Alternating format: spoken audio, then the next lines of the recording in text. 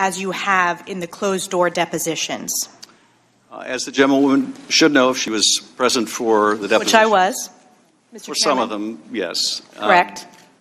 The only times I prevented witnesses from answering questions, along with their counsel, was when it was apparent that members were seeking to out the whistleblower. We will do everything necessary to protect the whistleblower's identity, and I'm disturbed to hear members of the committee who have in the past voiced strong support for whistleblower protections seek to undermine those protections by outing the whistleblower. Mr. Chairman, only one member and their staff on this committee has direct knowledge of the identity of the whistleblower. Will suspend. You asked a parliamentary inquiry, and I am responding, or a point of order, and I'm responding. We will not permit the outing of the whistleblower, and questions along those lines, counsel will inform their clients not to respond to. If necessary, I will intervene. Otherwise, I want members to feel free to ask any questions they like. Mr. Chairman, I'd like to make a motion, Mr. Chairman. I'm sorry. This is an opportunity for members and get all the rest any questions they like. The gentleman is not recognized. Mr. Conaway, Mr. Chairman. I'm responding to the gentlewoman's point of order. Otherwise, members will have every opportunity to ask any questions they like.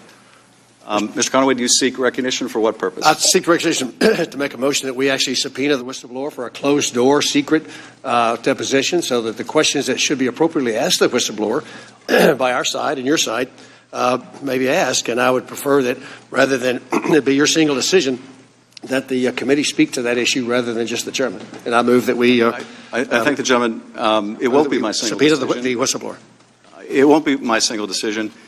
We will entertain a motion to subpoena any witness, but after the witnesses have had an opportunity to testify. That motion will be in order, but that motion will be suspended until after the witnesses testify. Mr. Chairman, do you anticipate when we would vote on that? What purpose does Mr. Jordan seek recognition? Just to ask a clarifying question, do you anticipate when we might vote on the ability to have the whistleblower in front of us, something you, of the 435 members of Congress, you are the only member who knows who that individual is, and your staff is the only staff of any member of Congress who's had a chance to talk with that individual.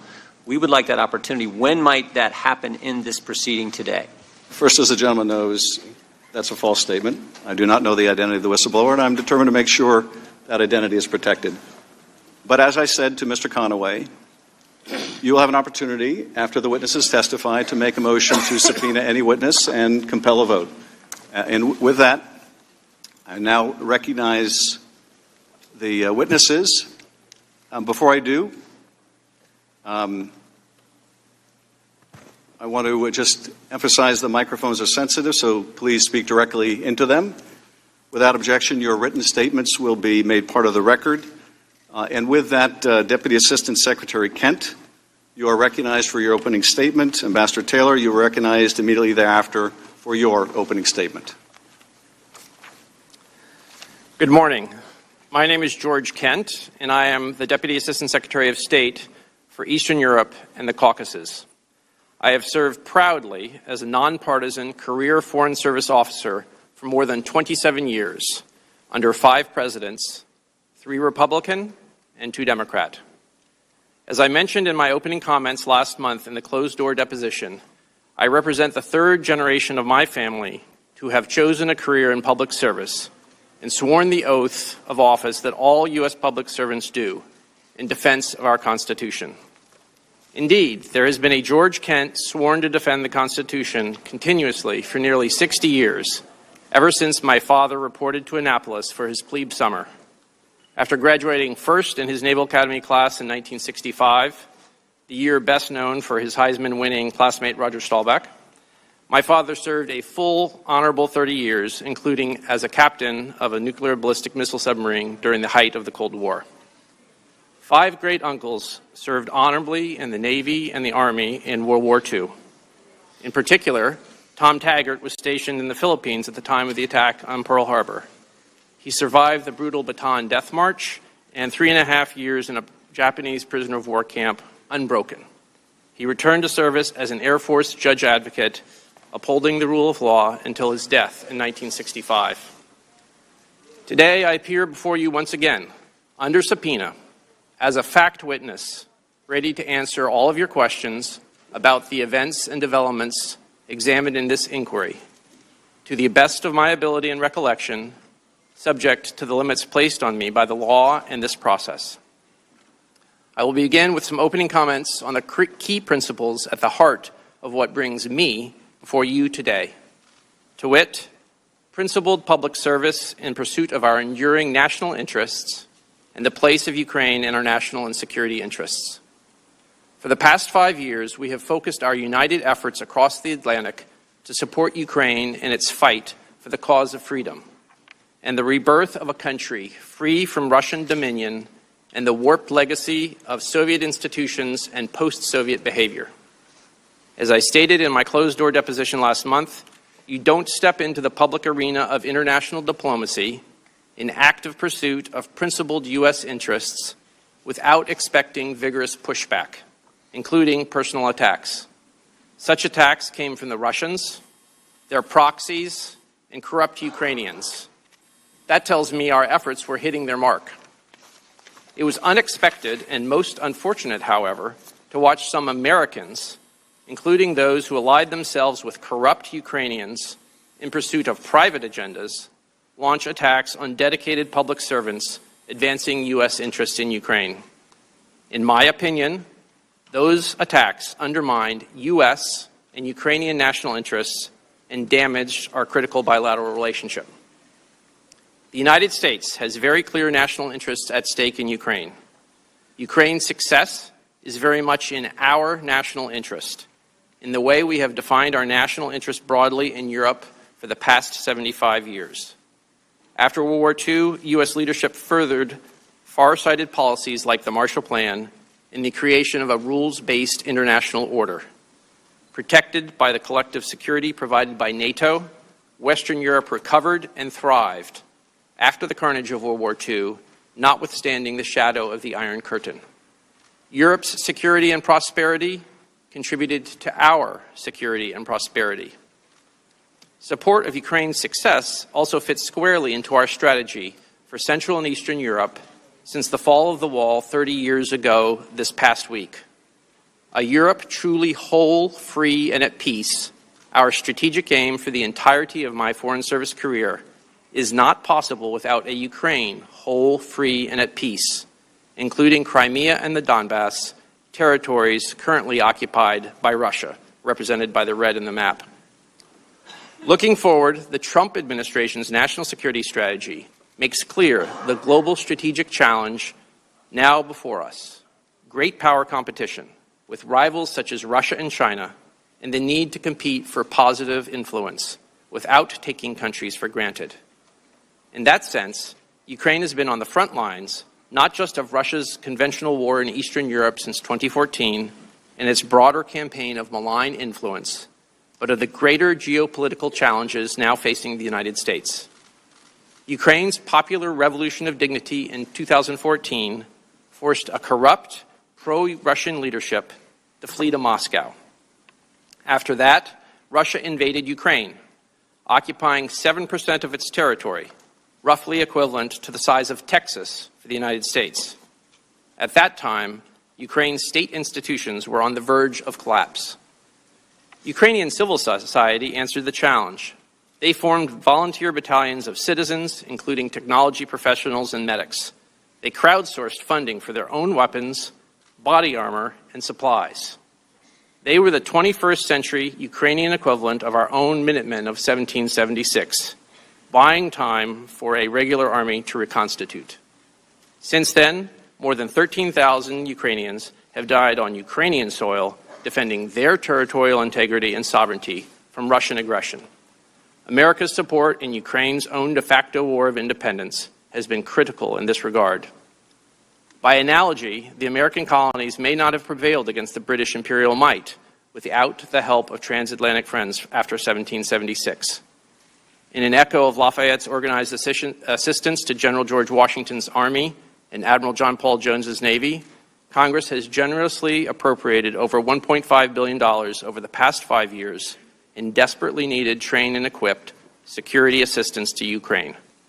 These funds increase Ukraine's strength and ability to fight Russian aggression. Ultimately, Ukraine is on a path to become a full security partner of the United States within NATO.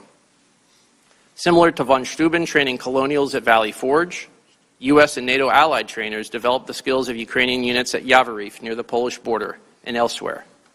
They help rewrite military education for Ukraine's next generation, as von Steuben did for America's first.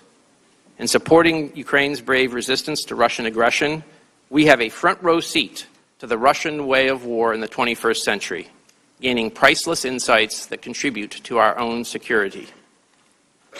This year, in 2019, Ukrainian citizens passed the political torch to a new generation, one that came of age not in the final years of the Soviet Union, but in an independent Ukraine. Presidential and parliamentary elections swept out much of Ukraine's previous governing elite and seated 41-year-old President Zelensky, a cabinet with an average age of 39, and a parliament with the average age of 41. At the heart of that change mandate, 5 years after Ukraine's revolution of dignity, is a thirst for justice, because there cannot be dignity without justice. Without a reformed judicial sector that delivers justice with integrity for all, Ukrainian society will remain unsettled. Foreign investors, including American investors, will not bring the great investment needed to ensure that Ukraine's long-term prosperity is secured. This is why the principled promotion of the rule of law and institutional integrity is so necessary to our strategy for a successful Ukraine. It is also true for other former captive nations still recovering from the ashes of Soviet and communist misrule. It is why acting inconsistently with the core principle of the rule of law comes at great peril. I am grateful to all of the members of Congress and staffers, including many of you sitting here today, who have traveled to Ukraine over the past 5 years and appropriated billions of dollars of assistance in support of our primary policy goals. Those funds increase Ukraine's ability to fight Russian aggression in the defense, energy, cyber, and information spheres, and they also empower state institutions and civil society to undertake systemic reforms and tackle corruption. I believe all of us can be proud of our efforts in Ukraine over the past 5 years, even though much remains to be done. And by all of us, I mean those of us in the legislative and the executive branches, in both parties, the interagency community working out of our embassy in Kyiv, with Ukrainians in government, the military, and civil society, and our transatlantic allies and partners. We cannot allow our resolve to waver, since too much is at stake, not just for Ukraine and the future of European security, but for the national interests of the United States broadly defined. My prior deposition covered a lot of ground over 10 hours. Here are the main 10 themes for my testimony. I outlined my experience with long-standing U.S. interest in supporting anti-corruption efforts in Ukraine. This work gave me a front-row seat to problematic activities by successive prosecutors general in Ukraine. For many of the issues this committee is investigating, my knowledge and understanding is sometimes firsthand and sometimes comes from others involved in specific conversations and meetings. This is no different than how anyone learns and carries out his or her job responsibilities. I have been and remain willing to share my factual observations with the committee and will make clear when those are based on personal knowledge or from information gleaned from others. U.S. efforts to counter corruption in Ukraine focus on building institutional capacity so that the Ukrainian government has the ability to go after corruption and effectively investigate, prosecute, and judge alleged criminal activities using appropriate institutional mechanisms. That is, to create and follow the rule of law. That means that if there are criminal nexuses for activity in the United States, U.S. law enforcement should pursue the case. If we think there's been a criminal act overseas that violates U.S. law, we have the institutional mechanisms to address that. It could be through the Justice Department and FBI agents assigned overseas, or through treaty mechanisms, such as the Mutual Legal Assistance Treaty. As a general principle, I do not believe the United States should ask other countries to engage in selective, politically associated investigations or prosecutions against opponents of those in power, because such selective actions undermine the rule of law, regardless of the country. The pervasive and long-standing problem of corruption in Ukraine included exposure to a situation involving the energy company Burisma. The primary concern of the U.S. government since 2014 was Burisma's owner, Mykola Zlochevsky, whose frozen assets abroad we had attempted to recover on Ukraine's behalf. In early 2015, I raised questions with the Deputy Prosecutor General about why the investigation of Mr. Zlochevsky had been terminated, based on our belief that prosecutors had accepted bribes to close the case. Later, I became aware that Hunter Biden was on the board of Burisma. Soon after that, in a briefing call with the national security staff of the Office of the Vice President in February of 2015, I raised my concern that Hunter Biden's status as a board member could create the perception of a conflict of interests. Let me be clear, however, I did not witness any effort by any U.S. official to shield Burisma from scrutiny. In fact, I and other U.S. officials consistently advocated reinstituting a scuttled investigation of Zlochevsky, Burisma's founder, as well as holding the corrupt prosecutors who closed the case to account. Over the course of 2018 and 2019, I became increasingly aware of an effort by Rudy Giuliani and others, including his associates Lev Parnas and Igor Fruman, to run a campaign to smear Ambassador Yovanovitch and other officials at the U.S. Embassy in Kyiv. The chief agitators on the Ukrainian side of this effort were some of those same corrupt former prosecutors I had encountered, particularly Yuri Lutsenko and Viktor Shokin. They were now peddling false information in order to extract revenge against those who had exposed their misconduct, including U.S. diplomats, Ukrainian anti-corruption officials, and reform-minded civil society groups in Ukraine. During the late spring and summer of 2019, I became alarmed as those efforts bore fruit. They led to the ouster of Ambassador Yovanovitch and hampered U.S. efforts to establish rapport with the new Zelensky administration in Ukraine. In mid-August, it became clear to me that Giuliani's efforts to gin up politically motivated investigations were now infecting U.S. engagement with Ukraine, leveraging President Zelensky's desire for a White House meeting. There are and always have been conditionality placed on our sovereign loan guarantees for Ukraine. Conditions include anti-corruption reforms, as well as meeting larger stability goals and social safety nets. The International Monetary Fund does the same thing. Congress and the executive branch work together to put conditionality on some security assistance in the Ukraine Security Assistance Initiative. Regarding my testimony today, I will do my best to answer your questions that will involve issues, conversations, and documents that span a number of years. I may be limited by three considerations. First, the State Department has collected all materials in response to the September 27th subpoena that may contain facts relevant to my testimony. I have no such documents or materials with me today. I will thus do my best to answer as accurately, completely, and truthfully as I can to the best of my recollection.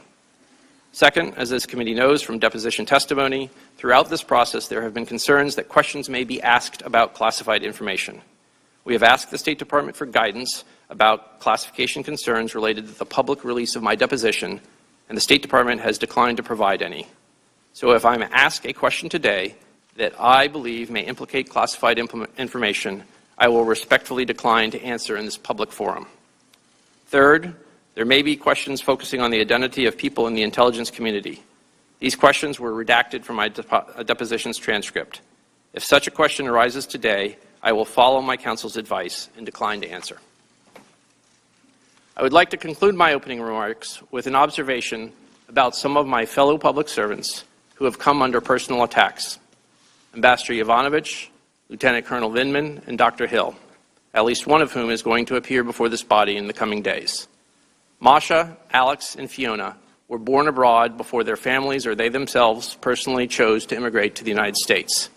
They all made the professional choice to serve the United States as public officials, helping shape our national security policy towards Russia in particular, and we and our national security are the better for it. In this sense, they are the 21st century heirs of two giants of 20th century U.S. national security policy who also were born abroad. My former professor Zbigniew Brzezinski and his fellow immigrant Henry Kissinger. Like the Brzezinskis and Kissingers, the Yovanovitches and Vindmans fled Nazi and communist oppression to contribute to a stronger, more secure America. That honorable tradition of transatlantic ties goes back to the very founding of our republic. Our 18th century independence would not have been secured without the choice of European officers, the French-born Lafayette and Rochambeau, the German-born von Steuben, and the Poles Pulaski and Kosciuszko, to come to the New World and fight for our cause of freedom and the birth of a new country free from imperial dominion. It is my privilege to sit next to my former boss, Ambassador Taylor, today, and it is my honor to serve with all of these patriotic Americans. Thank you. Thank you. Ambassador Taylor. Mr. Chairman, I'm appearing today at the committee's request to provide my perspective on the events that are the subject of the committee's inquiry. I want to emphasize at the outset that while I am aware that the committee has requested my testimony as part of impeachment proceedings, I am not here to take one side or the other, or to advocate for any particular outcome of these proceedings. My sole purpose is to provide facts as I know them about the incidents in question, as well as my views about the strategic importance of Ukraine to the United States. By way of background, it has been a privilege for me to serve our country and the American people for more than 50 years, starting as a cadet at West Point, as you have mentioned, Mr. Chairman, then as an infantry officer for 6 years, including with the 101st Airborne Division in Vietnam, then at the Department of Energy, then as a member of a Senate staff, then at NATO, then with the State Department here and abroad in Afghanistan, Iraq, Jerusalem, and Ukraine. I retired from the State Department in 2009 to join the United States Institute of Peace. I'm neither a career member of the Foreign Service nor of the Civil Service. I am nonpartisan and have been appointed to my positions by every president from President Reagan to President Trump. Let me summarize my main points. First, Ukraine is a strategic partner of the United States, important for the security of our country, as well as Europe. Ukraine is on the front line in the conflict with a newly aggressive Russia. Second, even as we sit here today, the Russians are attacking Ukrainian soldiers in their own country and have been for the last 4 years. I saw this on the front line last week. The day I was there, a Ukrainian soldier was killed and 4 were wounded. Third, the security assistance we provide is crucial to Ukraine's defense and to the protection of the soldiers I met on the front line last week. It demonstrates to Ukrainians and Russians that we are Ukraine's reliable strategic partner. It is clearly in our national interest to deter further Russian aggression. And finally, as the committee is aware, I wrote that withholding security assistance in exchange for help with a domestic political campaign in the United States would be crazy. I believed that then, and I believe it now. Let me tell you why. On May 28th of this year, I met with Secretary of State Mike Pompeo, who asked me to rejoin the State Department and return to Kyiv to lead our embassy in Ukraine. It was and is a critical time for U.S.-Ukraine relations. I had served as ambassador to Ukraine from 2006 to 2009. Having been nominated by George W. Bush, and in the intervening 10 years had stayed engaged with Ukraine. Across the responsibilities I have had in public service, Ukraine is the highlight. And so Secretary Pompeo's offer to return as chief of mission was compelling. Since I left Ukraine in 2009, the country had continued to turn toward the West. But in 2013, Vladimir Putin was so threatened by the prospect of Ukraine joining the European Union that he tried to bribe the Ukrainian president. This triggered mass protests in the winter of 2013 that drove that president to flee to Russia in February 2014, but not before his forces killed 100 Ukrainian protesters in central Kyiv. Days later, Mr. Putin invaded Crimea, holding a sham referendum at the point of Russian army rifles. The Russians absurdly claimed that 97% voted to join Russia. In early April, Putin sent his army and security forces into southeastern Ukraine to generate illegal armed formations and puppet governments in what we know as Donbass. You can see this on the map in the right-hand portion, in the eastern portion of the country. 14,000 Ukrainians have died in the war in Donbass, and more die each week. In July 2014, these Russian-led forces in Donbass shot down a civilian airliner en route from Amsterdam to Malaysia, killing all 298 people on board. We, the Europeans, and most of the West imposed economic sanctions and kicked the Russians out of the G8. Beginning in 2014, we and NATO began to provide military assistance to Ukraine's armed forces in the form of training, advice, military equipment, and weapons. It is this security assistance that is at the heart of the controversy that we are discussing today. The pro-Russian president, who was run out of Kyiv in 2014, had let the Russian armed forces deteriorate to the point of ruin. In response to the Russian invasion, the new Ukrainian authorities, with an amazing outpouring of support from regular Ukrainian people, rebuilt the army, nearly from scratch, spending more than 5% of Ukrainian GDP on defense since the war started. The whole Ukrainian nation fiercely responded to the Russian attack. The nation united like never before. A ragtag army developed into a strong fighting force, and the United States played a vital role. Since 2014, you and Congress have provided over $1.6 billion in military assistance to Ukraine. The security assistance provides small unit training at an army base near Lviv, in the western of the country. It provides ambulances, night vision devices, communications equipment, counter-battery radar, Navy ships, and finally, weapons. This security assistance demonstrates our commitment to resist aggression and defend freedom. During the 2014 to 2016 period, I was serving outside of government and joined two other former ambassadors to Ukraine in urging the Obama administration officials at the State Department, Defense Department, and other agencies to provide lethal defensive weapons to Ukraine in order to deter further Russian aggression. I also supported much stronger sanctions on Russia. I was pleased when the Trump administration provided Javelin anti-tank missiles and enacted stronger sanctions. All to say, I cared about Ukraine's future and the important U.S. interests there.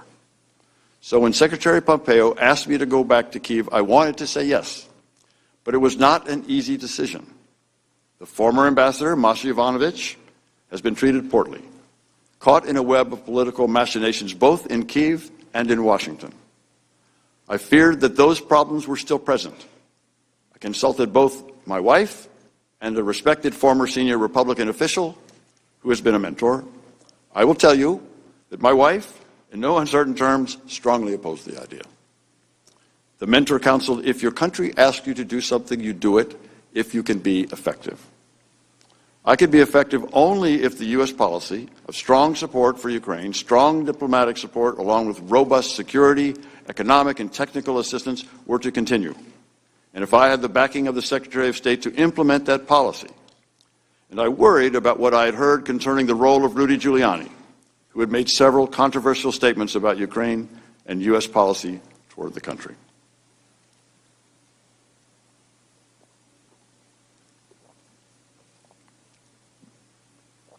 So during my meeting with Secretary Pompeo on May 28th, I made clear to him and the others present that if U.S. policy toward Ukraine changed, he would not want me posted there, and I could not stay. He assured me that the policy of strong support for Ukraine would continue and that he would support me in defending that policy. With that understanding, I agreed to go back to Kyiv.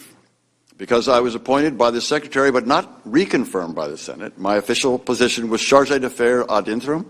In effect, I was the acting ambassador to Ukraine. I returned to Kyiv on June 17th, carrying the original copy of a letter President Trump signed the day after I met with the Secretary. In that letter, President Trump congratulated President Zelensky on his election victory and invited him to a meeting in the Oval Office. But once I arrived in Kyiv, I discovered a weird combination of encouraging, confusing, and ultimately alarming circumstances. First, the encouraging. President Zelensky was reforming Ukraine in a hurry. He appointed reformist ministers and supported long-stalled anti-corruption legislation. He took quick executive action, including opening Ukraine's high anti-corruption court. With a new parliamentary majority stemming from snap elections, President Zelensky changed the Ukrainian constitution to remove absolute immunity from Rada deputies, the source of raw corruption for 2 decades. The excitement in Kyiv was palpable. This time could be different, a new Ukraine finally breaking from its corrupt post-Soviet past. And yet, I found a confusing and unusual arrangement for making U.S. policy toward Ukraine. There appeared to be two channels of U.S. policymaking and implementation, one regular and one highly irregular. As the acting ambassador, I had authority over the regular, formal diplomatic processes, including the bulk of the U.S. effort to support Ukraine against Russian invasion and to help it defeat corruption. My colleague, Deputy Assistant Secretary of State George Kent, and our colleagues at the National Security Council were my main points of contact in Washington in this regular channel.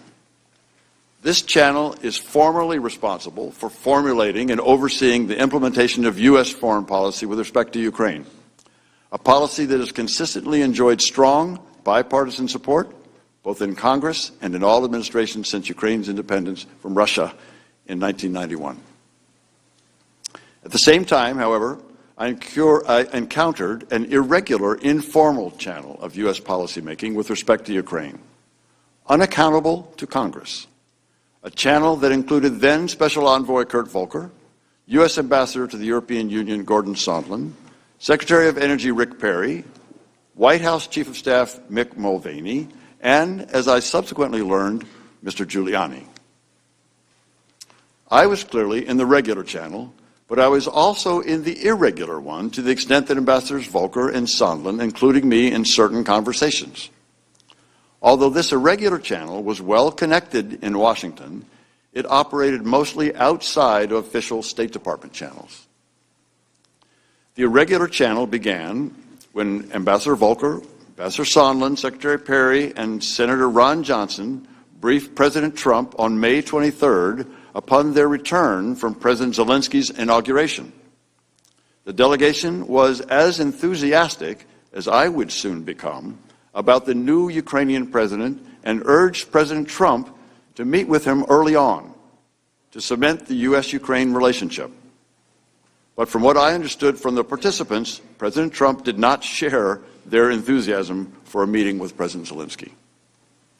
When I arrived in Kyiv, the actions of both the regular and the irregular channels of foreign policy appeared to serve the same goal, a strong U.S.-Ukraine partnership. But it became clear to me by August that the channels had diverged in their objectives. As this occurred, I became increasingly concerned. In late June, both channels were trying to facilitate a visit by President Zelensky to the White House for a meeting with President Trump, which President Trump had promised in his congratulatory letter of May 29th. The Ukrainians were clearly eager for the meeting to happen.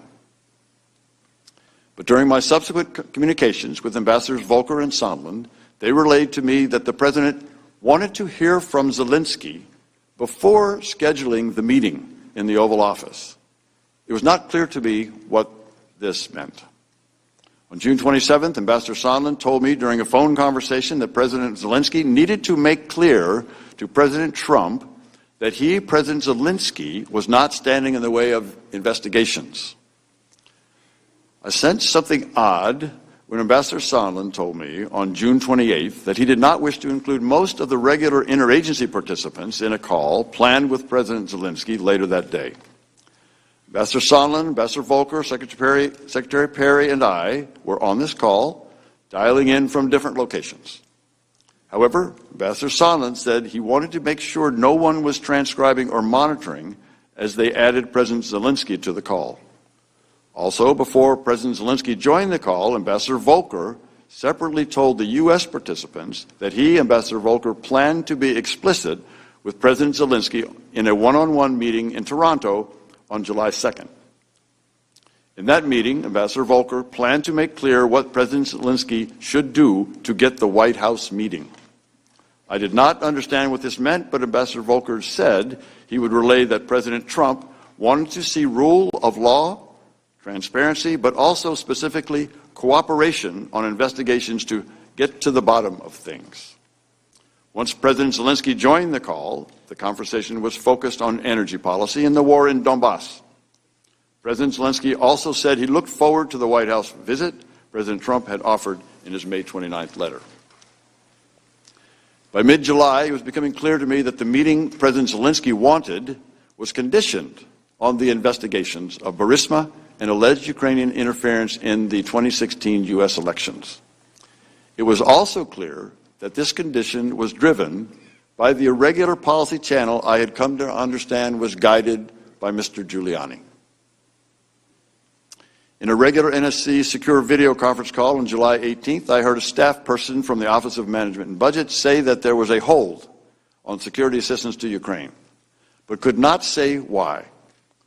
Toward the end of an otherwise normal meeting, a voice on the call, the person was off screen, said that she was from OMB and her boss had instructed her not to approve any additional spending on security assistance for Ukraine until further notice. I and others sat in astonishment. The Ukrainians were fighting Russians and counted on not only the training and weapons, but also the assurance of U.S. support. All that the OMB staff person said was that the directive had come from the President to the Chief of Staff to OMB. In an instant, I realized that one of the key pillars of our strong support for Ukraine was threatened. The irregular policy channel was running contrary to the goals of long-standing U.S. policy.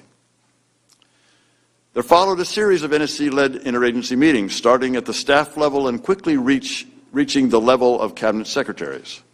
At every meeting, the unanimous conclusion was that the security assistance should be resumed, the hold lifted. At one point, the Defense Department was asked to perform an analysis of the effectiveness of the assistance. Within a day, the Defense Department came back with the determination that the assistance was effective and should be resumed.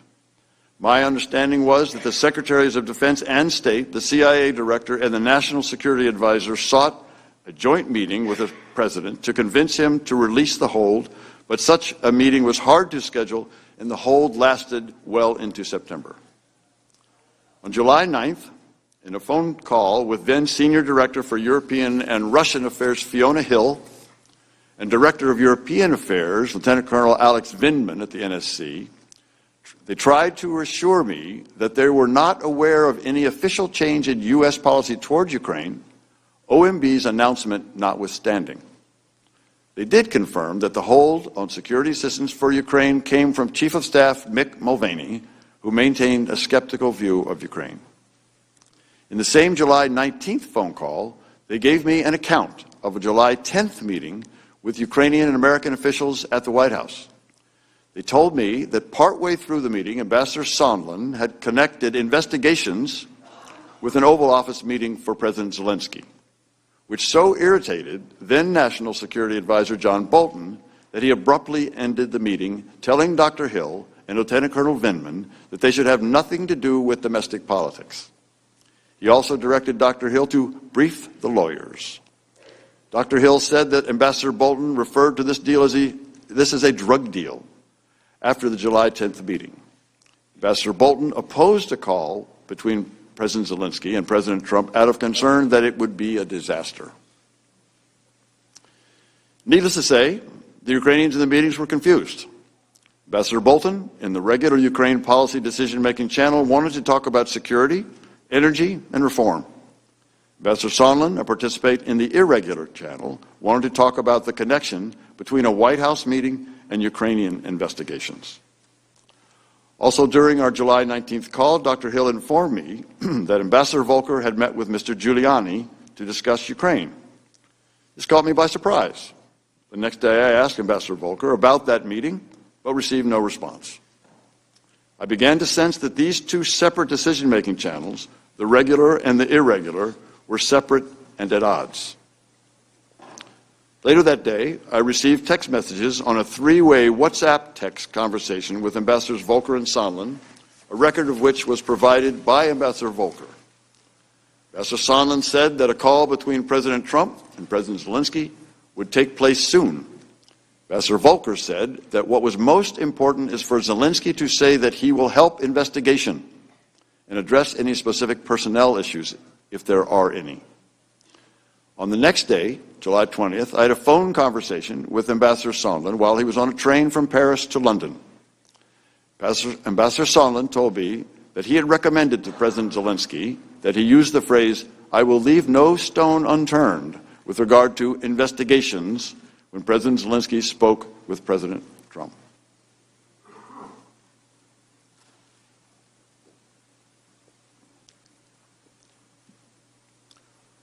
Also, on July 20th, I had a phone conversation with Alexander Daniluk, President Zelensky's national security advisor, who emphasized that President Zelensky did not want to be used as an instrument in a U.S. re-election campaign. The next day, I texted both Ambassadors Volker and Sondland about President Zelensky's concern. On July 25th, President Trump and President Zelensky had the long-awaited phone conversation. Even though I was acting ambassador and was scheduled to meet with President Zelensky along with Ambassador Volker the following day, I received no readout of the call from the White House. The Ukrainian government issued a short, cryptic summary. During a previously planned July 26 meeting, President Zelensky told Ambassador Volker and me that he was happy with the call, but did not elaborate. President Zelensky then asked about the face-to-face meeting in the Oval Office as promised in the May 29th letter from President Trump. We could give him no firm answer. After our meeting with President Zelensky, Ambassador Volker and I traveled to the front line in northern Donbass to receive a briefing from the commander of forces on the line of contact. Arriving for the briefing in the military headquarters, the commander thanked us for the security assistance. But I was aware that this assistance was on hold, which made me uncomfortable. Ambassador Volker and I could see the armed and hostile Russian-led forces on the other side of the damaged bridge across the line of contact. Russian-led forces continue to kill Ukrainians in the war, 1 or 2 a week. More Ukrainians would undoubtedly die without the U.S. assistance. Although I spent the morning of July 26 with President Zelensky and other Ukrainian officials, the first summary of the July 25th Trump-Zelensky call that I heard from anybody inside the U.S. government was during a phone call I had with Tim Morrison, Dr. Hill's recent replacement at the NSC, on July 28th. Mr. Morrison told me that the call could have been better, and that President Trump had suggested that President Zelensky or his staff meet with Mr. Giuliani and Attorney General William Barr.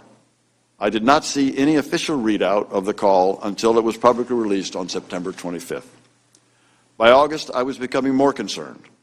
On August 16th, I exchanged text messages with Ambassador Volker in which I learned that Andriy Yermak, a senior advisor to President Zelensky, had asked that the United States submit an official request for an investigation into Burisma's alleged violations of Ukrainian law, if that is what the United States desired. A formal U.S. request to the Ukrainians to conduct an investigation based on violations of their own law struck me as improper, and I recommended to Ambassador Volker that we stay clear. To find out the legal aspects of the question, however, I gave him the name of a Deputy Assistant Attorney General whom I thought would be the proper point of contact for seeking a U.S. request for a foreign investigation. By mid-August, because the security assistance had been held for over a month for no reason that I could discern, I was beginning to fear that the long-standing U.S. policy of support for Ukraine was shifting. I called State Department Counselor Ulrich Brechtbuhl to discuss this on August 21st. He said he was not aware of a change in policy, but would check on the status of the security assistance. My concern deepened the next day on August 22nd during a phone conversation with Mr. Morrison. I asked him if there had been a change in policy of strong support for Ukraine, to which he responded, "It remains to be seen." He also told me during this call that the President doesn't want to provide any assistance at all. That was extremely troubling to me, as I had told Secretary Pompeo in May, if the policy of strong support for Ukraine were to change, I would have to resign. Based on my call with Mr. Morrison, I was preparing to do so. Just days later, on August 27th, Ambassador Bolton arrived in Kyiv and met with President Zelensky. During their meeting, security assistance was not discussed. As far as I knew, the Ukrainians were not aware of the hold until August 29th. I, on the other hand, was all too aware of and still troubled by the hold. Near the end of Ambassador Bolton's visit, I asked to meet him privately, during which I expressed to him my serious concern about the withholding of military assistance to Ukraine while the Ukrainians were defending their country from Russian aggression. Ambassador Bolton recommended that I send a first-person cable to Secretary Pompeo directly, relaying my concerns. I wrote and transmitted such a cable on August 29th, describing the folly I saw in withholding military aid to Ukraine at a time when hostilities were still active in the east and when Russia was watching closely to gauge the level of American support for the Ukrainian government. The Russians, as I said at my deposition, would love to see the humiliation of President Zelensky at the hands of the Americans. I told the Secretary that I could not and would not defend such a policy. Although I received no specific response, I heard that soon thereafter, the Secretary carried the cable with him to a meeting at the White House focused on security assistance for Ukraine. The same day that I sent my cable to the Secretary, Mr. Yermak contacted me very concerned, asking about the withheld security assistance. The hold that the White House had placed on assistance had just been made public that day in a Politico story. At that point, I was embarrassed that I could give him no explanation for why it was withheld. It had still not occurred to me that the hold on security assistance could be related to the investigations. That, however, would change. On September 1st, just 3 days after my cable to Secretary Pompeo, President Zelensky met Vice President Pence at a bilateral meeting in Warsaw. President Trump had planned to travel to Warsaw, but at the last minute had canceled because of Hurricane Dorian. Just hours before the Pence-Zelensky meeting, I contacted Mr. Daniluk to let him know that the delay of U.S. assistance was an all-or-nothing proposition in the sense that if the White House did not lift the hold prior to the end of the fiscal year, September 30th, the funds would expire and Ukraine would receive nothing. I was hopeful that at the bilateral meeting, or shortly thereafter, the White House would lift the hold, but this was not to be. On the evening of September 1st, I received a readout of the Pence-Zelensky meeting over the phone from Mr. Morrison, during which he told me that President Zelensky had opened the meeting by immediately asking Vice President about the security cooperation. The Vice President did not respond substantively, but said that he would talk to President Trump that night. The Vice President did say that President Trump wanted the Europeans to do more to support Ukraine and that he wanted the Ukrainians to do more to fight corruption. During the same phone call with Mr. Morrison, he described a conversation Ambassador Sondland had with Mr. Yermak in Warsaw. Ambassador Sondland told Mr. Yermak that the security assistance money would not come until President Zelensky committed to pursue the Burisma investigation. I was alarmed by what Mr. Morrison told me about the Sondland-Yermak conversation. I understand that Mr. Morrison testified at his deposition that Ambassador Sondland proposed it might be sufficient for the Ukrainian Prosecutor General to commit to pursue the investigations, as opposed to President Zelensky. But this was the first time that I had heard that the security assistance, not just the White House meeting, was conditioned on the investigations. Very concerned, on that same day, September 1st, I sent Ambassador Sondland a text message asking if we are now saying that the security assistance and a White House meeting are conditioned on investigations. Ambassador Sondland responded asking me to call him, which I did. During that phone call, Ambassador Sondland told me that President Trump had told him that he wants President Zelensky to state publicly that Ukraine will investigate Burisma and alleged Ukrainian interference in the 2016 election. Ambassador Sondland also told me that he now recognized that he had made a mistake by earlier telling Ukrainian officials that only a White House meeting with President Zelensky was dependent on a public announcement of the investigations. In fact, Ambassador Sondland said, everything was dependent on such an announcement, including security assistance. He said that President Trump wanted President Zelensky in a public box by making a public statement about ordering such investigations. In the same September 1st call, I told Ambassador Sondland that President Trump should have more respect for another head of state, and that what he described was not in the interest of either President Trump or President Zelensky. At that point, I asked Ambassador Sondland to push back on President Trump's demand. Ambassador Sondland pledged to try.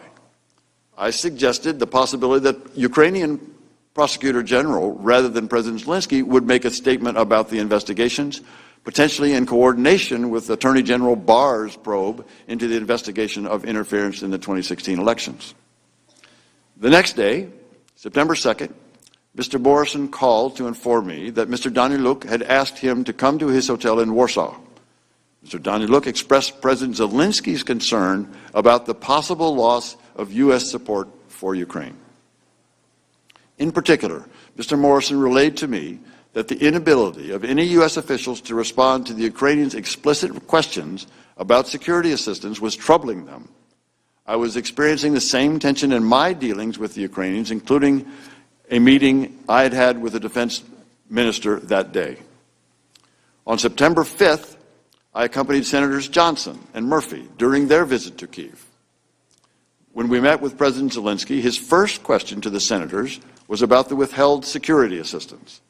My recollection of the meeting is that both senators stressed that bipartisan support for Ukraine in Washington was Ukraine's most important strategic asset, and that President Zelensky should not jeopardize that bipartisan support by getting drawn into U.S. domestic politics. I had been making, and continue to make, this point to all of my official Ukrainian contacts. But the odd push to make President Zelensky publicly commit to investigations of Burisma and alleged interference in the 2016 election showed how the official foreign policy of the United States was undercut by the irregular efforts led by Mr. Giuliani. 2 days later, September 7th, I had a conversation with Mr. Morrison, in which he described a phone conversation earlier that day between Ambassador Sondland and President Trump. Mr. Morrison said that he had a sinking feeling after learning about this conversation from Ambassador Sondland. According to Mr. Morrison, President Trump told Ambassador Sondland he was not asking for a quid pro quo. But President Trump did insist that President Zelensky go to a microphone and say he is opening investigations of Biden and 2016 election interference, and that President Zelensky should want to do this himself. Mr. Morrison said that he told Ambassador Bolton and the NSC lawyers of this phone call between President Trump and Ambassador Sondland. The following day, on September 8th, Ambassador Sondland and I spoke on the phone. He confirmed that he had talked to President Trump, as I had suggested a week earlier, but that President Trump was adamant that President Zelensky himself had to clear things up and do it in public. President Trump said it was not a quid pro quo. I believe this was the same conversation between Ambassador Sondland and President Trump that Mr. Morrison had described to me on September 7th. Ambassador Sondland also said that he had talked to President Zelensky and Mr. Yermak and had told them that although this was not a quid pro quo, if President Zelensky did not clear things up in public, we would be at a stalemate. I understood a stalemate to mean that Ukraine would not receive the much-needed military assistance. Ambassador Sondland said that this conversation concluded with President Zelensky agreeing to make a public statement in an interview on CNN. Shortly after that call with Ambassador Sondland, I expressed my strong reservations in a text message to Ambassador Sondland, stating that my nightmare is that they, the Ukrainians, give the interview and don't get the security assistance. The Russians love it, and I quit. And I was serious. The next day, September 9th, I said to Ambassador Sondland and Volker that the message to the Ukrainians and the Russians we send with the decision on security assistance is key. With the hold, we have already shaken their faith in us. I also said I think it's crazy to withhold security assistance for help with the political campaign. Ambassador Sondland responded about 5 hours later that I was incorrect about President Trump's intentions. The president has been crystal clear, no quid pro quos of any kind. During our call on September 8th, Ambassador Sondland tried to explain to me that President Trump is a businessman. When a businessman is about to sign a check to someone who owes him something, the businessman asks that person to pay up before signing the check. Ambassador Volker used the same language several days later while we were together at the Yalta European Strategy Conference. I argued to both that the explanation made no sense. The Ukrainians did not owe President Trump anything, and holding up security assistance for domestic political gain was crazy, as I had said in my text message to Ambassador Sondland and Volker on September 9th. Finally, on September 11th, I learned that the hold had been lifted and security assistance would be provided. I was not told the reason why the hold had been lifted. The next day, I personally conveyed the news to President Zelensky and the Ukrainian foreign minister, and I again reminded Mr. Yermak of the high strategic value of bipartisan support for Ukraine and the importance of not getting involved in other countries' elections. My fear at the time was that since Ambassador Sondland had told me President Zelensky had already agreed to do a CNN interview, President Zelensky would make a statement regarding investigations that would have played into domestic U.S. politics. I sought to confirm through Mr. Daniluk that President Zelensky was not planning to give such an interview to the media. While Mr. Daniluk initially confirmed that on September 12th, I noticed during a meeting on the morning of September 13th at President Zelensky's office that Mr. Yermak looked uncomfortable in response to the question. Again, I asked Mr. Daniluk to confirm that there would be no CNN interview, which he did. On September 25th, at the UN General Assembly session in New York City, President Trump met President Zelensky face-to-face. He also released the transcript of the July 25th call. The United States gave the Ukrainians virtually no notice of the release, and they were livid. Although this was the first time I had seen the details of President Trump's July 25th call with President Zelensky, in which he mentioned Vice President Biden, I had come to understand well before then that investigations was a term Ambassadors Volker and Sondland used to mean matters related to the 2016 elections and to investigations of Burisma and the Bidens.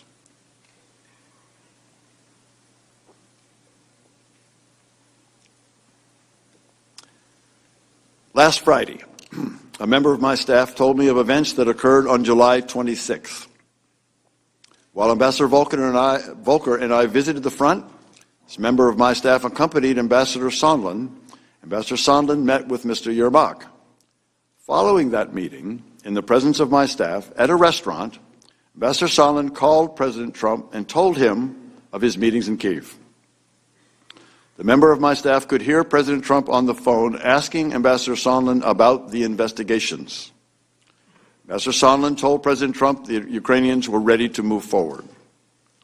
Following the call with President Trump, the member of my staff asked Ambassador Sondland what President Trump thought about Ukraine. Ambassador Sondland responded that President Trump cares more about the investigations of Biden, which Giuliani was pressing for. At the time I gave my deposition on October 22nd, I was not aware of this information. I'm including it here for completeness. As the committee knows, I reported this information through counsel to the State Department's legal advisor, as well as to counsel for both the majority and the minority of this committee. It is my understanding that the committee is following up on this matter. Mr. Chairman, I recognize that this is rather a lengthy recitation of the events of the past few months, told from my vantage point in Kyiv. But I also recognize the importance of the matters your committee is investigating. And I hope that this chronology will provide some framework for your questions. As I mentioned in my October 22nd deposition, the information and quotes in my testimony are based on my best recollection as well as a review of my personal notes.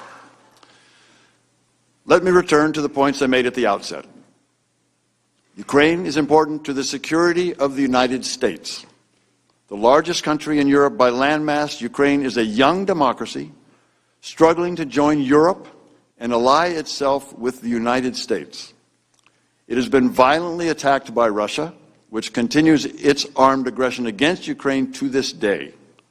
If we believe in the principle of the sovereignty of nations, on which our security and the security of our friends and allies depends, if we believe that nations get to decide on their own economic, political, and security alliances, we must support Ukraine in its fight against its bullying neighbor.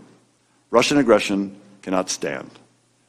Republican and Democratic administrations over 3 decades have been generous with assistance funding, both civilian and military, and political support. With overwhelming bipartisan majorities, Congress has imposed harsh sanctions on Russia for invading and occupying Ukraine. Mr. Chairman, there are 2 Ukraine stories today. The first is the one we're discussing this morning that you have been hearing about for the past 2 weeks. It's a rancorous story about whistleblowers Mr. Giuliani, side channels, quid pro quos, corruption, and interference in elections. In this story, Ukraine is merely an object. But there's another story, a positive, bipartisan one. In this second story, Ukraine is the subject. This one is about young people in a young nation struggling to break free of its past, hopeful that their new government will finally usher in a new Ukraine, proud of its independence from Russia, eager to join Western institutions and enjoy a more secure and prosperous life. This story describes a nation developing an inclusive democratic nationalism, not unlike what we in America, in our best moments, feel about our diverse country. Less concerned about what language we speak, what religion, if any, we practice, where our parents and grandparents came from, more concerned about building a new country. And I'm now looking forward to your questions.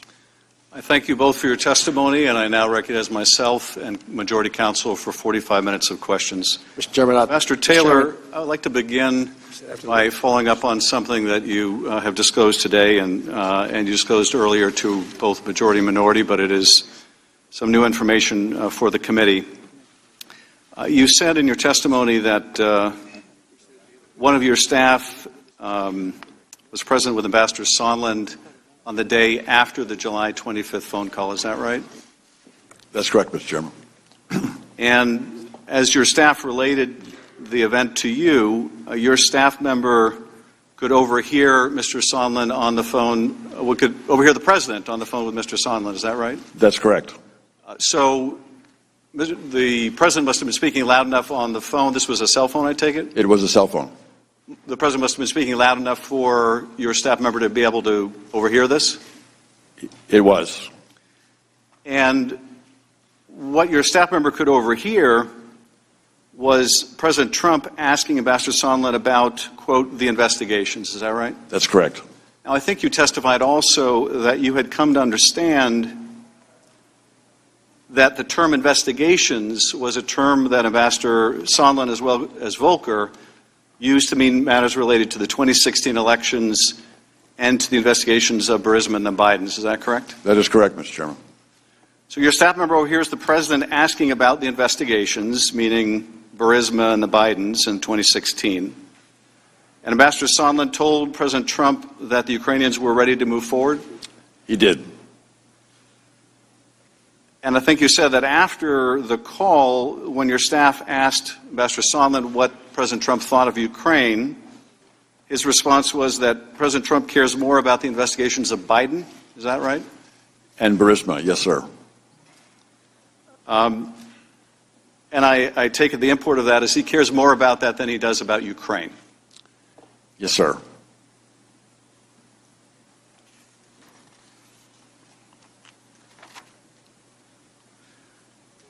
During your testimony, Ambassador Taylor, you also said that more Ukrainians would undoubtedly die without U.S. assistance. Why is that? Mr. Chairman, the security assistance that we provide it takes many forms. One of the components of that assistance is counter-battery radar.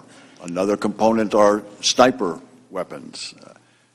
These weapons and this assistance it allows the Ukrainian military to deter further incursions by the Russians against Ukrainian territory.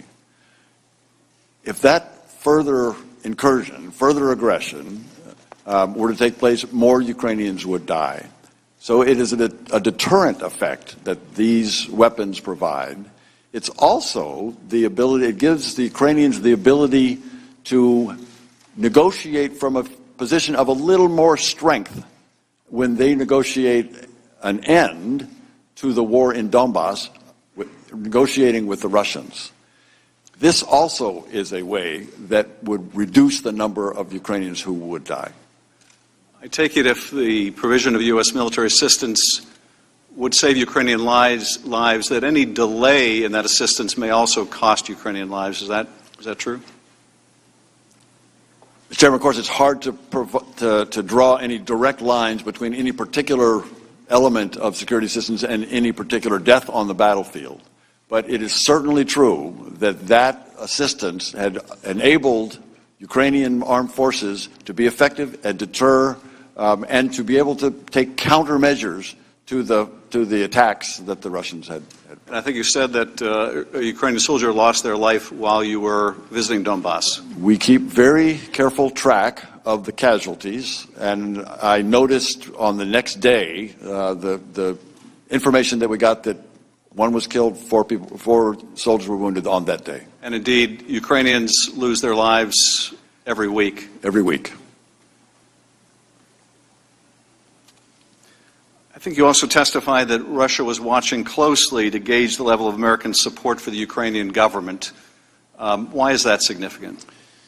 This is significant, Mr. Chairman, because the Ukrainians, in particular under this new administration, are eager to end this war.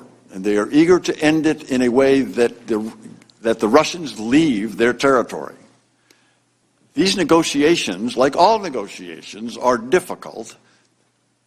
Ukrainians would like to be able to negotiate from a position of strength, or at least more strength than they now have. Part of that strength, part of the ability of the Ukrainians to negotiate against the Russians, with the Russians for an end to the war in Donbass, depends on the United States and other international support.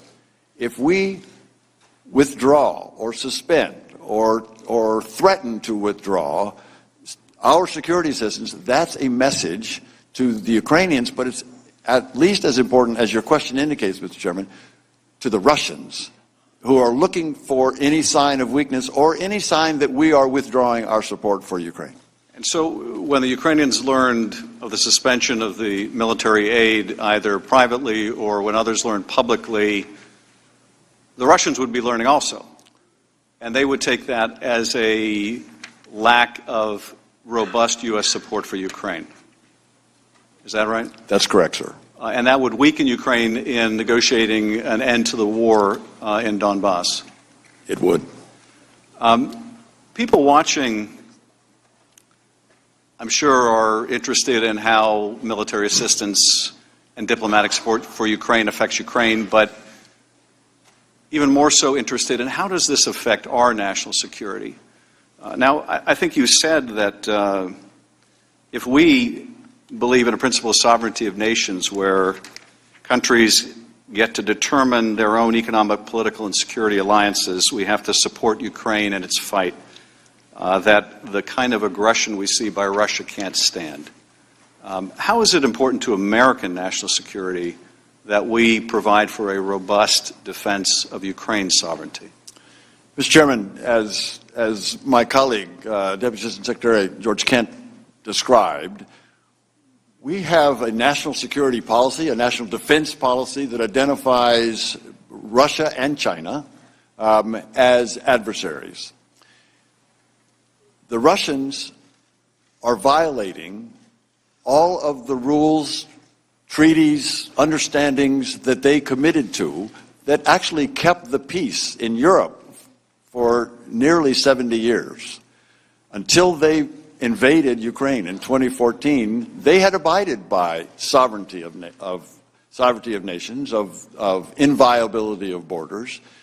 That rule of law, that order that kept the peace in Europe and allowed for prosperity as well as peace in Europe was violated by the Russians.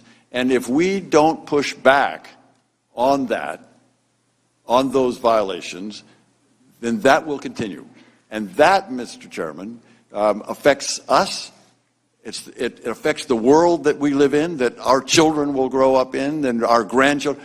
This affects the kind of world that we want to see abroad. So that affects our national interest very directly. Ukraine is on the front line of that conflict. I want to thank you both for your decades of service to the country, and now recognize Mr. Goldman for questioning. Thank you, Mr. Chairman. Ambassador Taylor, on the heels of you discussing the importance of the security assistance to Ukraine, I want to go to the end of the timeline where you learned that security assistance was conditioned on Ukraine announcing the investigations that the president wanted. And in particular, on September 9th of this year, you texted Ambassador Sondland and Volker. And the text message should be on the screen in front of you. And if you could read what you wrote. As I said on the phone, I think it's crazy to withhold security assistance for help with a political campaign. What did you mean when you said you thought it was crazy? Ms. Goldman, I meant that because of the importance of security assistance that we had just described and had a conversation with the chairman, because that was so important, that security assistance was so important for Ukraine as well as our own national interest, to withhold that assistance for no good reason other than help with a political campaign made no sense. It was counterproductive to all of what we had been trying to do. It was illogical. It could not be explained. It was crazy. When you say all of what we were trying to do, what do you mean by we? I mean that the United States was trying to support Ukraine as a frontline state against Russian attack. And again, the whole notion of a rules-based order was being threatened by the Russians in Ukraine. So our security assistance was designed to support Ukraine. It was not just the United States. It was all of our allies. When you reference help with a political campaign in this text message, what did you mean? I meant that the investigation of Burisma and the Bidens was clearly identified by Mr. Giuliani in public for months as a way to get information on the two Bidens. And that investigation, at the very least, was mentioned by President Trump in the July 25th phone call with President Zelensky. Is that right? As we now know, yes. Yes. On September 25th, that transcript was released. Ambassador Taylor, in your decades of military service and diplomatic service representing the United States around the world, have you ever seen another example of foreign aid conditioned on the personal or political interests of the President of the United States? No, Mr. Goldman, I've not.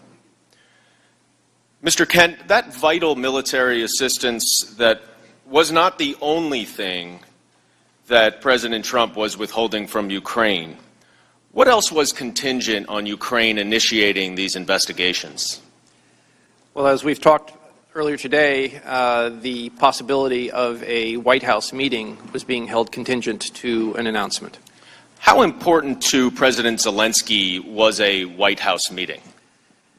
New leaders, particularly countries that are trying to have good footing in the international arena, see a meeting with the U.S. President in the Oval Office at the White House as the ultimate sign of endorsement and support from the United States. And President Zelensky was a relatively new president, is that right? That's correct. He was elected on April 21st, and his government was formed after parliamentary elections in July. Would a White House meeting for President Zelensky boost his legitimacy as a new president in Ukraine? It would primarily boost his leverage to negotiate with Vladimir Putin about the Russian occupation of 7% of Ukrainian territory. Mr. Kent, is pressuring Ukraine to conduct what I believe you've called political investigations a part of U.S. foreign policy to promote the rule of law in Ukraine and around the world? It is not. Is it in the national interest of the United States? In my opinion, it is not. Why not? Because our policies, particularly in promoting the rule of law, are designed to help countries, and in Eastern Europe and Central Europe, that is overcoming the legacy of communism. In the communist system, in particular, the Prosecutor General Office was used to suppress and persecute citizens, not promote the rule of law. So in helping these countries reach their own aspirations to join the Western community of nations and live lives of dignity, helping them have the rule of law with strong institutions is the purpose of our policy. So in other words, it is a purpose of our foreign policy to encourage foreign nations to refrain from conducting political investigations. Is that right? Correct. And in fact, as a matter of policy, not of programming, we oftentimes raise our concerns, usually in private, with countries that we feel are engaged in selective political prosecution and persecution of their opponents. Ambassador Taylor, now that we've established that you ultimately did understand that President Trump was withholding the security assistance and a White House meeting from Ukraine until they announced these investigations to benefit his re-election campaign, let's go back a little bit in time to when you first learned about this conditionality. And on September 1st, so a little more than a week before that text we just read, you sent another text to Ambassadors Sondland and Volker, which should also be on the screen in front of you. And if you could read what you wrote to them. Are we now saying that security assistance and White House meeting are conditioned on investigations? And Ambassador Sondland responded, "Call me." Now, what information had you learned that prompted you to write this text message?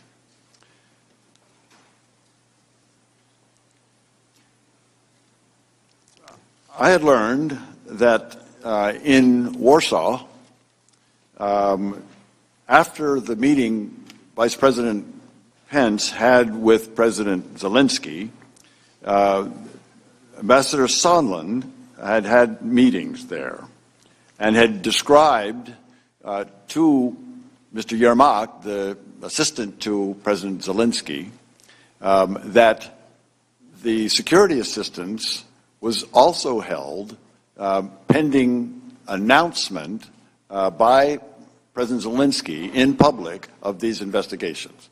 Before that, I had only understood from Ambassador Sondland that the White House meeting was conditioned. And at this time, after I heard of this conversation, it struck me, it was clear to me that security assistance was also being held. You said previously that you were alarmed to learn this. Why were you alarmed? It's one thing to try to leverage a meeting in the White House. It's another thing, I thought, to leverage security assistance to a country at war, dependent on both the security assistance and the demonstration of support. It was much more alarming. The White House meeting was one thing, security assistance was much more alarming. Now, Ambassador Taylor, in your opening statement, you outlined a very detailed timeline, and in fact, we have a written copy here, and you included some phrases and words in quotations. Did you take notes of this conversation on September 1st with Ambassador Sondland? I did. And did you take notes related to most of the conversations, if not all of them, that you recited in your opening statement? All of them, Mr. Goldman. And what do those quotations that you include in your opening statement reflect?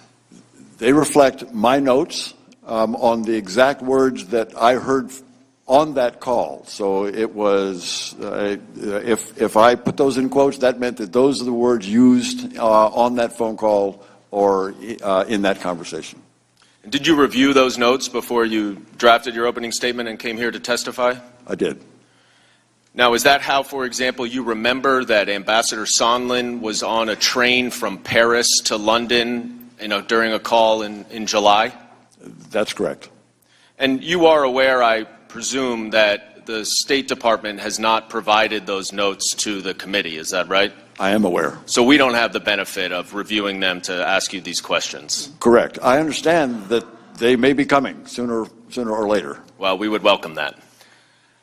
You also testified earlier, Ambassador Sondland, or Ambassador Taylor, that President Trump had delegated some matters overseeing Ukraine policy to Ambassador Sondland, who is a big inaugural supporter of President Trump, even though Ukraine is not in his domain of the European Union. Is that right?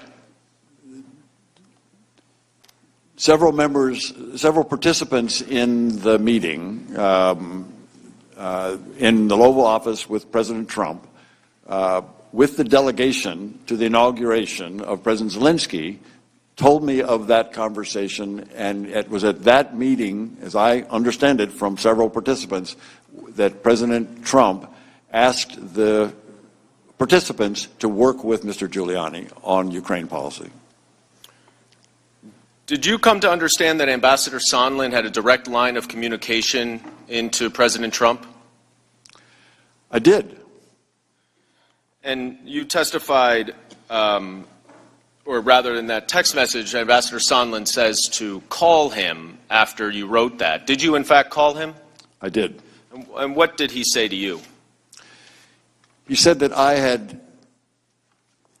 was wrong about President Trump's intent, that there was no quid pro quo. But did he say anything after that? Did he describe to you, I believe you said, I'll refresh your memory, that Thank you. He mentioned something in your opening statement. You said that he said that everything, I believe, and you had that in quotes, was actually contingent on the initiation of these investigations. What did he mean by everything? Ms. Goldman, what he meant by everything was the security assistance and the White House meeting. And I believe you also testified that he said he had made a mistake in relaying a message to the Ukrainians. What was that mistake? The mistake he told me was earlier he had told, presumably President Zelensky and Mr. Yermak, that what was necessary for the White House meeting was the pursuit of these investigations. And he said he recognized that that was a mistake. It was not just the White House meeting that was dependent on the investigations.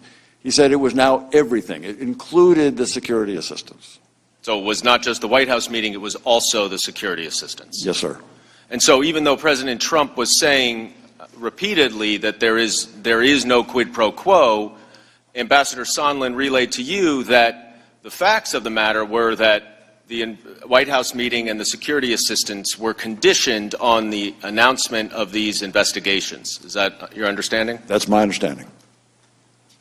Now, you reference a television interview and a desire for President Trump to put Zelensky in a public box, which you also have in quotes. Was that in your notes? It was in my notes. And what did you understand that to mean, to put Zelensky in a public box?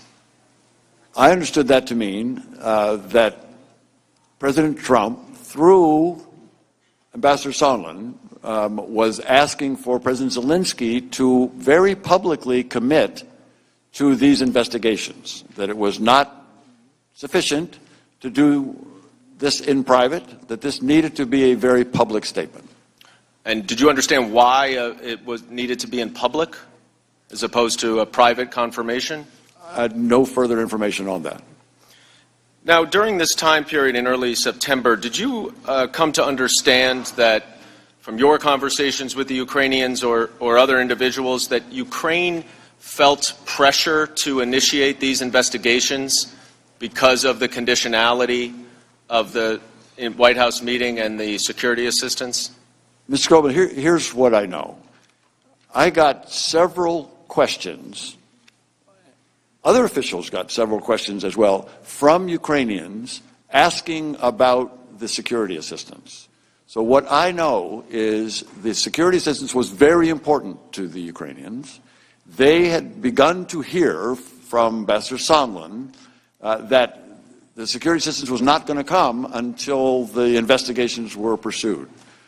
What I heard from the defense minister, what the senators, what Senator Johnson and Senator Murphy heard in their conversation with President Zelensky was the clear concern, the urgent concern that Ukrainians had about the security assistance. Now, you also described a conversation that you had with Ambassador Sondland a week later on September 8th. And in that conversation, in your opening statement, you described how Ambassador Sondland used the term stalemate. What did you understand the concern about a stalemate to be?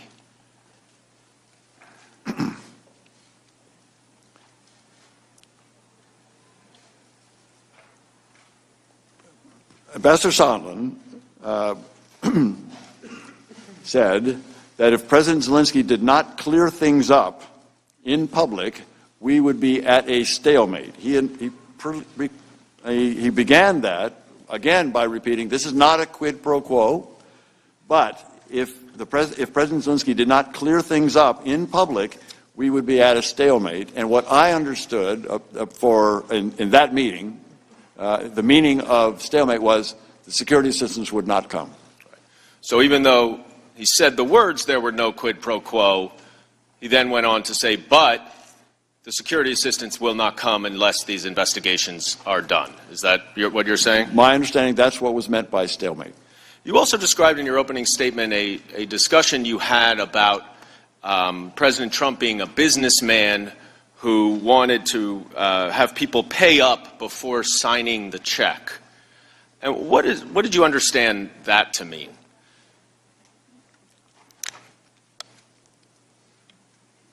This was an explanation that Ambassador Sondland gave me about his understanding of President Trump's thought process. Ambassador Sondland is a businessman. President Trump's a businessman. He was explaining to me the relationship, the understanding that a businessman would have when he was about to sign a check. And by that, he clearly meant that President Trump was thinking about or had in front of him the possibility of providing security assistance to Ukraine. It was similar to writing a check to someone who you're about to send. He used that analogy very clearly to indicate that this would require something. If that person owed him something before he signed the check, he wanted to get whatever he was owed paid back to him. And Ambassador Volker used very similar language about a week later, which indicates to me that they had that conversation as well. Did Ukraine owe anything to the United States? Ms. Goldman, they didn't.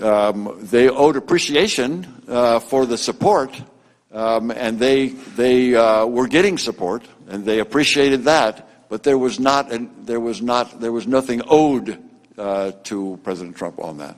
But you understood the upshot of this comment made by both Ambassador Sondland and Ambassador Volker to be that President Trump believed that Ukraine owed him something personally. Is that accurate?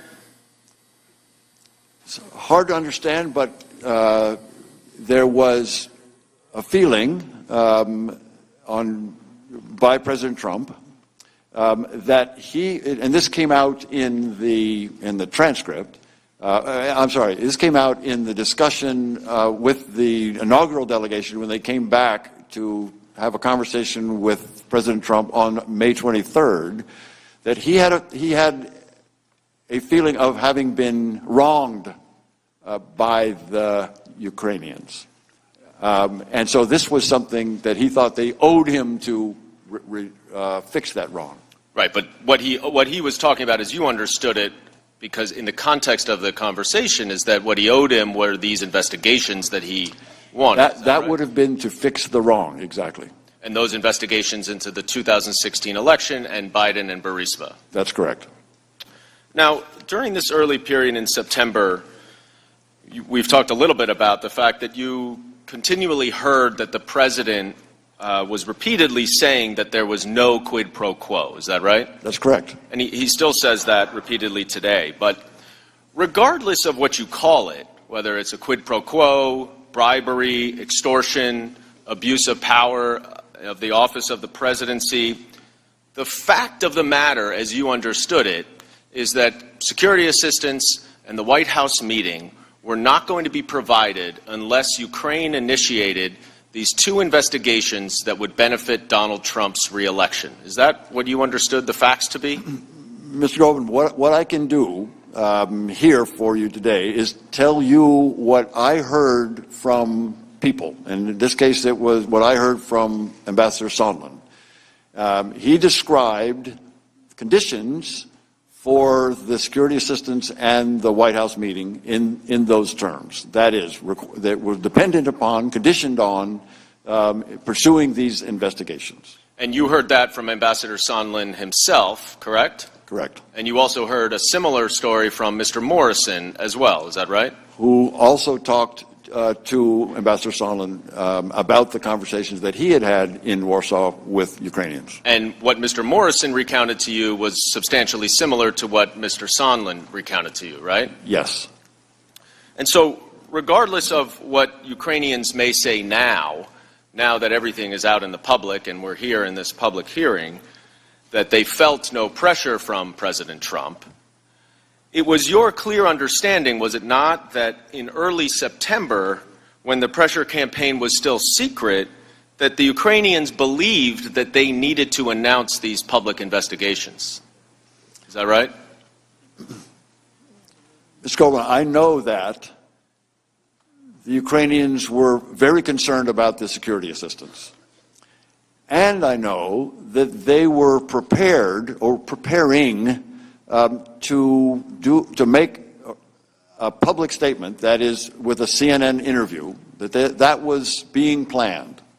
Those are the two pieces that I know. And that CNN interview was to announce these investigations as you understood it, right? That was the implication. That was certainly the implication.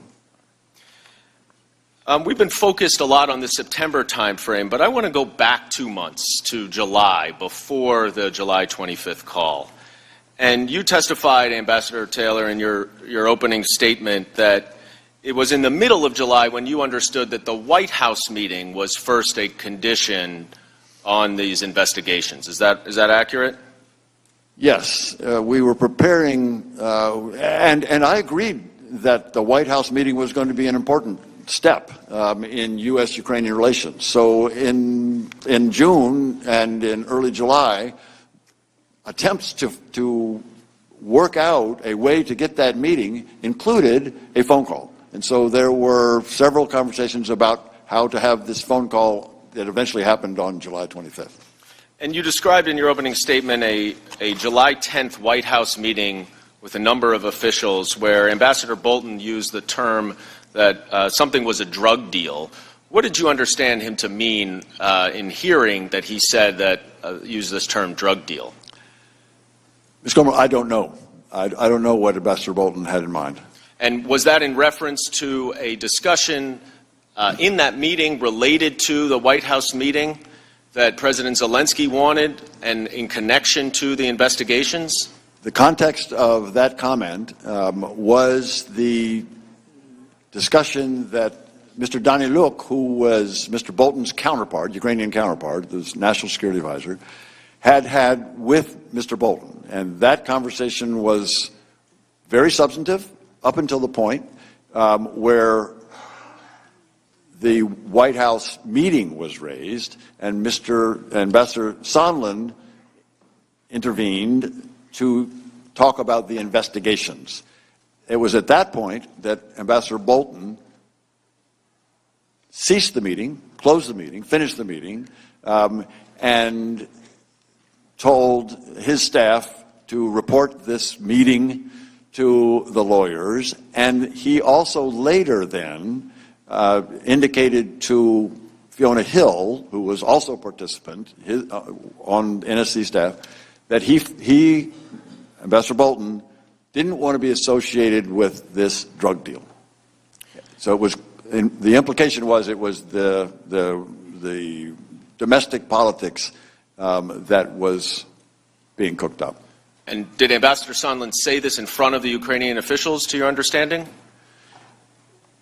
Ambassador Sondland, in the meeting where Ambassador Bolton was having a conversation with his counterpart, raised the issue of investigations being important to come before the White House meeting that had just been raised.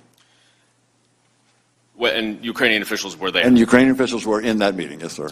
Now, around this same time, in mid-July, did you have any discussions with Ukrainian officials about these investigations?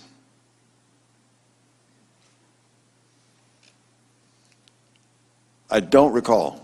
Well, let me show you a text message that you wrote on July 21st, where you wrote it again to Ambassadors Sondland and Volker. And if you could just read what you wrote here on July 21st. Gordon, one thing Kurt and I talked about yesterday was Sasha Daniluk's point that President Zelensky is sensitive about Ukraine being taken seriously, not merely as an instrument in Washington domestic re-election politics.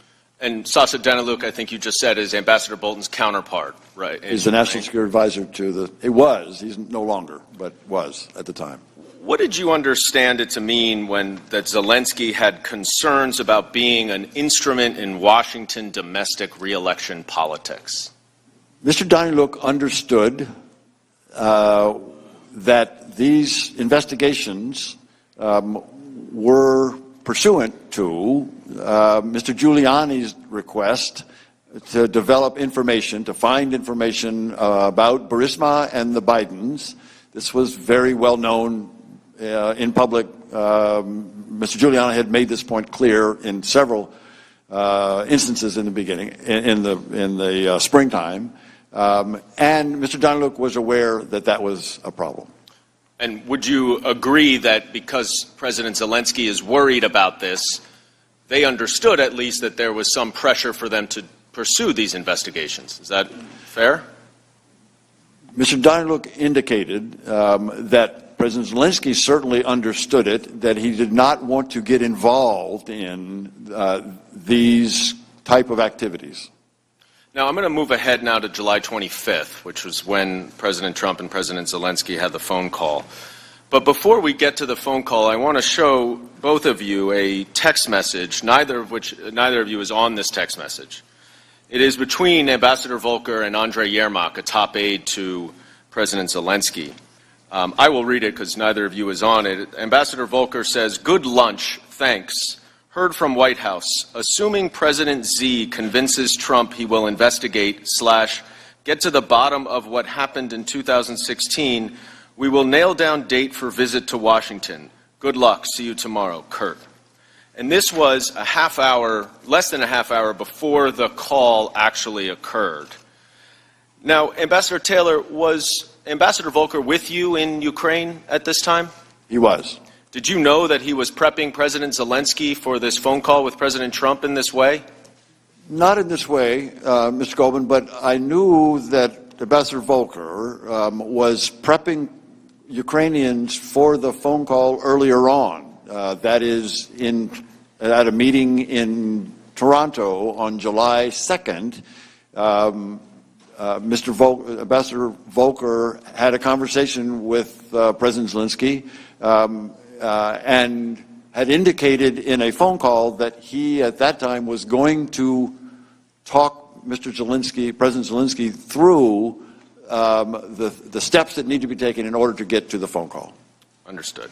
And you testified earlier that the security assistance had already been frozen, to your knowledge, at least by July 18th. Is that right? That's correct. So that was just a week earlier than this. That's correct. So just so we're clear, Ambassador Taylor, before this July 25th call, President Trump had frozen the security assistance that Ukraine needed, and that the White House meeting was conditioned on Ukraine initiating this investigation, and that had been relayed to the Ukrainians. Is that an accurate state of play at this time? That's an accurate state of play. I, at that point, had no indication that any discussion of the security assistance being subject to conditioned on investigations had taken place. Right, but you understood that the White House meeting was. That's correct. All right, let's move ahead to this July 25th call and between the presidents. Now, am I correct that neither of you were on this call? Is that right, Mr. Kent? That's correct. And correct. you were neither as well? So you both read it after it was released publicly at the end of September? Yes. Yes. I want to spend just a little time reading the transcript, as we've been encouraged to do. And I want to particularly note 4 excerpts of the transcript. One that relates to the security assistance we've been talking about. Another that discusses a favor that President Trump asked of President Zelensky. A third where President Trump asks the Ukrainian president to investigate his political opponent, former Vice President Biden. And then a final one where the Ukrainian president directly links the desired White House visit to the political investigations that President Trump wanted.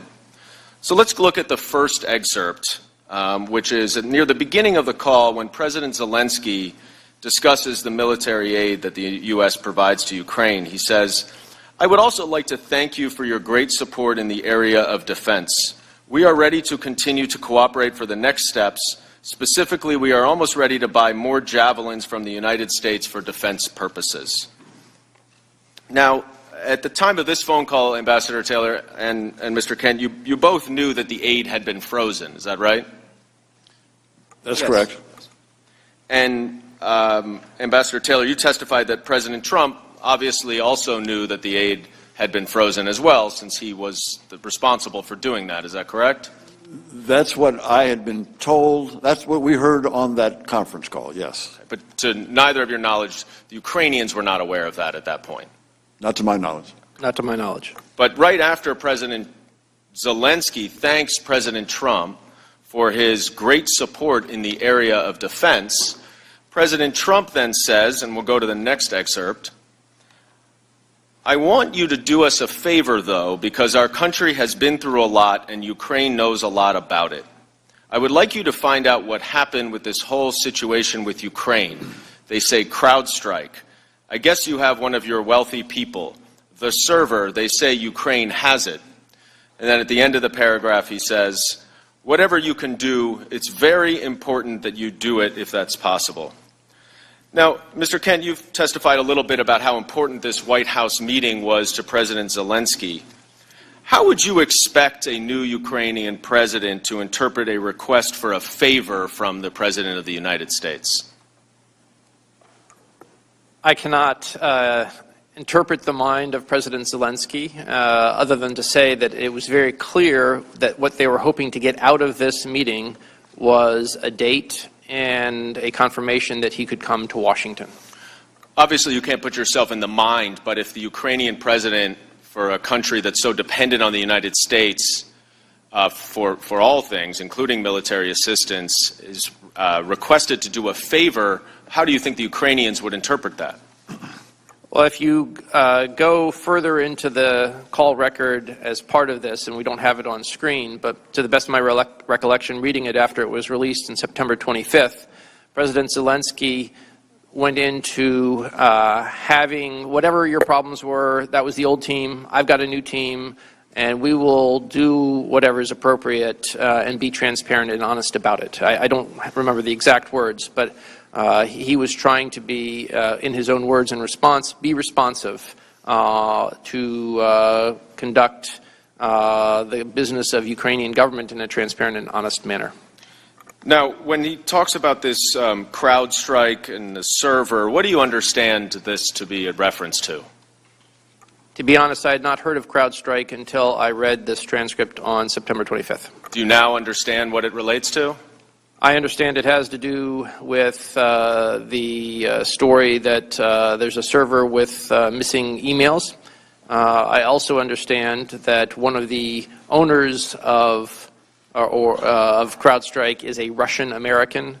I'm not aware of any Ukrainian connection to the company.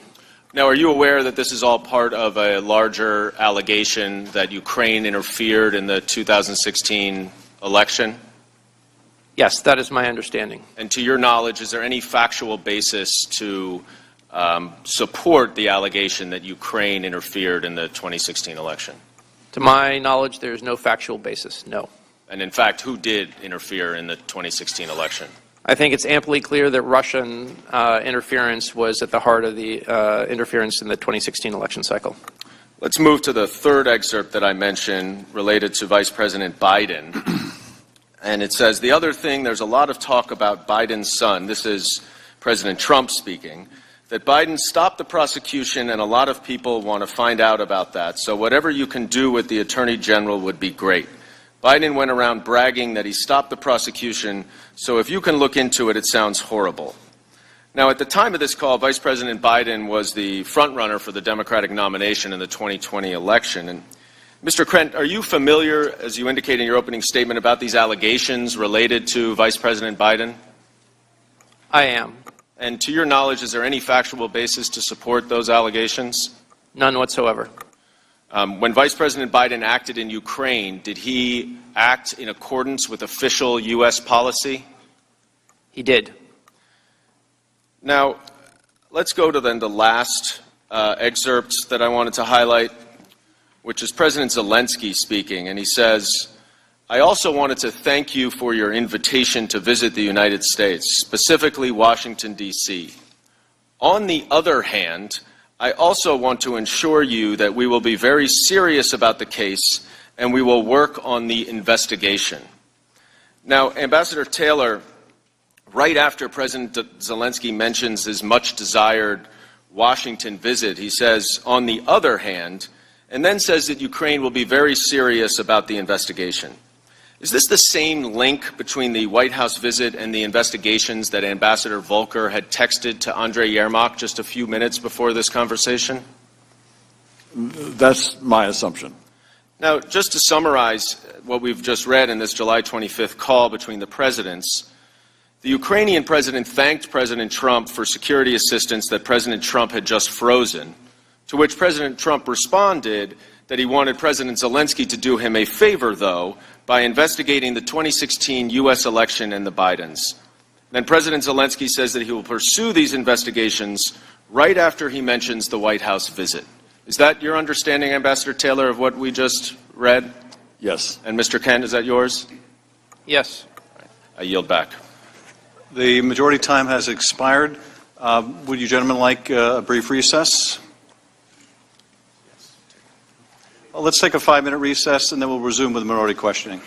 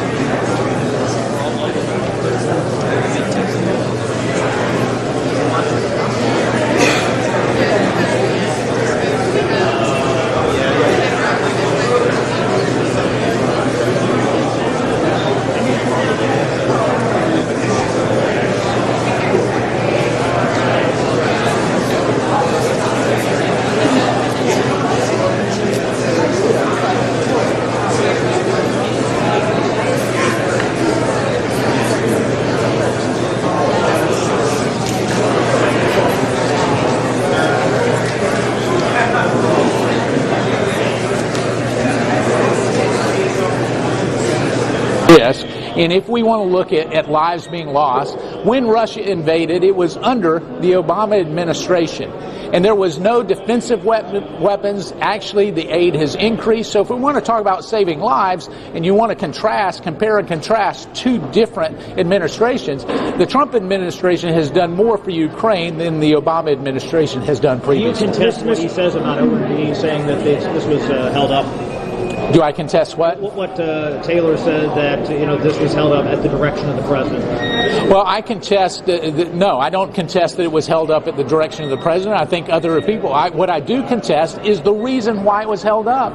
The president not only held up aid here, he held up aid to Lebanon that still remains on hold. He held up aid to other places. We have multiple witnesses that say that part of this president's reset with regards to foreign policy is not to just send $4 appropriate. Hold on, let me finish. To not send foreign aid to other countries without there being some condition applied to it, and that condition has nothing to do with investigations. It has to do being a good steward of the American taxpayer dollars. But isn't the underlying question whether or not this was, to hold it up to investigate the Bidens? That's the implication. Well, that's the implication. That's what the Democrats have been saying for 6 weeks. I can tell you that the closer you get to the president, the vice president, Secretary Pompeo, and those are in the know, the condition that was placed on this was placed on two things. One is Europe doing their fair share in terms of Ukraine assistance, and a corruption scheme that has long been a systemic problem in Ukraine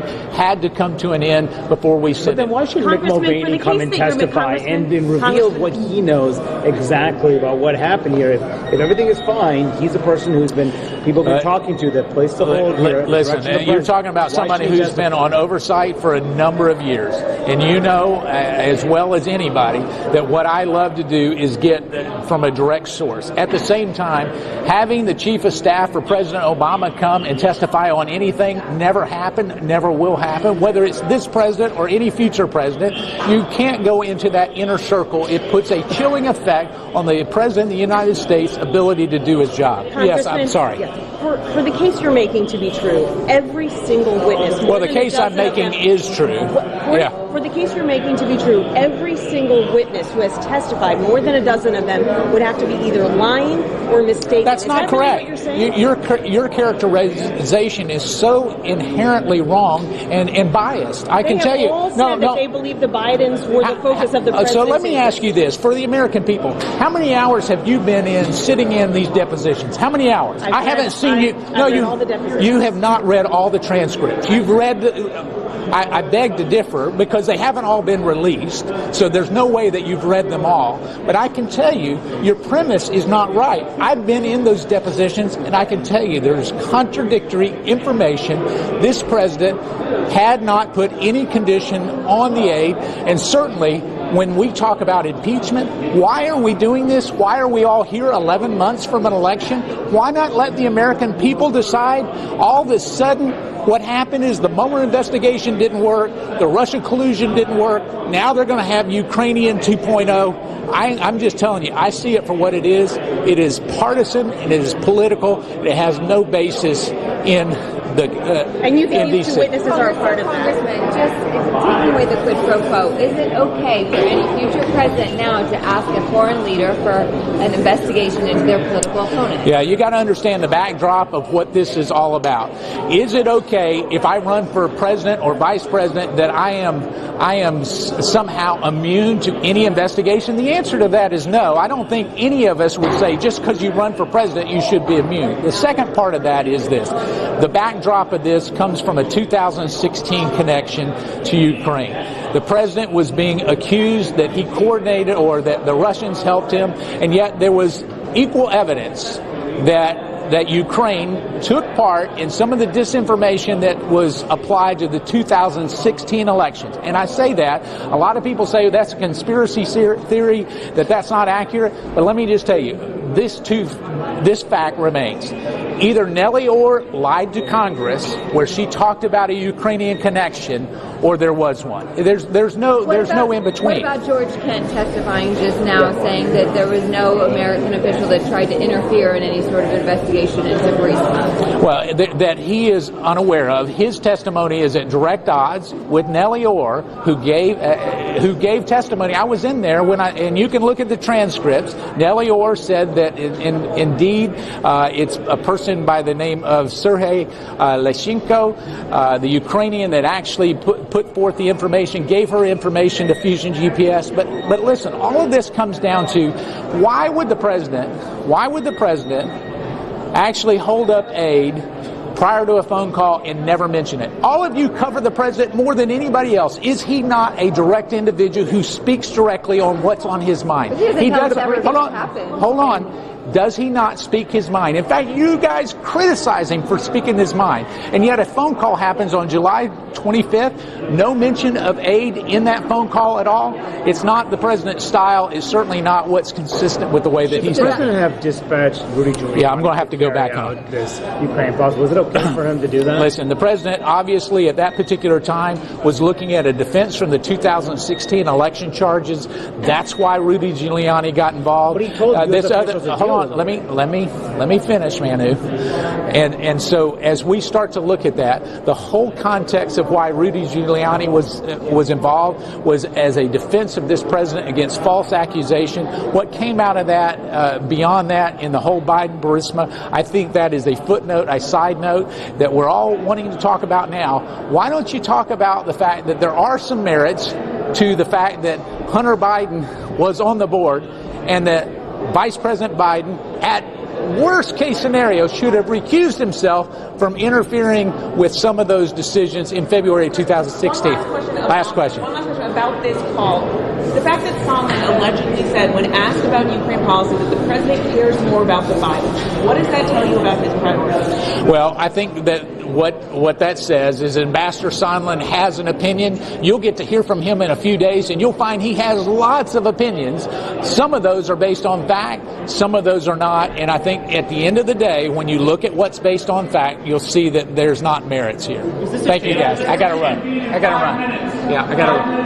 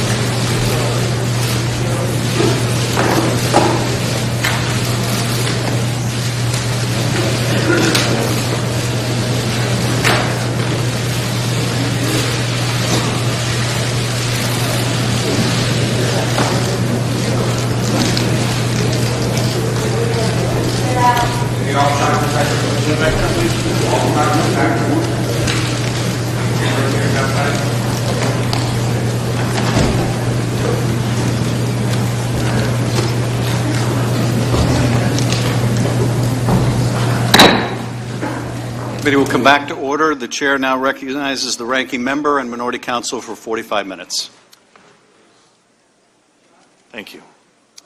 The call summary for which the Democrats want to impeach President Trump is dramatically different from their nefarious depiction of it. What it actually shows is a pleasant exchange between two leaders who discuss mutual cooperation over a range of issues. The Democrats claim this call demonstrates extortion, bribery, and a host of other monstrous crimes being committed against President Zelensky. Yet President Zelensky himself insists there was nothing improper whatsoever about the conversation. Indeed, the routine nature of the call helps to explain why, in this committee's last public hearing, Democrats recited a fictitious version of the call instead of reading the actual transcript. The Democrats depicted the president saying, quote, "I want you to make up dirt on my political opponent, understand? Lots of it, on this and on that," unquote. The transcript did not show President Trump saying anything remotely like that.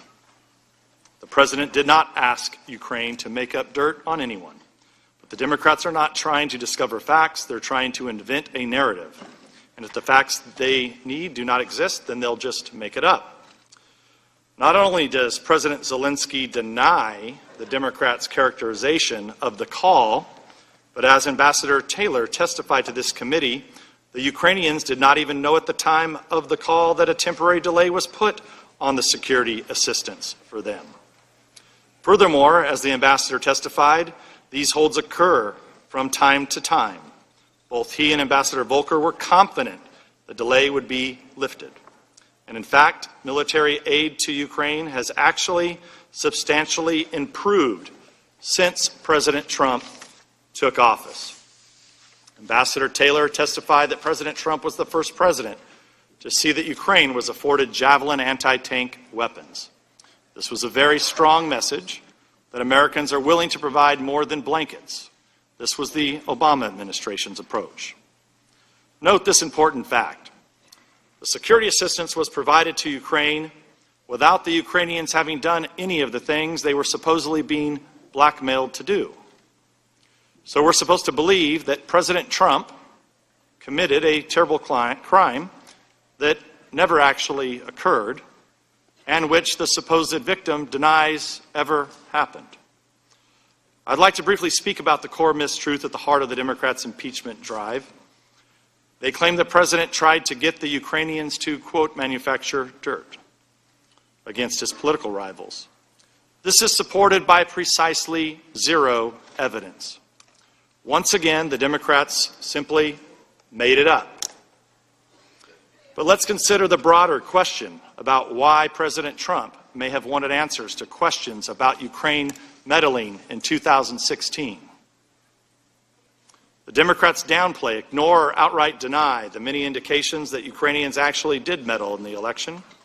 A shocking about-face for people who for 3 years argued that foreign election meddling was an intolerable crime that threatened the heart of our democracy.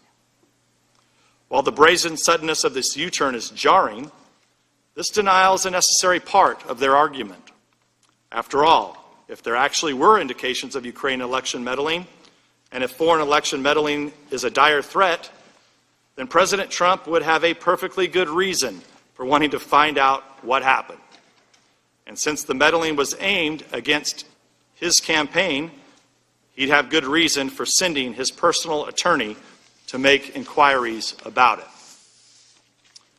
What's strange is that some of the witnesses at these hearings and previous depositions who express alarm about these inquiries were remarkably uninformed about these indications of Ukrainian election meddling and why the president may have been concerned by them. For example, I noted previously, Alexander Chalupa, a former staffer for the Democratic National Committee, admitted to Politico that she worked with officials at the Ukrainian embassy in Washington, D.C. to dig up dirt on the Trump campaign, which she passed on to the DNC and the Hillary Clinton campaign. Chalupa revealed that Ukrainian embassy officials themselves were also working directly with reporters to trade information and leads about the Trump campaign. Ambassador Kent, you didn't seem to be too concerned about it in the last round of questioning, so I'll just skip you because we know that wasn't a concern. But Ambassador Taylor, you testified to this committee that you only recently became aware of reports of this cooperation between Ukrainian embassy officials and Chalupa to undermine the Trump campaign. From your last deposition, is that correct? Mr. Nunes, it is correct that I had not known about this before. I'm just going over your last deposition. That's exactly right. Ambassador. Yep. The Politico article cites 3 named Ukrainian officials asserting that the Ukrainian embassy supported the Hillary Clinton campaign. It quotes Ukrainian parliamentarian Andrei Artemenko saying, quote, "It was clear they were supporting Hillary Clinton's candidacy. They did everything from organizing meetings with the Clinton team to publicly supporting her to criticizing Trump. I think that they simply didn't meet with the Trump campaign because they thought Hillary would win," unquote. Ambassador Taylor, you testified you were unfamiliar with that statement. Is that correct? That's correct. You also said you were unaware that then Ukrainian ambassador to the U.S., Valerie Chalet, wrote an op-ed in The Hill during the 2016 presidential campaign criticizing then-candidate Trump. Is that correct? That is correct. You said you did not know that Sergei Lyshenko, then a Ukrainian parliamentarian, had admitted that part of his motivation in spreading information about the so-called Black Ledger, a disputed document purporting to reveal corruption by a former Trump campaign official, was to undermine the Trump's candidacy. This was in your deposition. Is that still correct? That is still correct, sir. Thank you, Mr. Taylor. Fusion GPS contractor Nellie Orr testified to Congress that Lyshenko was a source for Fusion GPS's operation to dirty up the Trump campaign, including the compilation of the Steele dossier on behalf of the DNC and the Clinton campaign. You testified you were unaware that Lyshenko served as a source for that project. Ambassador Taylor, is this still correct? It is, sir. You said you did not know that Ukrainian Internal Affairs Minister Arsen Avakov mocked and disparaged then-candidate Trump on Facebook and Twitter. Is that still correct? That is correct. Ambassador Taylor, in your testimony to this committee, you said you were never briefed on these reports and statements, that you did not do due diligence before taking your post to discover that the President's and Mayor Giuliani's concerns may have been, and that you did what they may have been, and that you did not discuss them with Ambassador Yovanovitch. That's still correct? Yes, sir.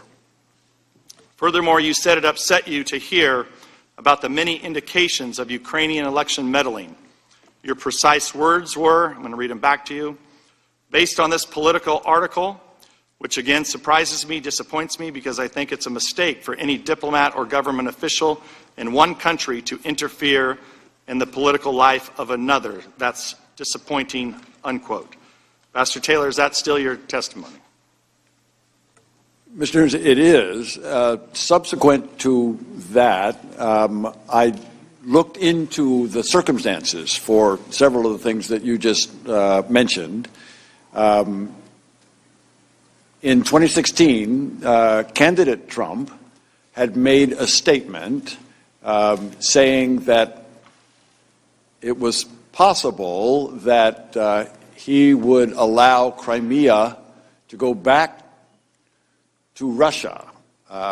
He expressed the sentiment or the opinion that it was possible that Crimea wanted to go back to Russia. What I can tell you, Mr. Nunes, is that that sentiment is amazingly inflammatory to all Ukrainians. So I can understand that. Are you aware during I believe it was the 2012 election when at the time President Obama leaned over on a hot mic to the then Russian president and said that he'd have to wait till after the election? Was that inflammatory to the Ukrainians also? I don't know, sir. I just want to be clear that some government officials opposed President Trump's approach to Ukraine, but many had no idea what concerned him. In this case, it was numerous indications of Ukrainian interference in the 2016 election to oppose his campaign and support Hillary Clinton. Once you know that, it's easy to understand the president's desire to get to the bottom of this corruption and to discover exactly what happened in the 2016 election. And with that, I'll turn to Mr. Castor. Ambassador Taylor, Mr. Kent, President Trump's concerns about Ukraine's role in the 2016 election, you believe he genuinely believed we're working against him, right? Ambassador Taylor? Mr. Castor, I don't know what President or candidate Trump was thinking about the Ukrainians. I mean, didn't he in this Oval Office meeting on May 23rd after the Zelensky inauguration, didn't he lament that the Ukrainians were out to get him? I heard that his response to the suggestion that Mr. Zelensky visit President Trump, in the Oval Office was not well received, and that he had concerns about Ukrainians, yes. But from the president's perspective, if the Ukrainian ambassador to the United States, one of the most influential diplomats, is penning an op-ed, certainly with the okay of President Poroshenko, the DNC consultants are conferring with Ukrainian officials at the embassy. Former Prime Minister Yatsenyuk is saying things on social media.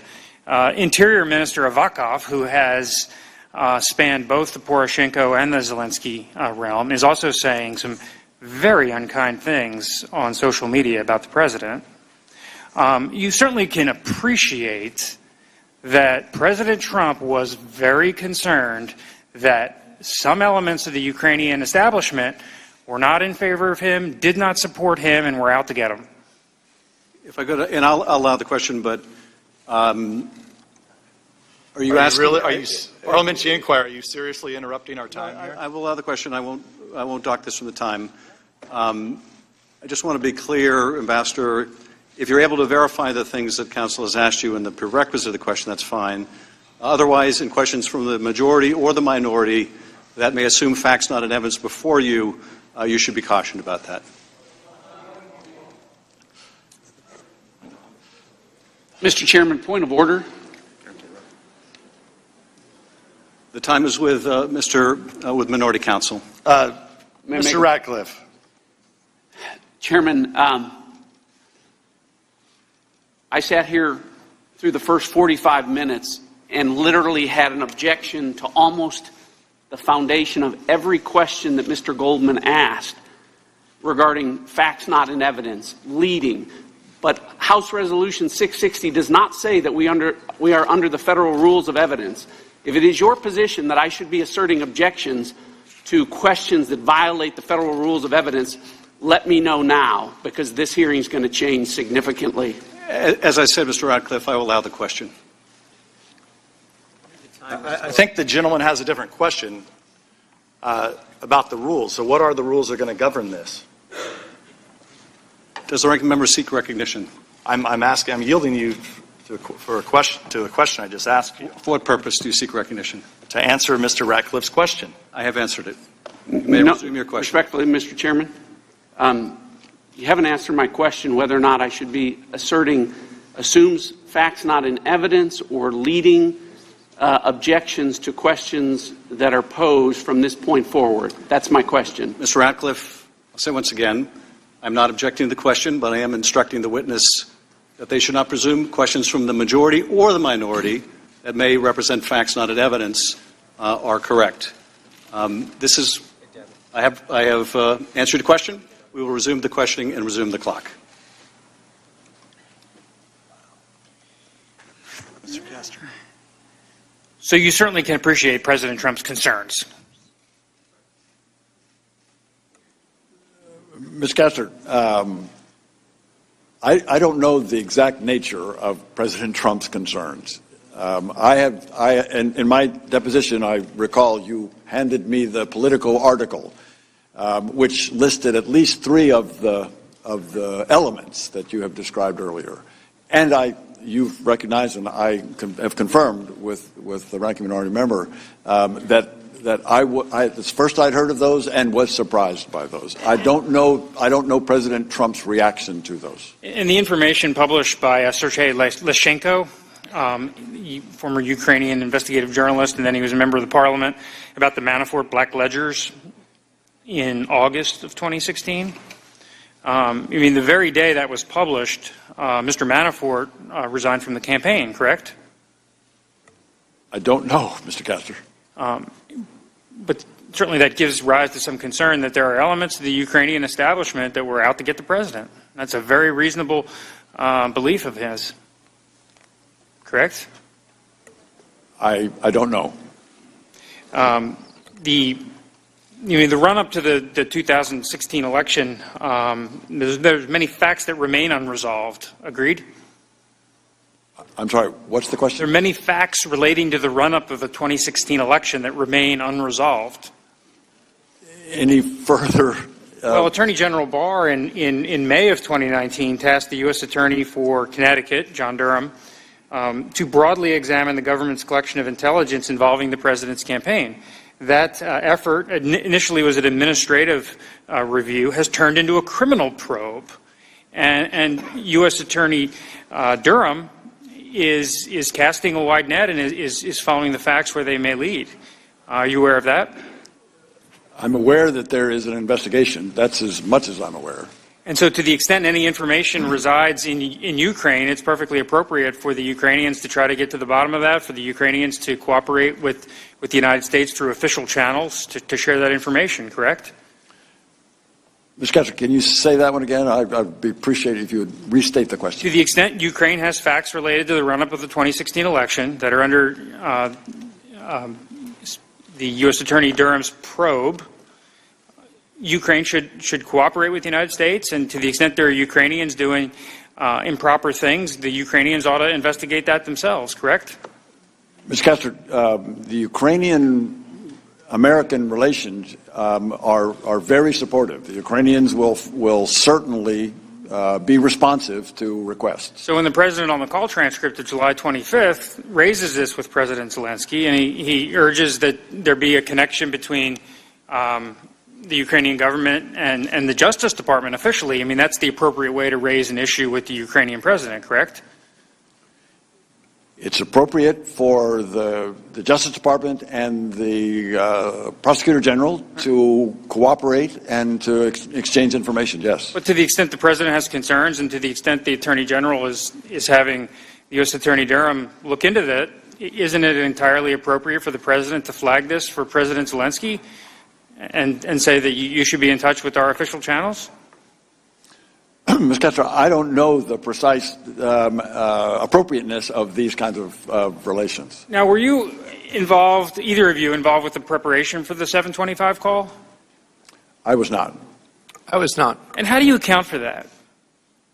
You were the two of the key officials with responsibility for the Ukrainian policy. If the President of the United States is going to have a call with the leader of Ukraine, why wouldn't you ordinarily be involved with the preparation? Sir, we work for the Department of State in an embassy overseas, and in preparation for a presidential phone call, that responsibility lies with the staff of the National Security Council. Normally, if there is enough sufficient time, National Security staff can solicit information, usually from the State Department, and we can draw on the embassy. But that's only background information, and my understanding, having never worked at the National Security Council, is that National Security staff write a memo to the President, and none of us see that outside of the National Security staff. Okay, so the charge or the the U.S. ambassador to the country wouldn't ordinarily be on a call with a foreign leader? That's correct. Would not. And did Colonel Vindman or anyone at the National Security Council staff reach out to you, Mr. Kent, in preparation for the call?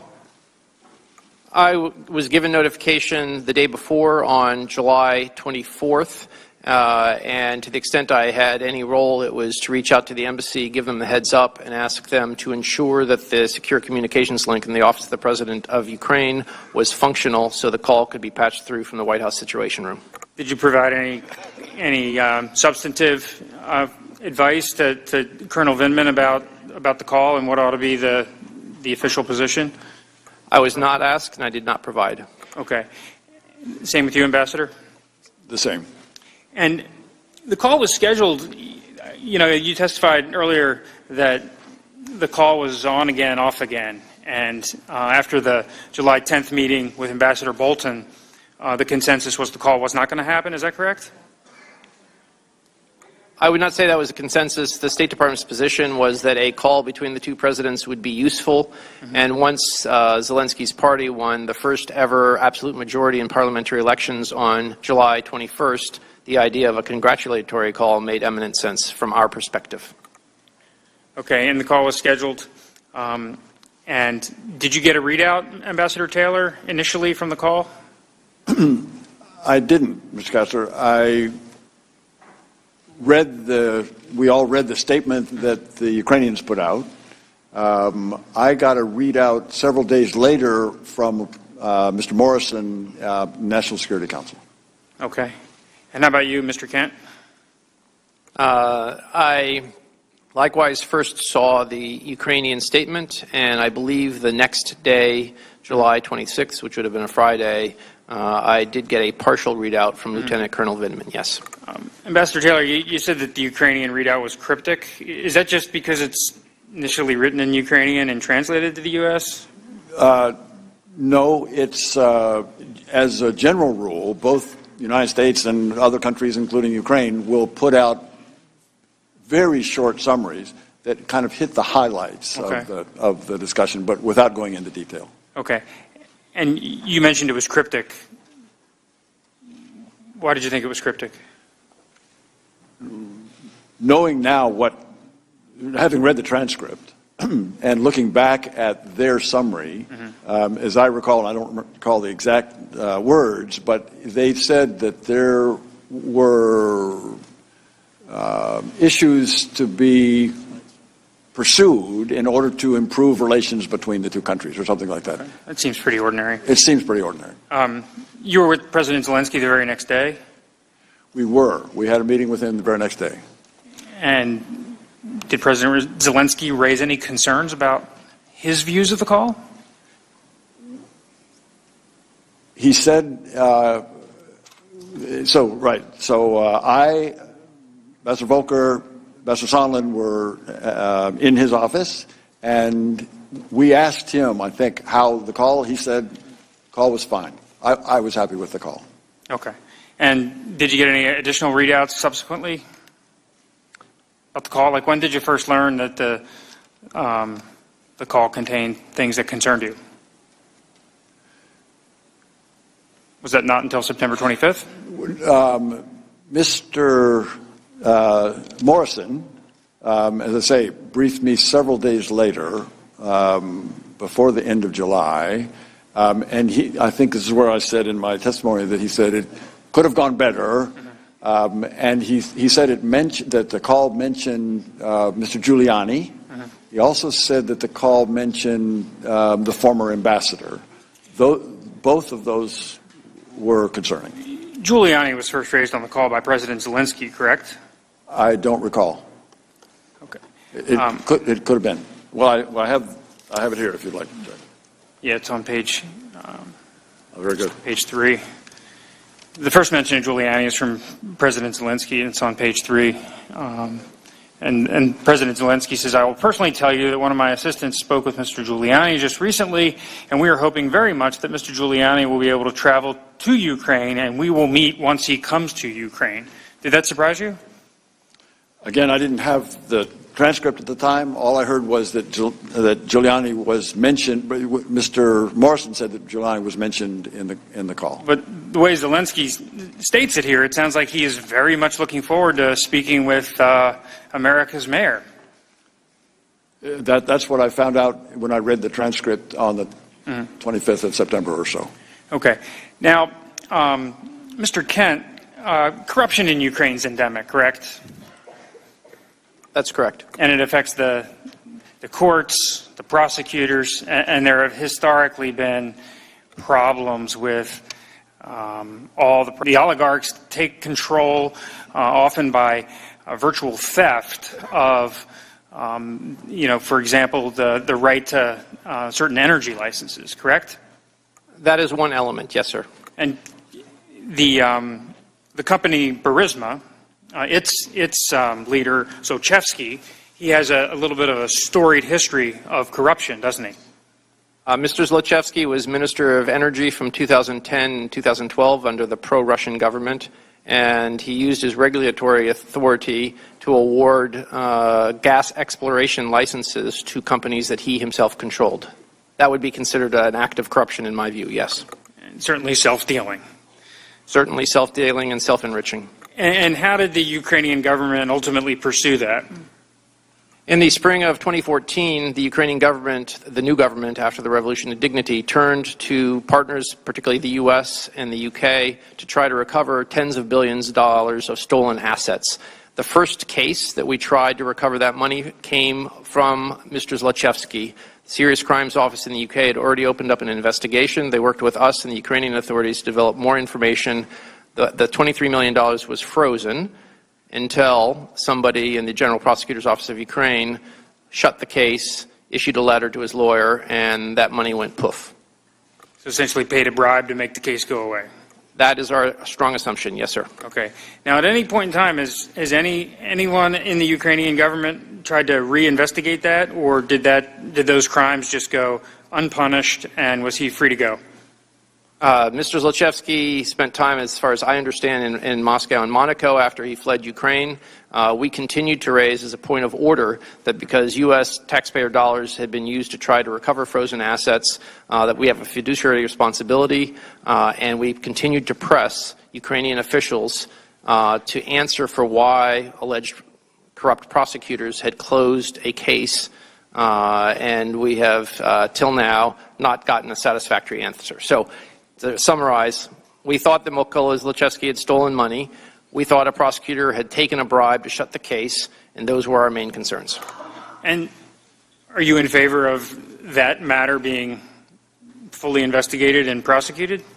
I think since U.S. taxpayer dollars were wasted, I would love to see the Ukrainian Prosecutor General's office find who the corrupt prosecutor was that took the bribe and how much it was paid. And that's what I said to the Deputy Prosecutor General on February 3rd, 2015. But in addition to prosecuting the person that took the bribes, shouldn't the organization or individual that sponsored the bribes be prosecuted? I would agree that the Ukrainian law authorities should uphold the rule of law and hold people account for breaking Ukrainian law. So this company, Burisma, involved in lots of criminal activity, correct? I do not know that. But over the years, it's been involved in a number of questionable dealings, correct? I would say that it's the largest private gas producer in the country, and its business reputation is mixed. So to the extent a new regime is coming in under President Zelensky, it certainly would be fair for the new prosecutor, a genuine prosecutor, to re-examine old crimes that hadn't sufficiently been brought to justice, right? I believe that the new Prosecutor General, Ruslan Rybashapka, made a statement to that end that they would be reviewing past cases. But keep in mind, this is a country where those that commit crimes generally never get held to account, so there's a lot to review. Okay, now this, the bribe was paid in what year? To the best of my knowledge, the case against Zlochevsky, the former minister, was shut down December of 2014. Okay, and right around that time, Burisma starts adding officials to its board. Is that correct? Understanding is yes, that Zlochevsky invited a series of new individuals to join the board in 2014. And do you know what his strategy was in adding officials to his board? I have never met Mr. Zlochevsky. Okay, and who are some of the folks he added to the board? The most prominent person he added to the board was the former president of Poland, Aleksander Kwaśniewski. And anyone else?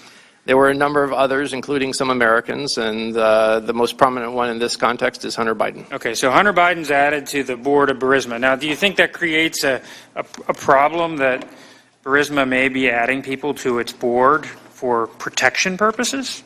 Sir, I work for the government. I don't work in the corporate sector, and so I believe that companies build their boards with a variety of reasons, not only to promote their business plans. Was Hunter Biden a corporate governance expert?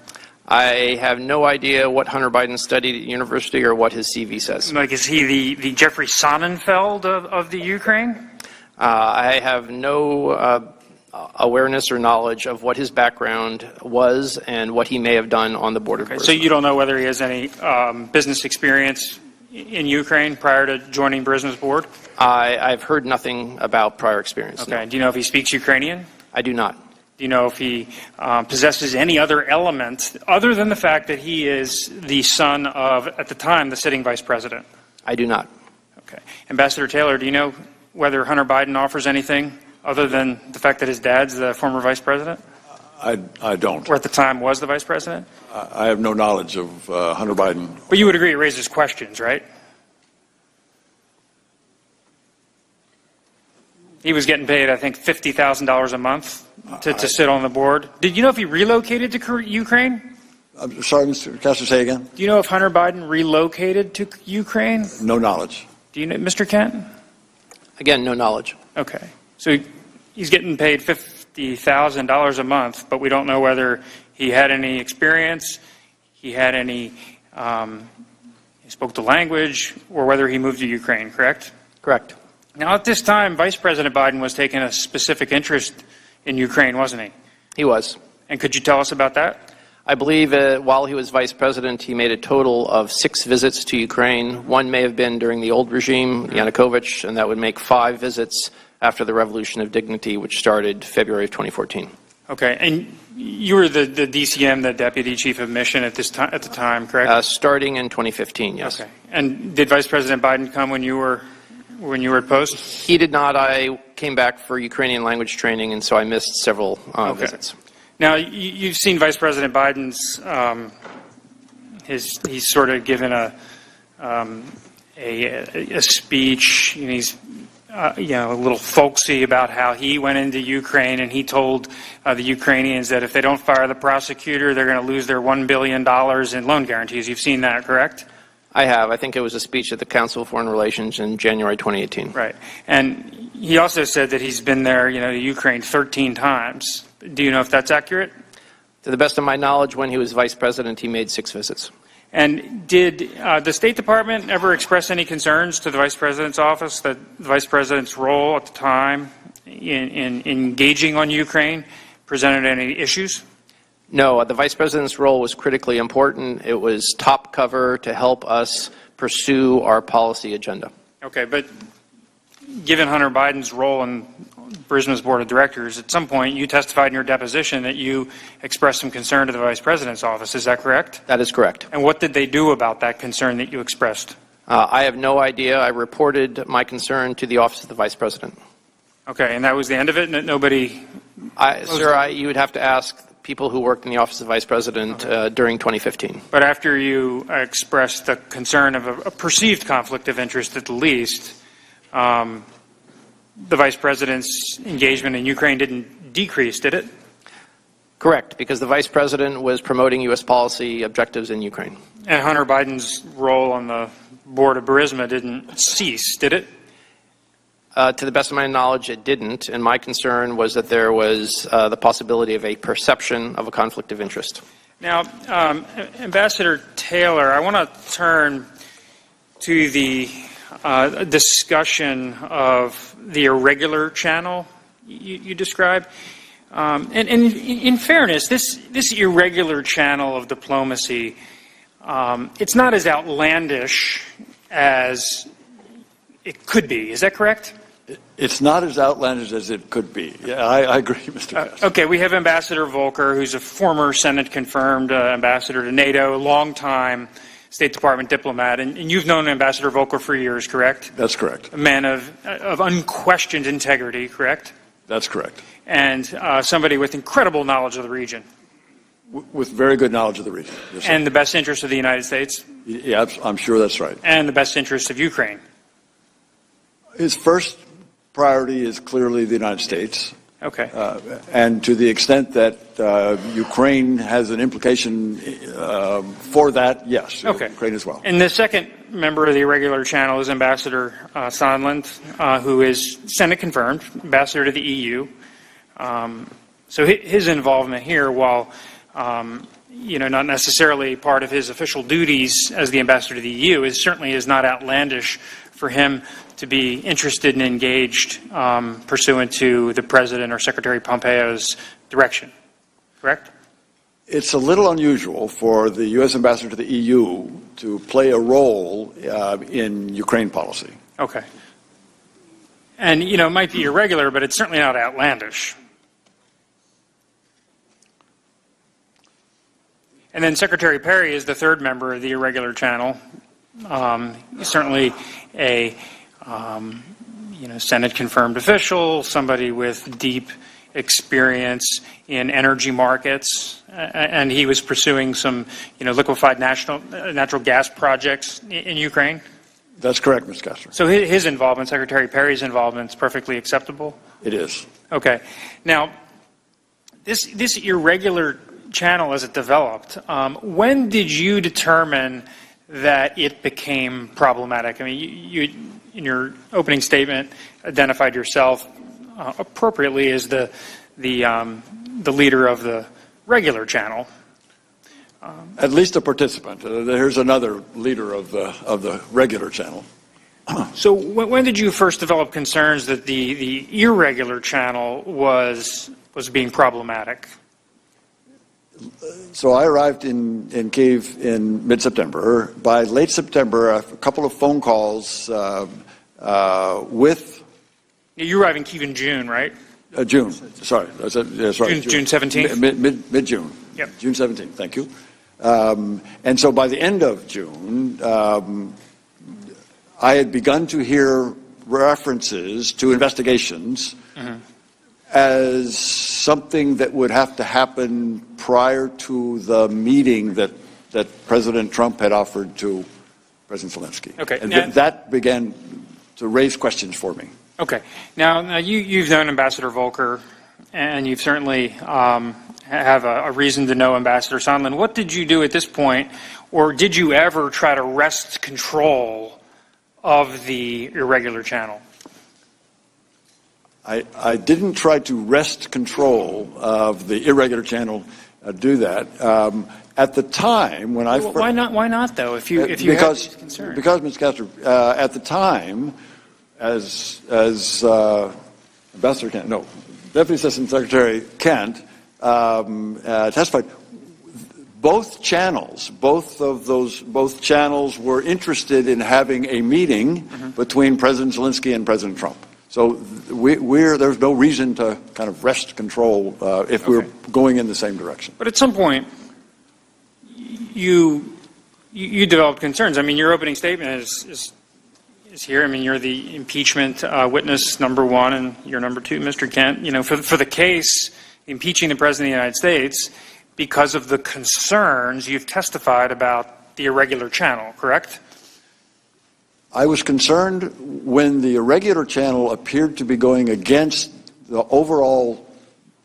irregular channel was going against the overall direction of and purpose of the regular channel. So and as I understand the record, however, when you arrived in Ukraine, you had the support of the Secretary and the Secretary's top advisor, Counselor Ulrich Breckbuhl, correct? That is correct. And they assured you that if you had any concerns, you would be able to contact them and they would have your back. That is correct. And you knew going in that the Rudy Giuliani element presented some complexities, correct? I was concerned about Rudy Giuliani's statements and involvement in the Ukraine policy, yes. Okay. So when it genuinely became, a concern for you, what did you do to either engage Sondland and Volker and Perry, Giuliani? By the way, have you ever met Rudy Giuliani during these times relevant? Not during the times relevant. Mr. Giuliani visited Ukraine one time when I was there, I think in 2007 or 8. Okay. That's the only time I've met him. Okay. So you've never had any communications with Rudy Giuliani as part of these irregular channel business? That's matters? correct. That's correct. Okay. And anyway, getting back to my question, did you try to engage Breck Buell or the secretary, during this time period? I know you said that you had, I believe, an August 21st or 22nd telephone call with Breck Buell. You had a July 10th telephone call with Breck Buell, and then you sent a first-person cable to the secretary on August 29th. That's correct. Is that sort of the universe of initiatives you took inside the State Department to raise your concerns about the irregular channel? I also raised my concerns with Deputy Assistant Secretary George Kent. In particular, early on when I think I may have mentioned this phone call that was odd in that it did not include the normal staff, indeed, Ambassador Sondland's staff, and that struck me as unusual. I consulted with Mr. Kent, and at his suggestion made a note of this, and also had, I think at that point I had a conversation with Mr. Breck Buell. That was a June 28th call, I believe? That's correct. And in your opening statement, you expressed some concerns about what Ambassador Sondland had said, but then once Zelensky got on the phone, it proceeded in a very regular channel way, correct? That's correct. Okay. So the June 28th call, at least in and of itself, didn't ultimately, as it played out, present any problems for you? The call with President Zelensky did not. The preparation for that call, the preparation included maybe 15 minutes of just the Americans that would stay on the call. Right. And that, again, that was a little irregular in that it didn't have the staff. It was also in that pre-call, in that 15 minutes, before President Zelensky got on the phone, where Ambassador Volker told the rest of the participants that he was planning to have a conversation with President Zelensky in Toronto in 3 days, 4 days, where he would outline for President Zelensky the important components of the phone call that we were trying to establish. Okay. And you didn't have any issue with that, did you? The only issue I had with that, Mr. Kastner, was there was reference to investigations in, I believe that's, I'll have to check my notes on that, but there was raised issues for me that I didn't understand what Ambassador Volker had in mind that he was specifically going to raise with Mr. Zelensky. That was a little bit of a concern. Okay. I mean, the president's expressed his, interest in certain investigations, certainly relating to the 2016 election and relating to this corrupt Burisma outfit. So that wasn't inconsistent with the president's message, right?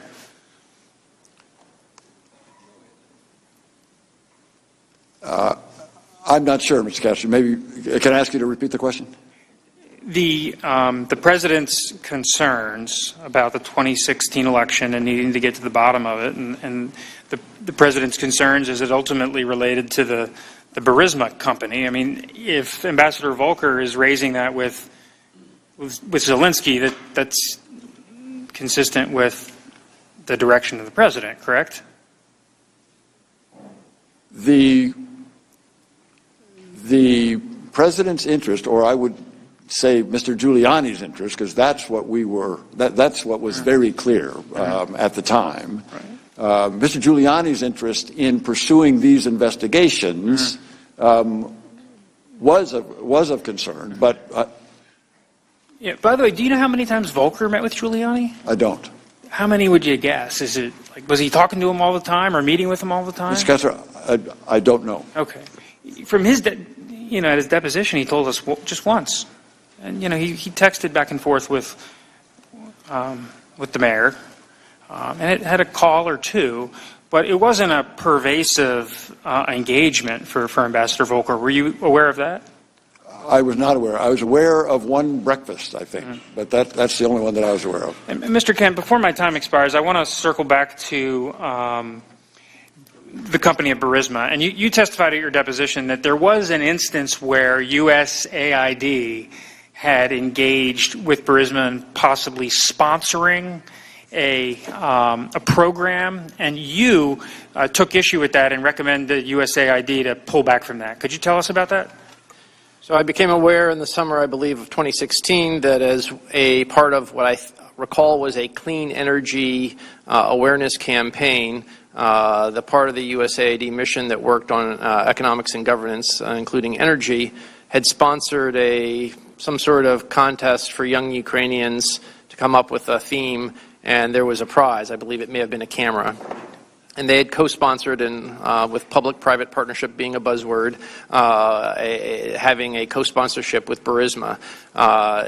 Given the past history of our interest in recovering stolen assets from Zlochevsky, it was my view that it was inappropriate for the embassy to be co-sponsoring a contest with Burisma. I raised that with the mission director at the embassy. She agreed, and the USAID mission kept the contest but dropped the public-private partnership sponsorship. The time of the gentleman has expired. We'll now move to 5-minute member rounds. I recognize myself for 5 minutes. Mr. Kent, I want to follow up on my colleague's questions regarding Burisma. You testified about a time when an oligarch named Zlochevsky, I think it was self-dealing, awarding himself contracts. When was that? To the best of my knowledge, he was Minister of Minister of Ecology under President Yanukovych from 2010 to 2012. And at the time, licenses to have substrata exploration of gas were awarded by a subdivision of the Ministry of Ecology. So this corrupt self-dealing then was approximately 7 years, at least 7 years before the events that bring us here today, the phone call on the 25th and the events around it? Correct. His time as minister was 2010 to 2012. Hunter Biden joined the board of Burisma in 2014. And you've read the call transcript, have you not? I have, and I have it in front of me, but I haven't read it for about a month. Is there any mention in the discussion with President Trump and President Zelensky of this oligarch Zlochevsky, who 7 years earlier had been self-dealing? To the best of my knowledge, no. Is there a discussion of awarding contracts to oneself or the corrupt acts in the 2012 to 2014 timeframe? To the best of my knowledge, no. No, what the president brings up is CrowdStrike, the server, and the Bidens. Am I right? I see that here, yes. There was no discussion on that call of setting up an anti-corruption court or looking into corruption among oligarchs or companies in general. The president's comments were focused on two things, 2016 and the Bidens. Am I right? I believe so, yes. Now, you testified in your opening statement, I do not believe the United States should ask other countries to engage in selective politically associated investigations or prosecutions against opponents of those in power, because such selective actions undermine the rule of law regardless of the country. The selective politically associated investigations or prosecutions against opponents of those in power, are you referring to the Bidens there? I'm referring as a general principle about the promotion of the rule of law. But that would apply to the President of the United States seeking an investigation of his political opponent, would it not? It could be interpreted that way, yes, sir. And I take it in your discussions, Ambassador Taylor, with Ambassador Sondland or others, what was communicated to you was that the president wanted investigations into 2016 and the Bidens, not into an oligarch named Zlochevsky or self-dealing, but 2016 and the Bidens. Was that your understanding? That was my understanding. And in fact, when you said your staff overheard this call between Ambassador Sondland and the President, in that call, the President brings up investigation, does he not? He did. And immediately after the President gets off the phone with Sondland, Sondland is asked by your staff, what does the President think about Ukraine? And his answer is, he's just interested in the Bidens, am I right? He said he was more interested in the Bidens. More interested in the Bidens. No discussion of Zlochevsky or Chalupa or things that happened 7 years ago. He was interested in the Bidens. Yes, sir. Now, I think you also testified that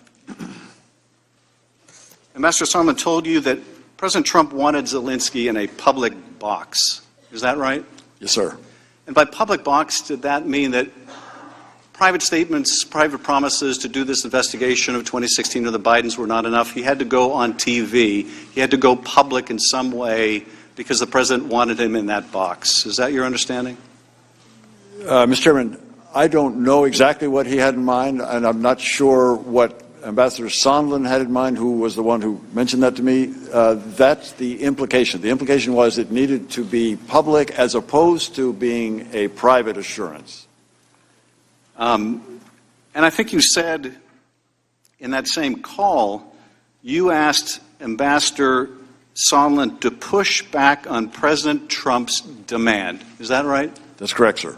So you understood from your conversation with Sondland, this was the President's demand, not Sondland's demand, the President's demand, and you wanted Sondland to push back. Am I right?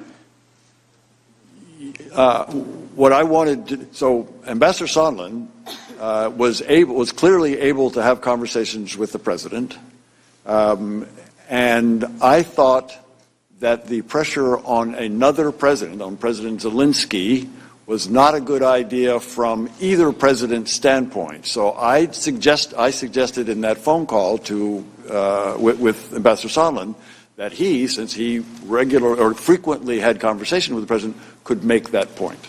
Well, and I think the way you express yourself is you wanted Sondland to push back on President Trump's demand, right? Yes, sir.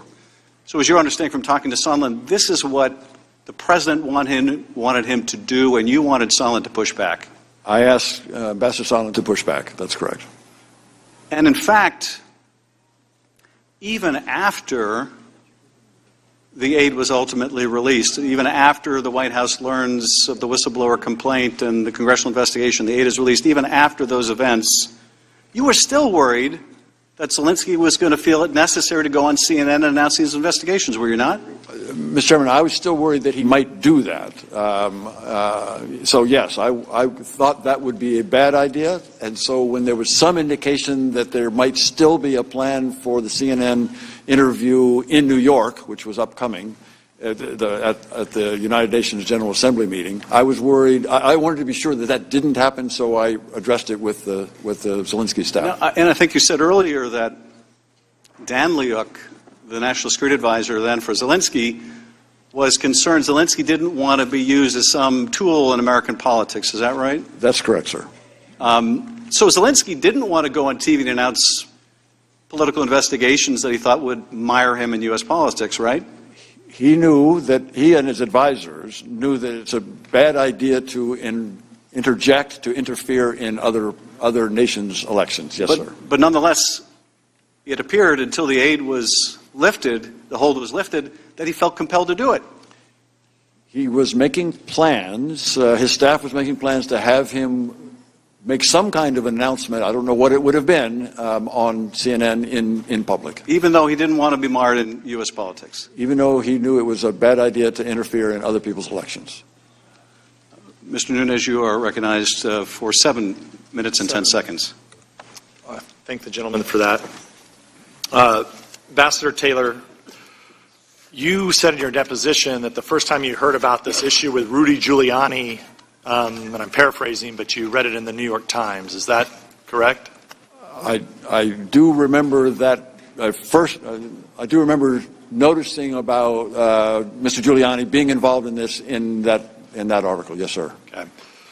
I think one of the mothers of all conspiracy theories is that somehow the President of the United States would want a country that he doesn't even like, he doesn't want to give foreign aid to have the Ukrainians start an investigation into Biden's. With that, I yield to Mr. Jordan. Thank the gentleman for yielding. Ambassador Taylor, thank you for being here. Aid's held up on July 18th, is that right? That's when I first heard about it, Mr. And then it's released, Ambassador Taylor, on September 11th. And we know that from your deposition, in those 55 days that aid is delayed, you met with President Zelensky 3 times. The first one was July 26th, the day after the famous call now between President Trump and President Zelensky. President Zelensky meets with you, Ambassador Volker, and Ambassador Sondland. And again, according to your deposition and your testimony, there was no linkage of security assistance dollars to investigating Burisma or the Bidens. Second meeting is August 27th. Again, in this 55-day time frame, second meeting is August 27th. President Zelensky meets with you and Ambassador Bolton and others. And again, there's no linkage of dollars, security assistance dollars, to an investigation of the Bidens. And then, of course, the third meeting is September 5th. President Zelensky meets with you and Senators Johnson and Murphy. And once again, there was no linkage of security assistance dollars to an investigation of Burisma or the Bidens. 3 meetings with the president of Ukraine, the new president, and no linkage. That's accurate? Mr. Jordan, it's certainly accurate on the first two meetings because, to my knowledge, the Ukrainians were not aware of the hold on assistance until the 29th of August. So the Politico article. The third meeting that you mentioned with the senators, Senators Murphy and Senator Johnson, there was discussion of the security assistance, but no linkage. But there was not discussion of linkage. 3 meetings face to face with President Zelensky, no linkage. Yet, in your deposition, you said this, and you said it again the first hour of the majority. My clear understanding was security assistance money would not come until President Zelensky committed to pursue the investigation. My clear understanding was they weren't going to get the money until President Zelensky committed to pursue the investigations. Now, with all due respect, Ambassador, your clear understanding was obviously wrong because it didn't happen. President Zelensky didn't announce he was going to investigate Burisma or the Bidens. He didn't do a press conference and say, I'm going to investigate the Bidens, we're going to investigate Burisma. He didn't tweet about it, and you just told the ranking member he didn't do the CNN interview and announce he's going to investigate Burisma or the Bidens. So 3 face-to-face meetings, it doesn't come up, no linkage whatsoever. President Zelensky doesn't announce it before the aid is released on the 11th.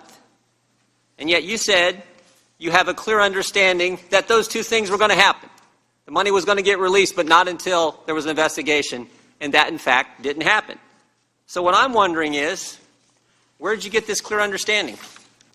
As I testified, Mr. Jordan, this came from Ambassador Sondland. Well, can you hold 1 second, Ambassador? I'm going to bring you a piece of paper from Ambassador Sondland's statement. Very good. And you can take a look at this. Go ahead, though. I want to let you finish.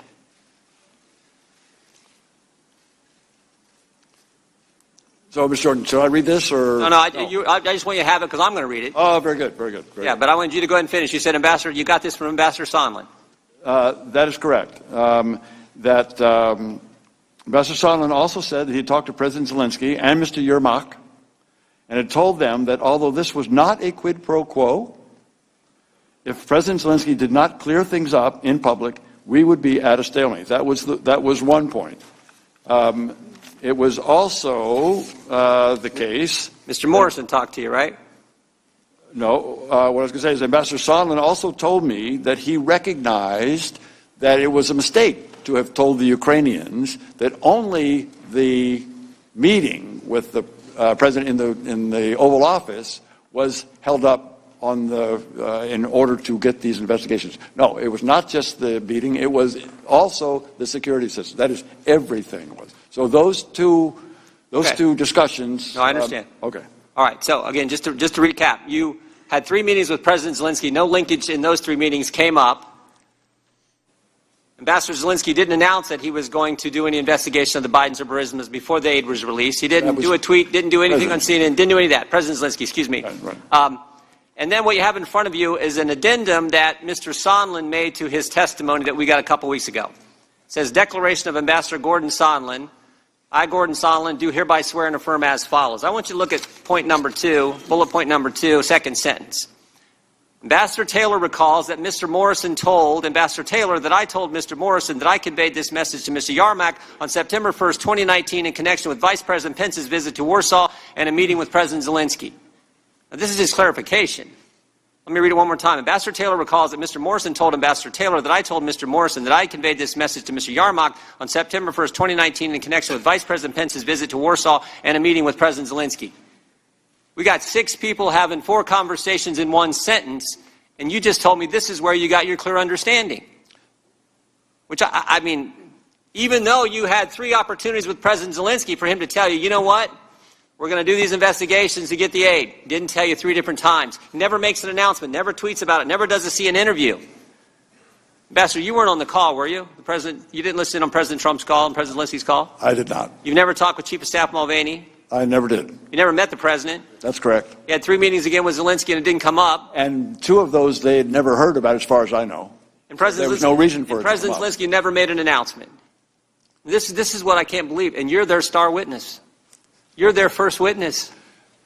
You're the guy. You're the guy based on this. Based on, I mean, I've seen church prayer chains that are easier to understand than this. Ambassador Taylor recalls that Mr. Morrison told, now again, this is, I hereby swear and affirm from Gordon Sondland.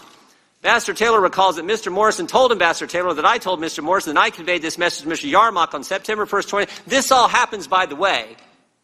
This all happens, by the way, in Warsaw, where Vice President Pence meets with President Zelensky. And guess what? Taylor, they didn't talk about any linkage either. Time the gentleman's expired. Ambassador Taylor, would you like to respond?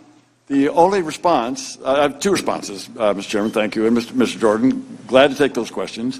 Let me just say that I don't consider myself a star witness for anything. They do. You don't. No, I don't. I'm responding to your questions. Please don't interrupt the witness. As I think I was clear about, I'm not here to take one side or the other or to advocate any particular outcome. So let me just restate that. Second thing is that my understanding is only coming from people that I talk to. We got that. We got that.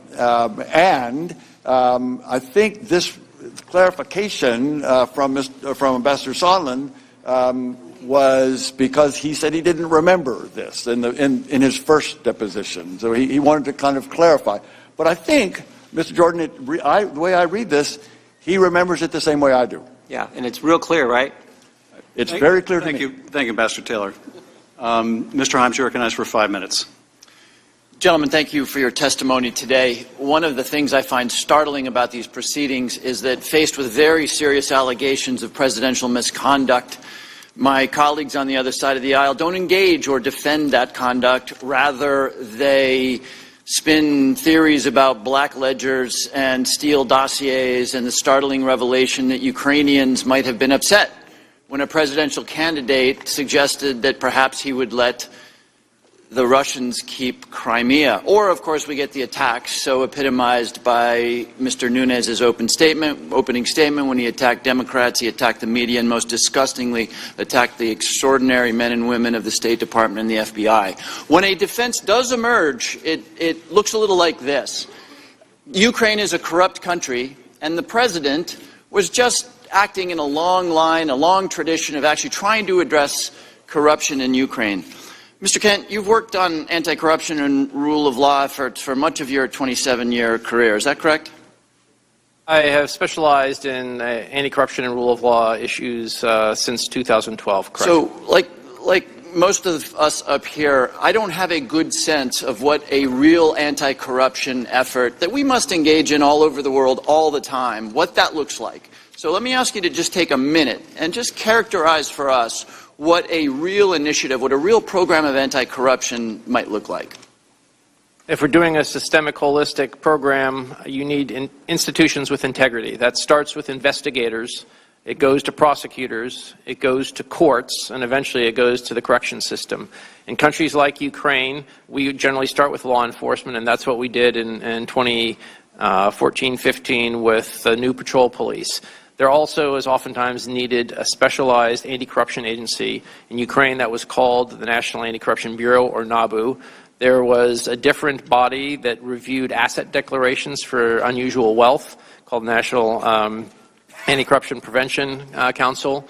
And eventually we got to helping them establish a special anti-corruption prosecutor and eventually a high court on anti-corruption. And that was to try to create investigators, prosecutors, and courts with integrity that couldn't be bought and would be focused on high-level corruption. So what I'm hearing there, Mr. Kent, is a very comprehensive effort. So let me read you President Trump's own words to the Ukrainian president in their July 25th phone call. And I quote, "There's a lot of talk about Biden's son, that Biden stopped the prosecution, and a lot of people want to find out about that, so whatever you can do with the Attorney General would be great.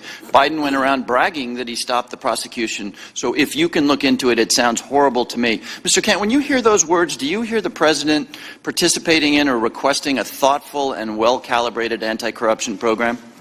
I do not. And Mr. Kent and Mr. Taylor, the defenders of the president's behavior have made a big deal out of the fact that Vice President Biden encouraged the Ukrainians to remove a corrupt former Ukrainian prosecutor, 2016, Mr. Shokin. And in fact, Senator Rand Paul on Sunday said, and I quote him, "They're impeaching the President Trump for exactly the same thing that Joe Biden did." Is that correct? Is what the president did in his phone call and what Joe Biden did in terms of Mr. Shokin, are those exactly the same things? And if not, how are they different?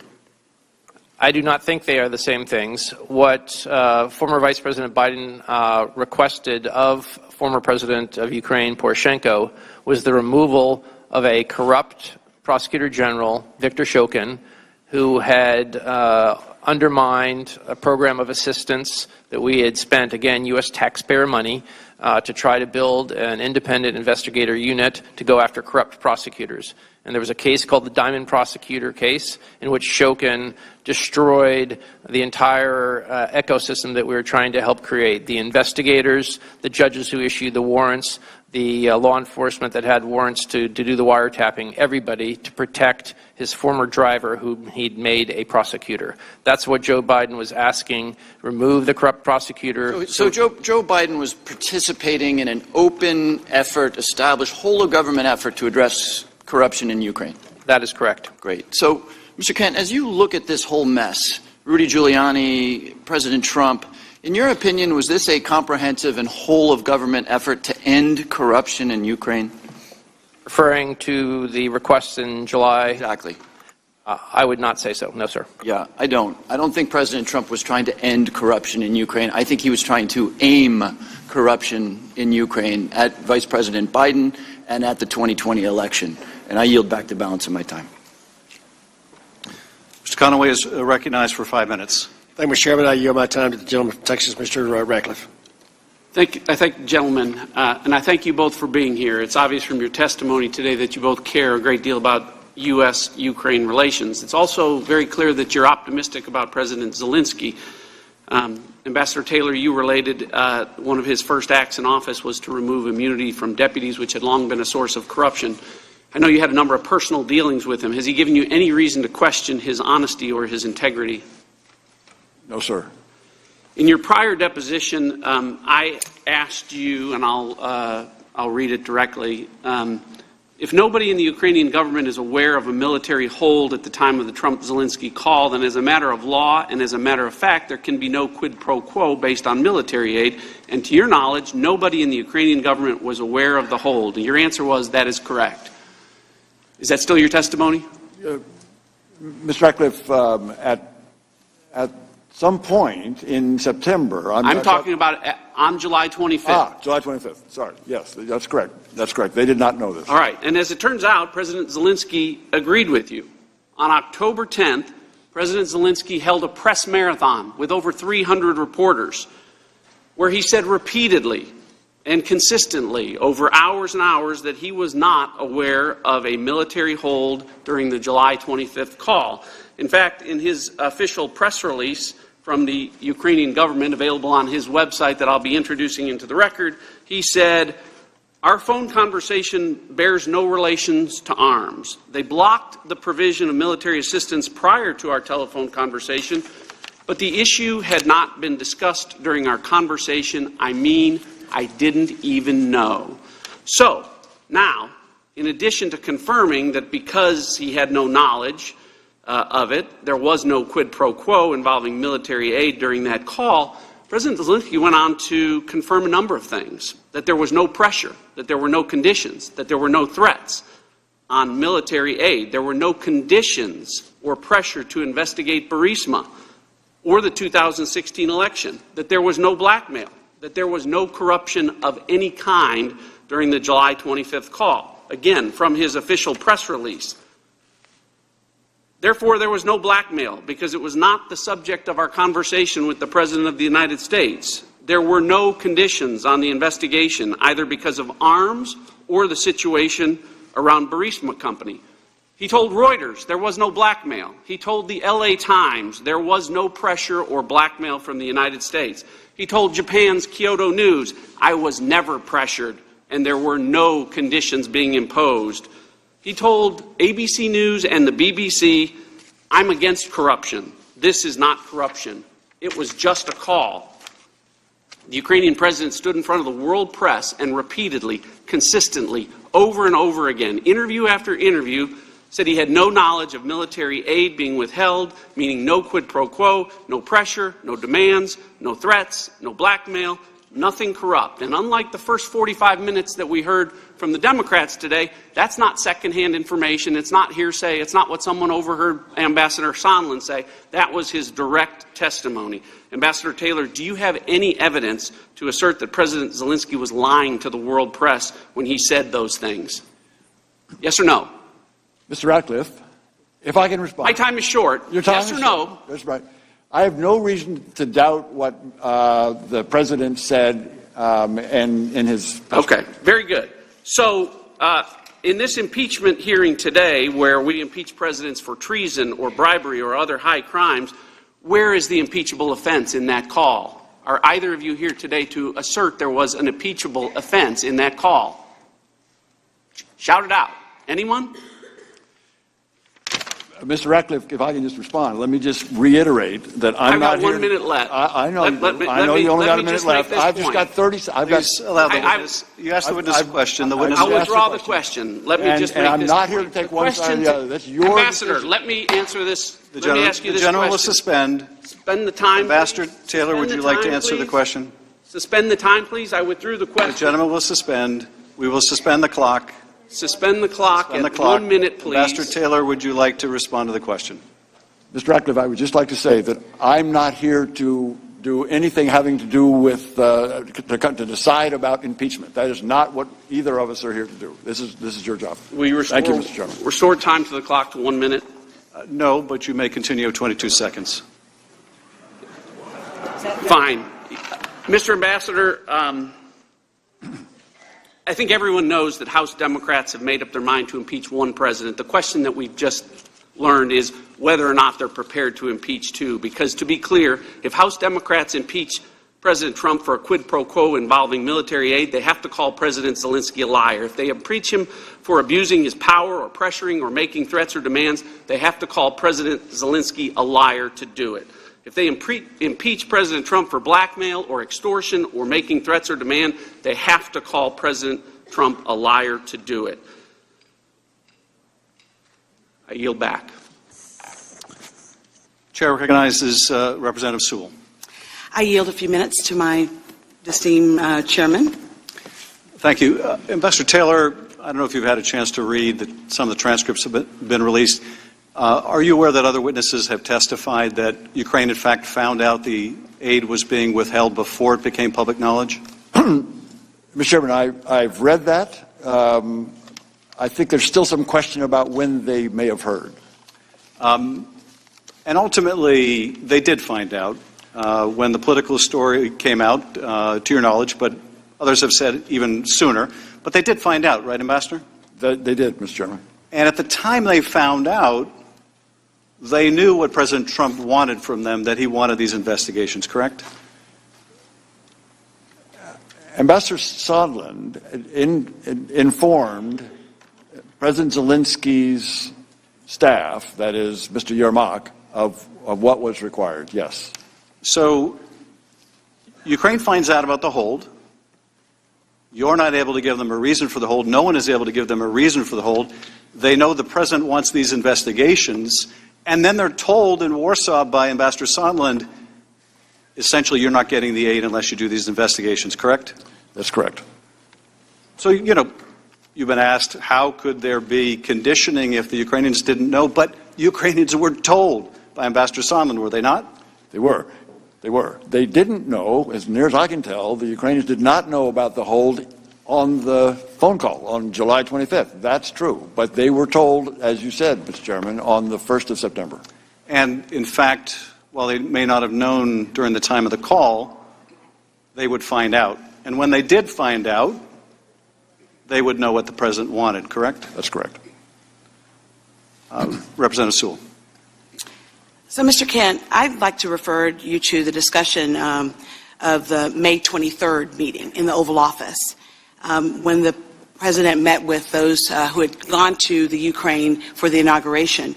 You briefly testified that you helped propose names for individuals to go to that inauguration. Was Ambassador Sondland, who was ambassador to the European Union, one of the names that you submitted? No, it was not. But he ultimately attended that inauguration, is that not right? That is correct. And do you know how he ended up as a part of that official delegation? I do not know for sure, but my understanding is once the list left the NSC staff, it went through a review through the part of the White House that determines presidential delegations. You also testified that upon returning, Ambassador Sondland used his, quote, connections with Mulvaney, end quote, in order to secure this meeting in the Oval Office. Is that correct? That is my understanding, yes. It seems that this Oval Office meeting was a pivotal turning point in the Ukraine policy. Coming out of that meeting, who was given responsibility, to your recollection, who was given responsibility for the Ukraine policy?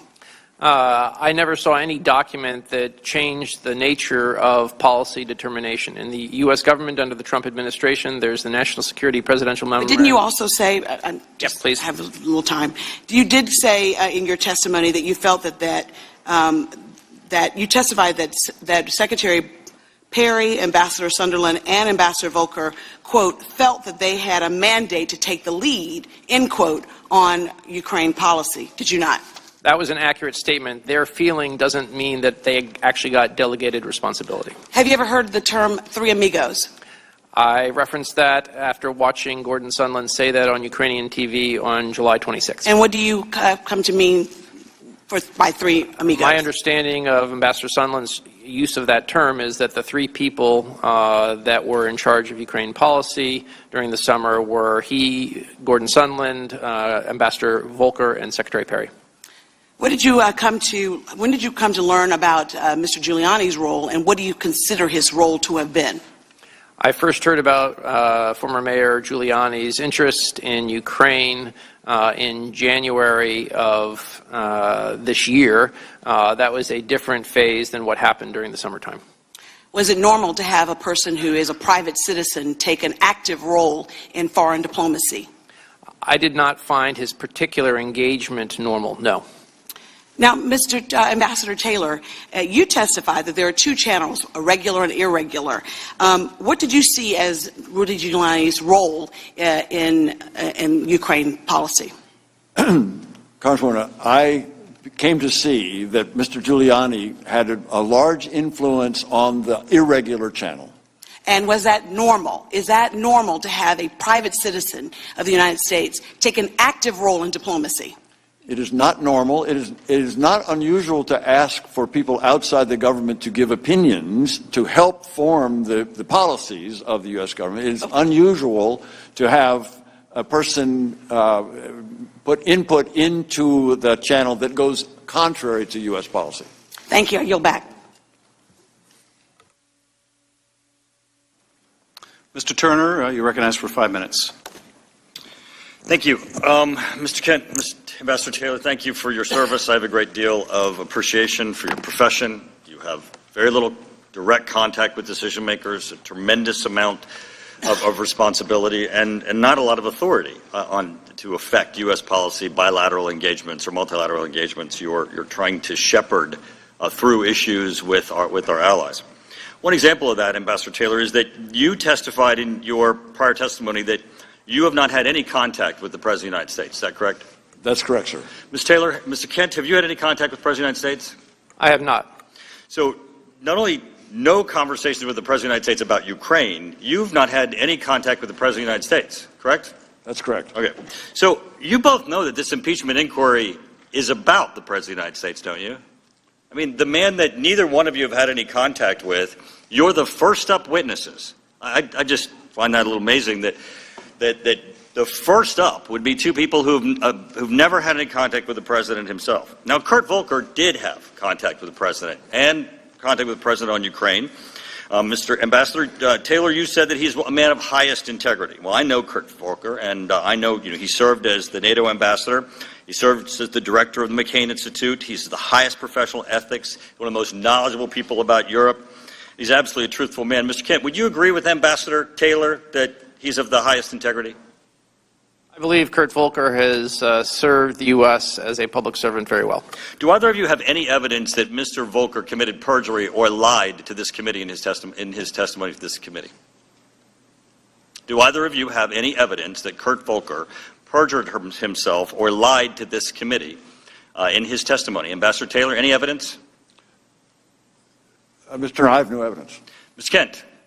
I believe Ambassador Volker's deposition was over 400 pages, and I don't have it in front of me, so I can't make a judgment. But you have no evidence that he lied or perjured himself. I have no correct, Mr. basis Kent? to make that judgment, no, Great. sir. Well, we're not in a court, gentlemen, and if we were, the Sixth Amendment would apply, and so would rules on hearsay and opinion, and most of your two testimonies would not be admissible whatsoever. But I understand in your profession you deal in words of understanding, words of beliefs and feelings, because in your profession, that's what you work with to try to pull together policy and to go in and out of meetings to try to formulate opinions that affect other people's decision-making. Ambassador Taylor, have you ever prepared for a meeting with the president or a prime minister of a country, or where you were told one thing before you went into the meeting as to what it was to be about, and the meeting be about another thing, or you get in there and the beliefs or opinions of the president or the prime minister were other than you believed? Mr. Turner, you're asking if I ever learned something new in a Have in a you ever meeting? walked in with a belief that you thought about the country that you were serving in and find out that they were wrong?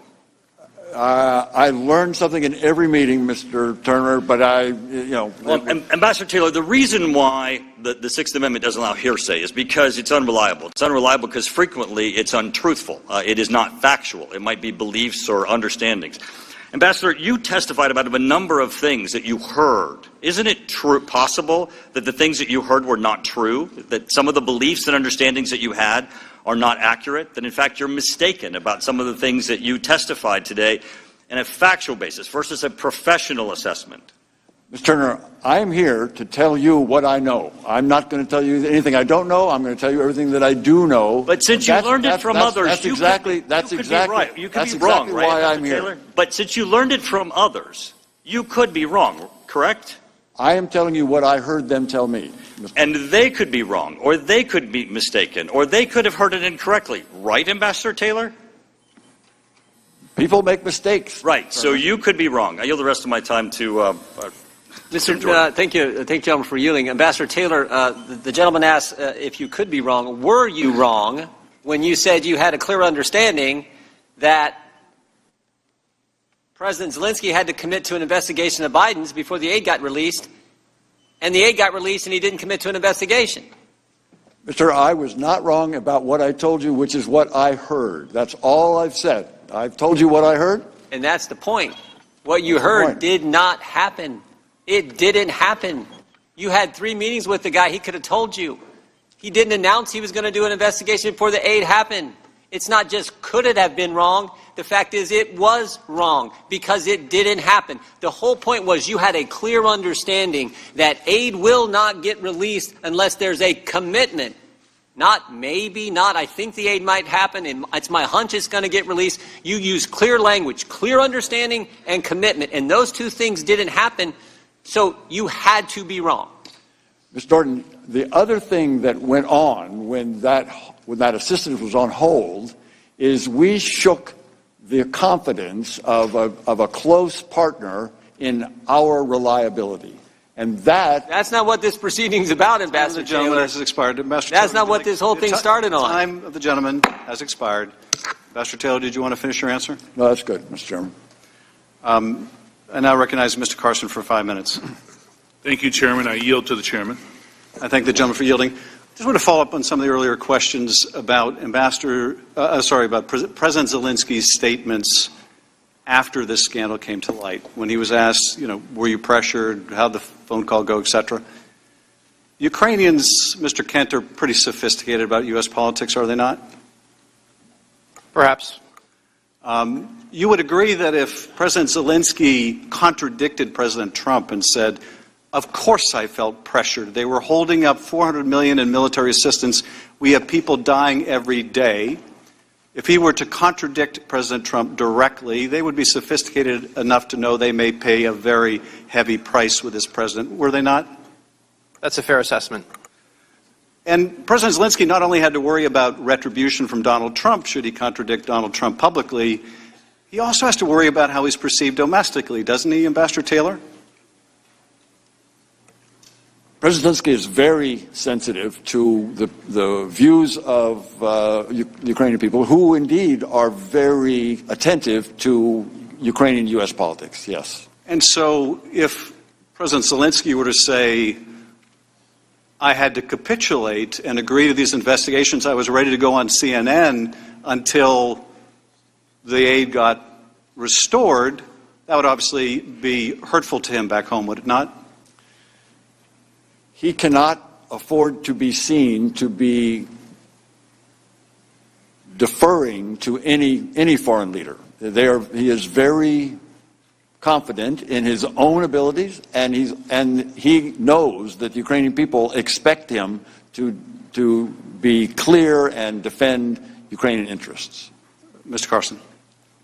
Thank you, Chairman. My colleague touched briefly on the campaign to remove career diplomat Ambassador Yovanovitch. Mr. Kent, you stated in previous testimony that you were aware of the, quote, campaign of slander against the ambassador in real time, which basically unfolded in the media. Where do you understand this misinformation campaign was coming from, and who was essentially perpetuating it? To my understanding, the then Prosecutor General of Ukraine, now ex, Yuri Lutsenko, met Rudy Giuliani in New York on a private visit in January. They had a second meeting in February, and through the good offices of the former mayor of New York, Yuri Lutsenko gave an interview to John Solomon, then of The Hill, in early March, and the campaign was launched on March 20th. A corrupt Ukrainian prosecutor gave an interview to a reporter in the United States and made claims that the ambassador provided officials with a, quote, do not prosecute list. Sir, do you have any reason to believe this is true? I have every reason to believe it is not true. What was the reputation of the man who made these allegations, sir? Yuri Lutsenko was a politician of long standing. He had been Minister of Interior after the Orange Revolution. The U.S. Embassy had good relations with him for years. He was imprisoned by President Yanukovych, came out, was elected majority leader of Poroshenko, the then president's party, and then became Prosecutor General in the spring of 2016. What was your experience with Ambassador Yovanovitch? Was she working hard to combat corruption in Ukraine, sir? She was dedicated, as is every U.S. government official in Ukraine, to help Ukrainians overcome the legacy of corruption, which they actually have made a number of important steps since 2014. So, in fact, before all of this happened, you and your superiors at the State Department asked the ambassador to extend her time in the Ukraine, correct, sir? That is correct. Did you support her extension? I asked her to extend until the end of this year to get through the election cycle in Ukraine, and then Undersecretary Hale in March asked her to stay until 2020. Now, some in Ukraine probably disliked her efforts to help Ukraine root out corruption. Is that correct? As I mentioned in my testimony, you can't promote principled anti-corruption action without pissing off corrupt people. Fair enough. Now, some of those people helped Giuliani smear her, did they not? They did. So ultimately, that smear campaign pushed President Trump to remove her, correct, sir? I cannot judge that. What I can say is that Rudy Giuliani's smear campaign was ubiquitous in the spring of 2019 on Fox News and on the internet and Twitter sphere. So Ambassador Taylor and Mr. Kent, in all of your combined decades at the State Department, have you ever before seen an instance where an ambassador was forced out by the president following a smear campaign of misinformation orchestrated by the president's allies? I have not. Nor I. Mr. Chairman, I yield back.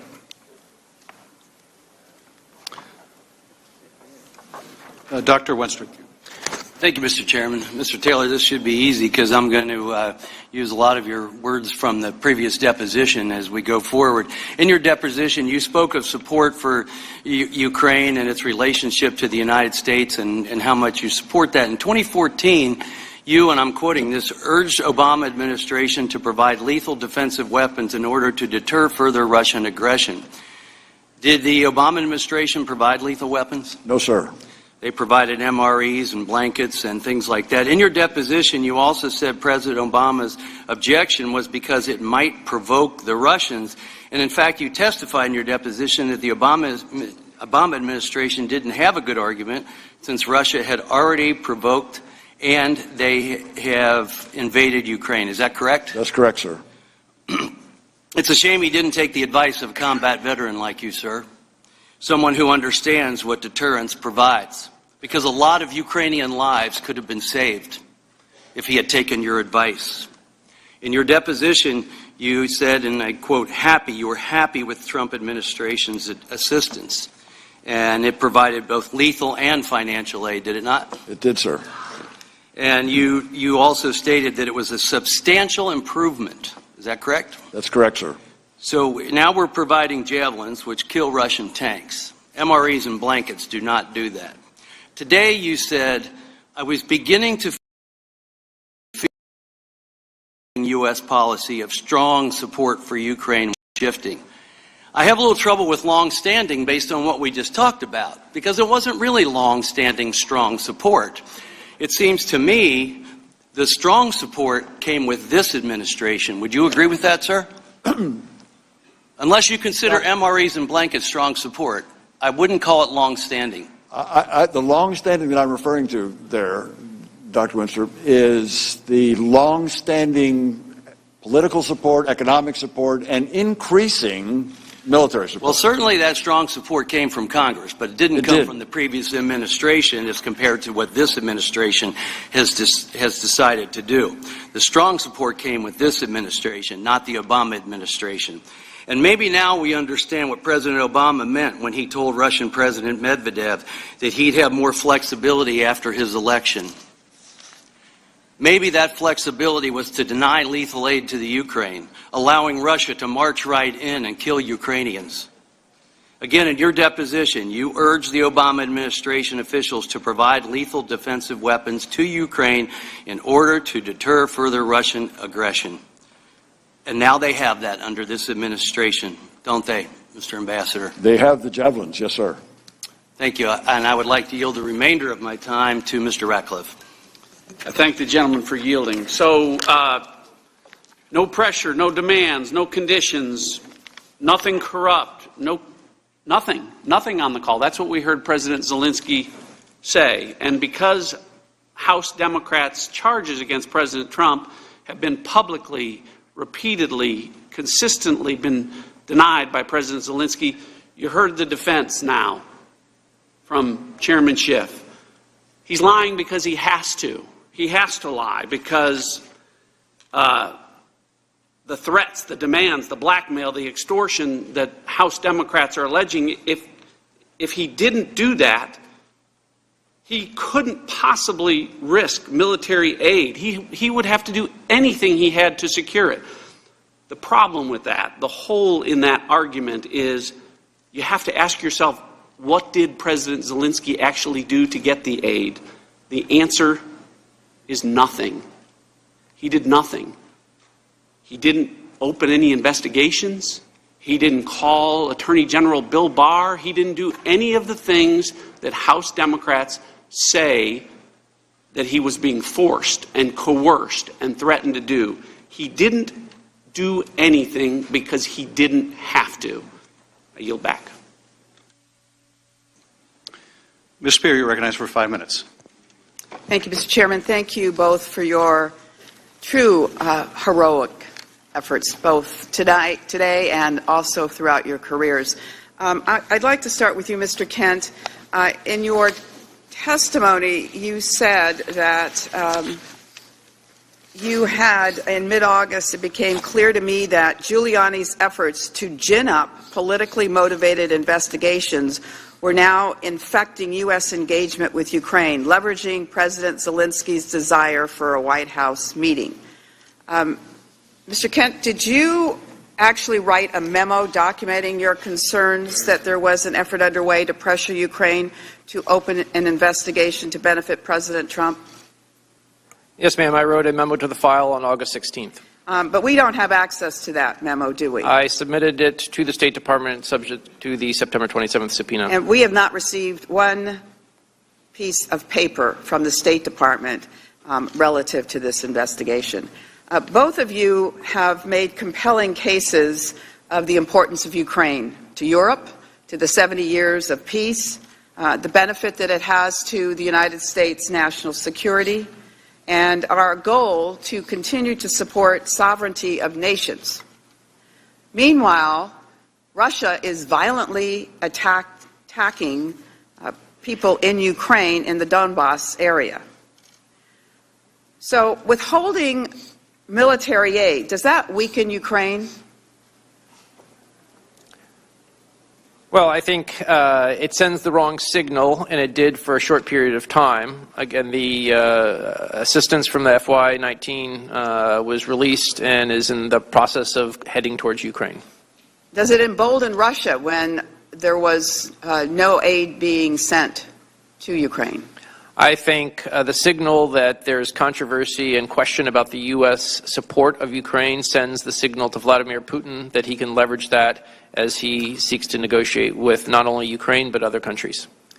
Thank you. Ambassador Taylor, I think you mentioned that a White House meeting for Zelensky would boost his ability to negotiate for a peaceful settlement with Vladimir Putin and Russia in general. Is that true? Ms. Spear, it's certainly true that that U.S. support for Mr. Zelensky, President Zelensky, in his negotiations with Russians is very important, and will enable him to get a better agreement with that support from the United States, both from the military assistance, but also just from the political assistance that we can provide. But he has not yet had that White House meeting, has he? He has not. I think it's ironic that Soviet-born Lev Parnas, who has now been indicted, had a meeting with the president in the White House after participating in a number of campaign events for the president and contributing $325,000 to the president's PAC. So maybe it's actually the requirement that you give money to the president's PAC in order to get that meeting at the White House. Ambassador Taylor, is it true that the prosecutor general now has opened an investigation in Ukraine? Ms. Spear, the new prosecutor general that President Zelensky has appointed is indeed investigating crimes in general. Is that your question? Yes. But yes, he is in office and is investigating criminal activity. Has he specified what investigations he's undertaken? No. He has not. All right. I yield the rest of my time to chairmanship. Just a quick question. My colleagues, a couple of my colleagues referenced the conversation, the hot mic conversation between President Obama and President Medvedev. That was in 2012. There's a suggestion that he was saying he was going to go easy on Russia over the invasion of Ukraine, but that invasion took place 2 years after that conversation. You don't have any reason to believe that President Obama was referring to going easy on Russia for an invasion that hadn't happened yet, do you? Mr. Chairman, I have no knowledge of what was in... It was more or less a rhetorical question. I will yield now to Mr. Stewart, or I'm sorry, Mr. Stewart. Yep. Thank you. To the witnesses, thank you. Time is precious, so I'm going to go very, very quickly. Welcome, I think, to year 4 of the ongoing impeachment of President Trump. I'm sorry that you have been dragged into this. I think the sign behind me says it very well. By the whistleblower's attorney, the coup has started and impeachment will follow. But after listening for what is going on now 4 hours and 21 minutes, after all of the secret hearings, after all of the leaks, after hearing witnesses such as yourselves give your opinions, it really comes down to this. One thing it comes down to. This is the transcript that the President has released of this phone call. There is one sentence, one phone call. That is what this entire impeachment proceeding is based upon. And I got to tell you, if your impeachment case is so weak that you have to lie and exaggerate about it to convince the American people that they need to remove this president, then you've got a problem. And the American people have been lied to again and again on this. We first heard a lot about quid pro quo. And then many people realized that was meaningless. So they said, well, let's go for the fences then. Let's talk about extortion. Let's talk about bribery. Let's talk about cover-up and obstruction, for which there is zero evidence of any of that. We heard a characterization of the president's phone call that was so outrageously inaccurate, it had to be described as a parody. And none of those things matter. None of it matters. It comes down to this. We appreciate your insight. We appreciate your opinion. But all you can do is give your opinion of this one phone call. Let me ask you, gentlemen, both of you have said here today, you have testified, corruption in Ukraine is endemic. Would we agree on that? Simple question. Problem is, isn't it? It's a problem, and they're taking steps to address it. Okay. Earlier in the hearing, both of you said use the word endemic or agreed to it. It's in the courts, it's oligarchs, it's prosecutors, it's everywhere. And I think we can also agree that that's not the only place in the world where we experience and see corruption. There's dozens and dozens of nations around the world that are steeped in corruption. Would you agree with that? I would say that there's corruption in every country, including ours. Okay, thank you. And some we're clearly more concerned about than others. So in these corrupt nations, of which there are probably hundreds of corrupt individuals, hundreds of corrupt government officials, can you give me an example any time where the Vice President of the United States shows up and demands that a specific prosecutor be fired and gives them a 6-hour time limit to do that? Are you aware of that ever happening any other place? I guess the answer is no. And I just think it's interesting that out of hundreds of corrupt individuals, dozens of corrupt nations, that happened one time. And it happened with the individual whose son was being paid by the organization that was under investigation. One other thing very quickly. If someone was a candidate for a political office, even for President of the United States, should they be immune from investigation? No one is above the law, sir. Thank you. I agree with that. I think we all would agree with that. And yet I think some presume that because some of the individuals we're talking about here were candidates, that they are immune from any questions or any investigation. I think it's absurd. For heaven's sakes, if those of us in public office, those of us who find ourselves up for re-election or all the time as a candidate, I think we have a higher standard, not immunity from asking these types of questions. The last thing, then I'm going to yield my time. Availability of funds. I'm quoting from the NDAA in 2019. The language is specific. Availability of funds under assistance to the Ukraine, it has to be certified. And what has to be certified? Quote, for the purposes of decreasing corruption. Are you surprised that there would be questions about corruption in Ukraine and that it would be discussed withholding some of this aid that's actually required by law? That it be withheld if they can't certify that corruption has been eliminated or is being addressed? The certification in that case is done by the Secretary of Defense upon advice of his staff in consultation with the interagency community. We were fully supportive of that conditionality, and the Secretary of Defense had already certified that that conditionality had been met. And so we agree that we should withhold funds if there's questions about corruption that have not been addressed. I'm going to yield the rest of my time to Mr. Jordan. Sorry. 18 seconds. You're going to let that go? Thank you. In that case, I will yield back. Thank you. Mr. Quigley. So that certification, that took place in May. Is that correct, Mr. Kent? Do not believe it was certified by May. I would defer to my colleague Laura Cooper, who's testified on closed door. But it was an earlier time. It had not been done by May because when I was visiting in May, I was asked by Laura to raise a specific issue that would meet the conditionality. But the DOD did say that they met the certification. Yes, sir. I think it may have been in the July timeframe. Thank you. So it's interesting and curious that we're talking about hearsay evidence. It's extraordinary to me that the committee's been able to get as much information as they had, direct or hearsay, given the obstruction. You gentlemen were both asked by the State Department not to appear for your depositions. Is that correct? We both received, I believe, I received initially a letter directing me not to appear. And once the committees issued a subpoena, I was under legal obligation to appear, and I am here today under subpoena. Ambassador, were you also asked not to be part of the deposition? Mr. Quigley, I was told by the State Department, don't appear under these circumstances.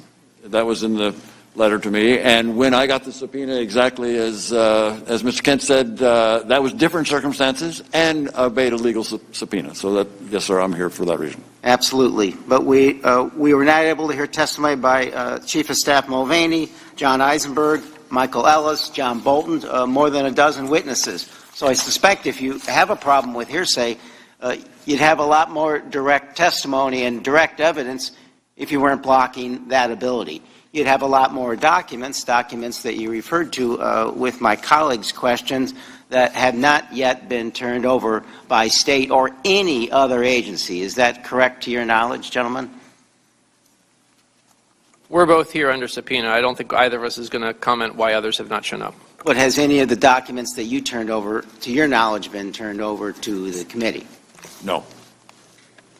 Mr. Kent, following the July 25th call and through the first 2 weeks of August, were you involved in any efforts to arrange for President Zelensky to make a statement announcing the 2 investigations that President Trump had talked about in the July 25th call? I was not, and I would never participate in an arrangement to have them announce investigations. Ambassador Taylor, were you involved in any such efforts? No, sir. I want to show you a text of the exchange. This one's between Ambassador Volker and Andrei Yermak, the same aide to Zelensky that Volker texted before the July 25th call. You weren't involved with it, so I'll read it. The first text is from August 10th. Ambassador Volker text, I agree with your approach. Let's iron out the statement and use that to get date and Prez can go forward with it.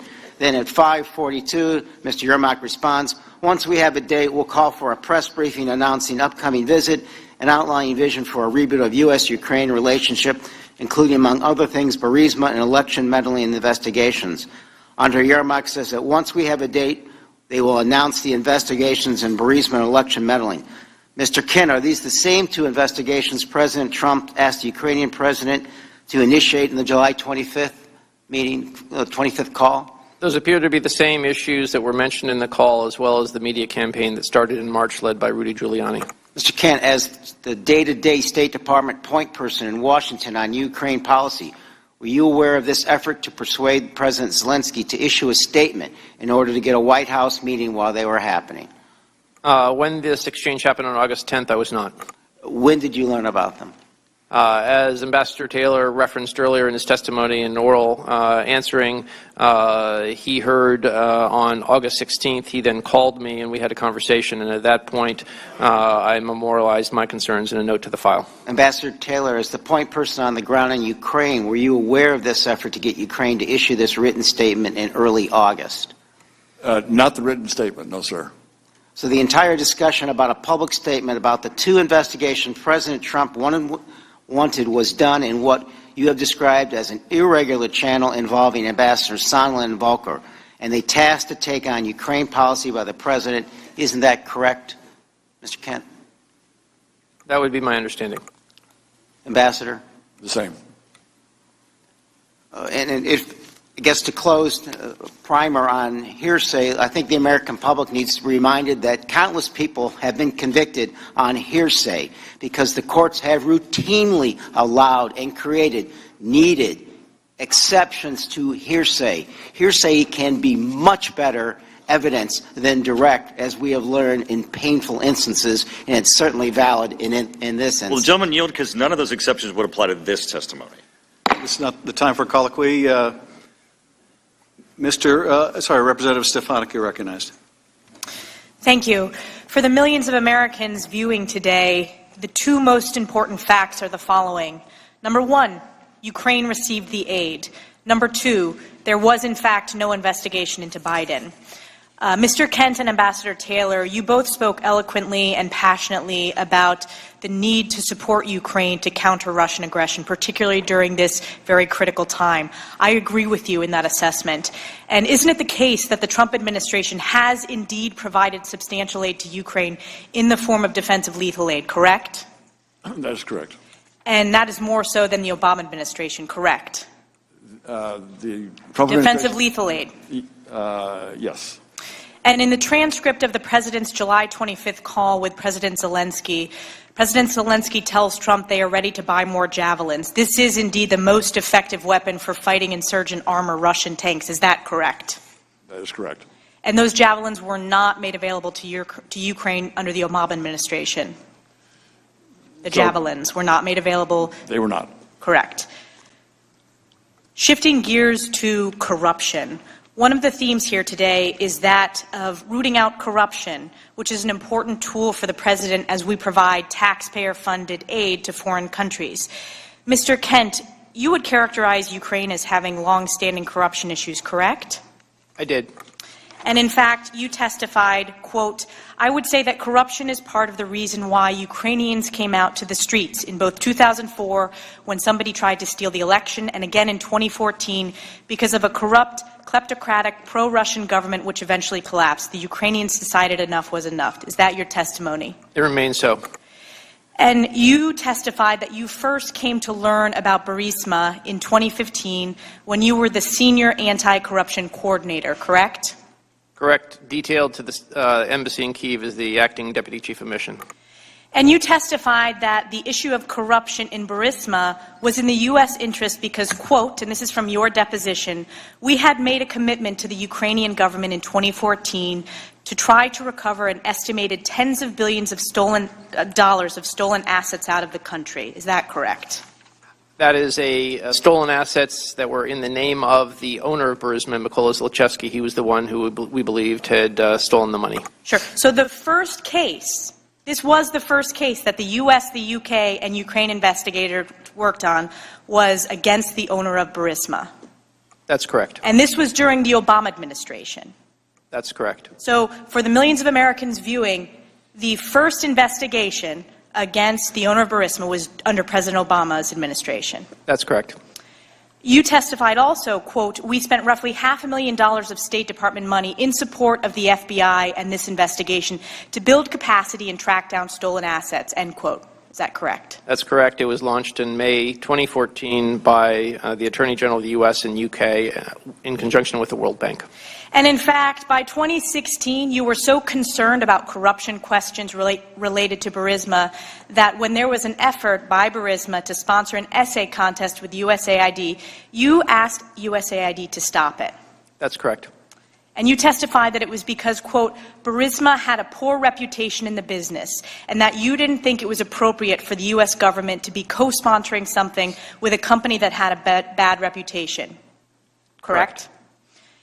You are also aware, and you testified today, that Hunter Biden served on the board of Burisma. Correct. And you also testified that you were indeed concerned about the appearance of conflict of interest. That's correct. And broadly, this is very important, you testified in your deposition that when the State Department evaluates foreign assistance, it is appropriate for them to look at levels of corruption in countries. That's correct. And lastly, you also testified that, and this is your quote, issues of corruption have been part of high-level dialogue between U.S. leaders and Ukrainian leaders, regardless of who is the U.S. leader and who is the Ukrainian leader, and that is a normal issue of diplomatic discussion at the highest level, end quote. Is that correct? That's correct. I will yield 30 seconds. You know what? I will yield back after that. Thank you. Mr. Swalwell. Both of you have testified that you are not direct witnesses who have spoken with President Trump. However, you are witnesses to a shakedown scheme that others participated in who spoke with President Trump. However, Ambassador Bolton and Mick Mulvaney both spoke directly to President Trump, and unlike you, they have refused to honor our request for them to be a part of these proceedings.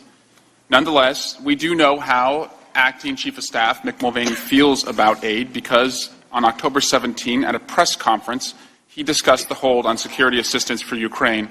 Ambassador Taylor, I'd like you to listen to what he said.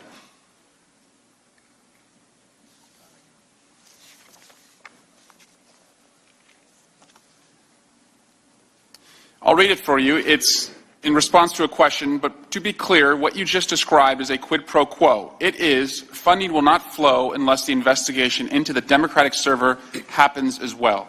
In response to that question, Mr. Mulvaney said, Mr. Taylor, we do that all the time with foreign policy. My question, Ambassador Taylor, the President conditioning security assistance on an investigation into his political opponent prior to this administration, is this something we would do all the time? No, sir. Why not? We condition assistance on issues that will improve our foreign policy, serve our foreign policy, ensure that taxpayers' money is well spent. Those are and those conditions are either coming from the Congress or from policy decisions stemming from authority Congress has given us to make sure that the taxpayers' money is well spent, or that the receiving country takes the actions in our national interest. And you described in your text message exchanges that engaging in a scheme like this is, quote, crazy. Can we also agree that it's just wrong? Yes. Why is it wrong?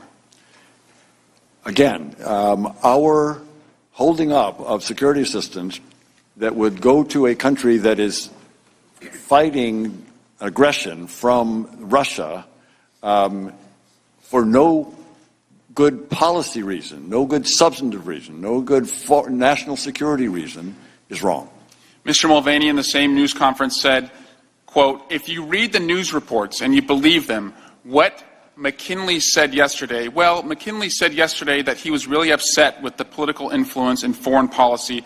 That was one of the reasons he was so upset about this. And I have news for everybody. Get over it. There's going to be political influence in foreign policy. Ambassador Taylor, should we get over it? If we're talking about political influence, meaning attempts to get information that is solely useful for political campaigns, if that's what he's talking about, we should not get used to that. Finally, Mr. Mulvaney said, again, I was involved with the process by which the money was held up temporarily, okay? 3 issues for that. The corruption of the country, whether or not the countries were participating in the support of Ukraine, and whether or not they were cooperating in an ongoing investigation with our Department of Justice. That's completely legitimate. Mr. Kent, were you aware of any formal Department of Justice cooperation requests made to the Ukrainians? I am not aware that there was any formal Department of Justice request in this matter, no. Was Mr. Mulvaney's statement false? I think you'd refer that question again to the Department of Justice, since I don't have full knowledge of whatever they may have been working on. Just about an hour before the two of you sat down to testify today, the President tweeted multiple times about this hearing, and he put in all caps, never Trumpers. Mr. Kent, are you a never Trumper? I am a career non-professional who serves whatever president is duly elected and carries out the foreign policies of that president in the United States, and I've done that for 27 years for 3 Republican presidents and 2 Democrat presidents. Ambassador Taylor, are you a never Trumper? No, sir. Ambassador Taylor, finally, you said in your statement on page 19, Mr. Chairman, there are 2 Ukrainian stories today. The first is the one we are discussing this morning and that you have been hearing for the past 2 weeks. It's a rancorous story about whistleblowers. Mr. Giuliani, side channels, quid pro quos, corruption, and interference in elections. In this story, Ukraine is merely an object. Is it also true that in this story, it's about the President of the United States?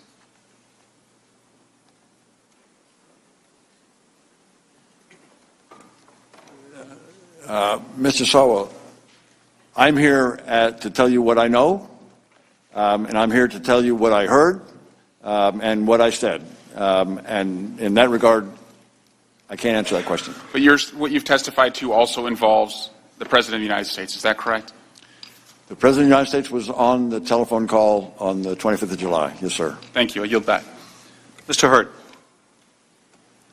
Thank you, Chairman. Gentlemen, I appreciate y'all's decade of service. As the fabled Foreign Service officer, Ambassador Ryan Crocker, says, because we have pumps and wingtips on the ground, meaning diplomats, that prevents us from having the need to have boots on the ground in the military. Y'all are an important role in our national security, and thank you and your colleagues. Mr. Taylor, my first questions are to you, and these are questions that are on years prior to your time in the Ukraine, but I'm pretty sure you can answer them. Did the Ukrainians get aid in FY17? Did they get any aid in FY17? Yeah. Any? Yes, sir. They did get assistance. And they got security assistance as well. They did. And if I said that number was circa, in military assistance, around $270 million, would that probably be accurate? Mr. Close. About right? Yeah. Did they get aid in FY18? Yes, sir. Including security assistance? Including security assistance. We've already talked about the javelins, the anti-tank missiles that they were not able to purchase in previous administrations. Have they gotten security assistance in FY19? Yes, sir. Prior to the $400 million or so that we're discussing or been discussing a lot here today? They got some previous year, some probably FY18 assistance, but George, you may know. It takes a while once money is obligated to actually reach the country. There were 2 island-class ships that just arrived in the port of Odessa, sure. And that was with prior year money. So there's about a lag of a year. My point is that we have been supporting the Ukrainians under this administration in order to help them kick out the Russians who invaded their country. Yes, sir. 100%. Ambassador Taylor, you earlier testified that Ukrainian officials did not become aware of potential U.S. assistance being withheld until August 29th. Is that accurate? That's my understanding, Mr. Hurd. Would you find it surprising if a Ukrainian official knew about that sooner and did not contact you? I can answer that it was only after August 29th, when the political argument, that I got calls from several of the Ukrainian officials. Good copy. Mr. Kent, had you had any Ukrainian official contacting you concerned about, when was the first time a Ukrainian official contacted you concerned about potential withholding of U.S. aid? It was after the article in Political came out in that first intense week of September. Gotcha. So after that August 29th conversation.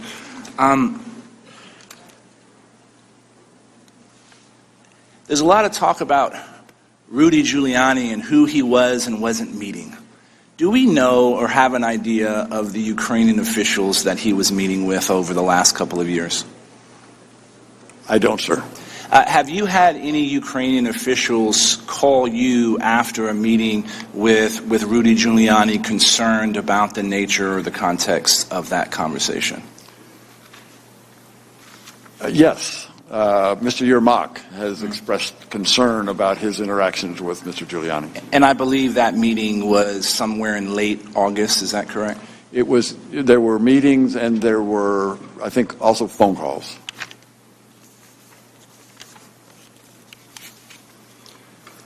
And y'all have talked many times that y'all are still concerned about corruption in Ukraine, is that correct? Sir.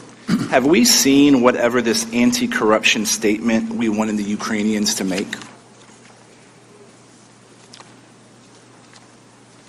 Are you referring to the statement that was being negotiated between Kurt Volker, Gordon Sondland, and Andrei Yermak? Yes. That was not an anti-corruption statement, sir. What was the statement? I think if you go back to the back and forth of WhatsApps that were shared by Kurt Volker, they shared a draft with Rudy Giuliani, and Rudy Giuliani said it would not be acceptable if it didn't mention Biden-Burisma in 2016. But that statement was never agreed to or was never issued by the Ukrainian officials? Is that correct? No statement of that sort was issued, correct. And have U.S. businesses ever contacted y'all concerned about corruption within Ukraine? Yes, sir. As of this year even? Yes, sir. Because the concern is not just how Ukrainian businesses run by oligarchs are being operated. It's also concerns about how the Ukrainian government is dealing with American businesses trying to operate in Ukraine. Is that accurate? American businesses are very concerned about the judicial system in particular. Yes, sir. I yield back the time I do not have, Mr. Chairman. Thank the gentleman, Mr. Castro. Thank you, Chairman. Thank you, gentlemen, for your testimony today and for your service to our country. Listening to all the evidence, everything I've heard and read in this investigation, it seems to me that the President of the United States either committed extortion and bribery of a foreign official or attempted extortion and bribery of a foreign official. When President Trump got President Zelensky on the phone on July 25th, he was talking to a desperate man, wasn't he? President Zelensky was desperate to protect his country and make sure that he had foreign assistance from the United States. Is that right? President Zelensky is very interested in U.S. support, both assistance and political support. Yes, what would have happened if the aid had gotten cut off, Ambassador? What would have happened to President Zelensky's career, and what would have happened to the Ukraine? The assistance, if the assistance had been cut off, he would have been much weaker in his negotiations with the Russians. He would have been much weaker on the battlefield. The Russians may have taken it as an invitation to actually take military action against Ukraine. Is that right? The Russians always look for vulnerabilities, and they know that the United States has supported Ukraine. If the Russians determine or suspect that that support is lessened or not there, they will likely take advantage. They could have pounced. They could have taken advantage. So he had a desperate man on the phone, and he asked a desperate man for a favor. And based on your testimony, it sounds like, begrudgingly, President Zelensky may have actually agreed to do that favor and investigate the Bidens and Burisma. Is that right? President Zelensky does say in the transcript that he will pursue the investigations. So we know that President Trump asked for a favor to help his political career, and it appears as though the President of the Ukraine agreed to that favor. Do we know why it didn't actually happen? Do we know why there was no announcement in front of CNN or to CNN about an investigation? Mr. Castro, as we've determined, as we've discussed here, on September 11th, just before any CNN discussion or interview, the hold was released. The hold on the security assistance was released. But we don't. So the hold was released. Is it possible that the White House released that hold because they knew that a whistleblower had basically turned this in? I don't know, sir. Do you think that's possible? I'm not in a position to judge. So we have a president who the other side has claimed or has defended the president, saying that the aid went through, that there was never any investigation. But the president attempted to get those things done. And it looks like there was an initial agreement by the president of the Ukraine to actually do those things. So, ambassadors, is attempted murder a crime? Is attempted murder a crime? Attempted murder is a crime. Is attempted robbery a crime? Neither of us is a lawyer, but I think anybody in this room could answer that question. I think that's right. I'll go out on a limb and say, yes, it is. Is attempted extortion and bribery a crime? I don't know, sir.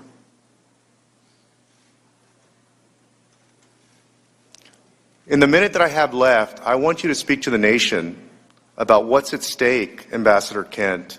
You said in your opening statement, you warned about selective prosecutions and a president of the United States going after specific Americans abroad. If this Congress clears President Trump, does it mean that he can go ask another foreign country to investigate another presidential candidate, a member of Congress, a governor, a senator, or any private American citizen doing business overseas. If there's no consequence for a president who does that, then it means there's a green light, doesn't it, for any president to ask any country to go prosecute or investigate an American citizen for political and personal gain of that president. Doesn't it? Thank you for the question. First of all, I'm not an ambassador. I'm sorry, Deputy Secretary. I will repeat, I think on principle, regardless of the country, whether it's Ukraine, the U.S., or any country, the facts of law, criminal nexus, should drive investigations by law enforcement officials, and it is not the role of politicians to be involved in directing the judicial systems of their own country or other countries. I yield back, Chairman. Mr. Ratcliffe. Thank the Chair. Mr. Kent, in your prior deposition on page 159, you were asked about the President's authority to release an ambassador for any reason, and your response was, quote, all ambassadors serve at the pleasure of the President, and that is without question. Everybody understands that, end quote. Do you remember saying that? I do, and it's true.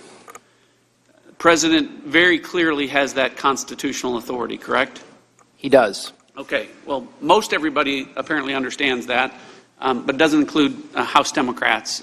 In the context of this impeachment inquiry, specifically addressing Ambassador Yovanovitch, who I know is a friend of yours, in alleging an abuse of power in a nationally televised interview, a member of this committee said, quote, it's an abuse of power to remove an ambassador for political reasons because you don't like what they're doing, period, end quote. That's not true, is it? Again, I go back to what I said. The President has the right to have ambassadors serve at his pleasure. Okay. So you agree with me that we shouldn't impeach a president for exercising his constitutional authority?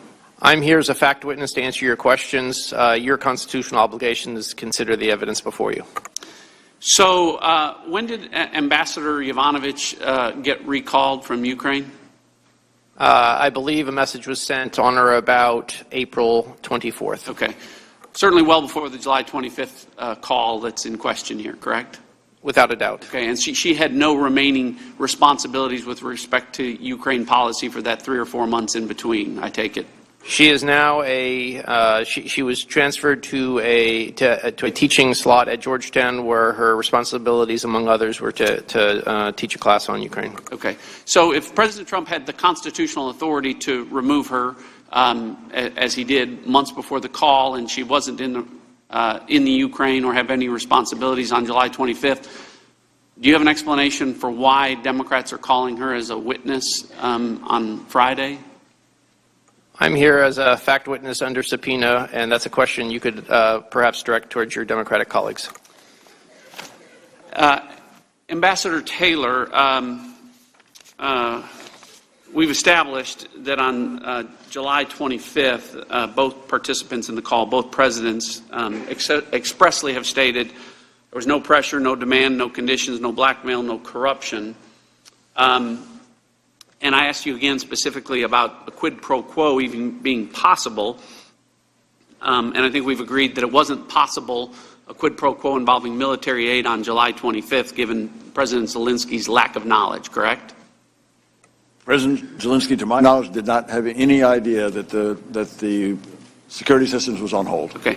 So do you have an explanation for why within days of that phone call, when no quid pro quo was even possible, a person who later became a whistleblower walked into Chairman Schiff's staff to discuss what Chairman Schiff's spokesman, Patrick Boland, said were the, quote, outlines of the whistleblower's accusations? I'm sorry, what's the question, sir? Question is, do you know or have an explanation for why that person would walk in a few days later to Chairman Schiff's office? I do not. Okay. Earlier, Chairman Schiff made reference to a colloquy, and for the public, a colloquy is a way for legislators to clarify an important issue to the public. And so without jeopardizing the whistleblower in any way, in an effort to find out, Chairman, what you knew and when you knew it about the whistleblower, I'd like you to engage in a colloquy with me. My colleague will address his questions to the witnesses. I'll take that as a no. You're not interested in a colloquy? Mr. Ratcliffe, you could take it any way you like it, but appropriately, your question should be directed to witnesses. Well, I guess my question to the witnesses then is, when are House Republicans going to find out what House Democrats already know? When are we going to find out the details of the contact between Chairman Schiff and the whistleblower? What they met about, when they met, the number of times they met, the discussions that were had. Mr. Chairman, point of order. Point of order. Mr. Chairman, the gentleman is questioning the chair, which is not permitted under the resolution applicable to the hearing or the rules of the House or the committee. The efforts to undermine lawful whistleblowing is, moreover, contrary to the law and practice of this committee. And I would like to also quote, Mr. Chairman, I'm not trying to find out the identity. I want to find out the date that this happened. Both gentlemen could suspend. Mr. Ratcliffe has resumed questioning of the witness, so I would just recommend we move on. Chairman, pretty simple question. Are we ever going to be able to find out the details in not anything classified? Mr. Chairman, I'll reserve my point of order. I guess he hasn't resumed his questioning of the witness. Mr. Ratcliffe, your time is dwindling. I suggest you use it. I'll yield back. Mr. Heck. Thank you, Mr. Chairman.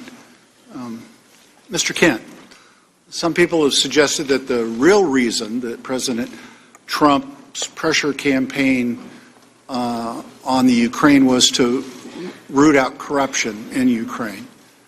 I've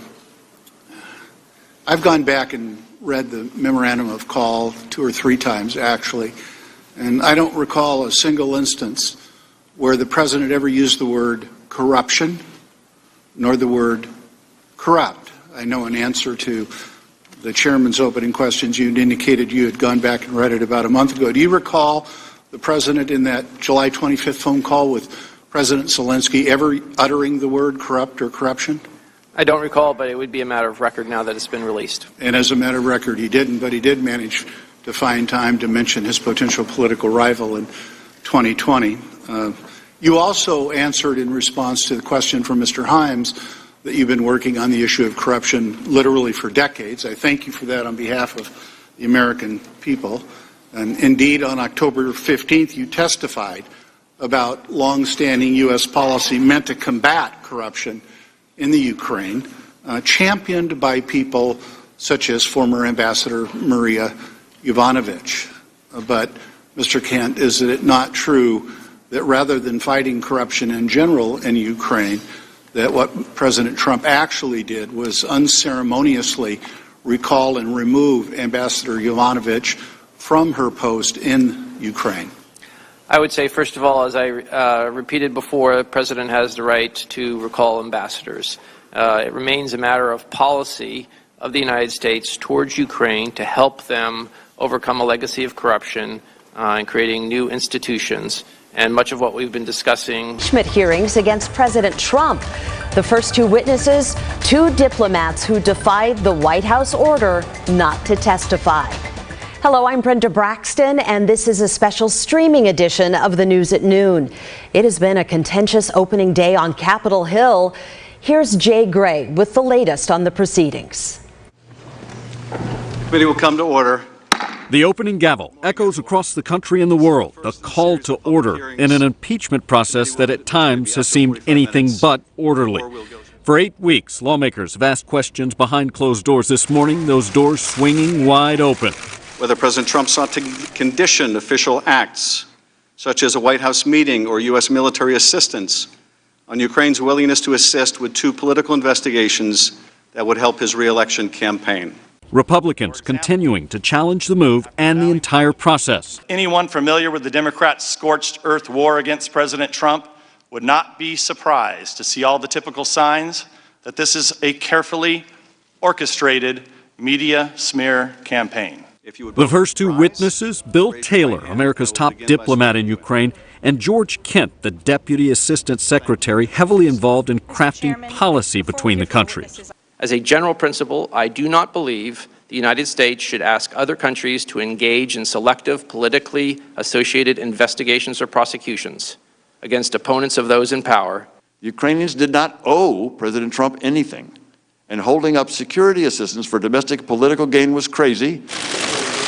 At the White House, President Trump, meeting with his counterpart from Turkey, says he hasn't paid much attention to the proceedings. I did not watch it. I'm too busy to watch it. It's a witch hunt. It's a hoax.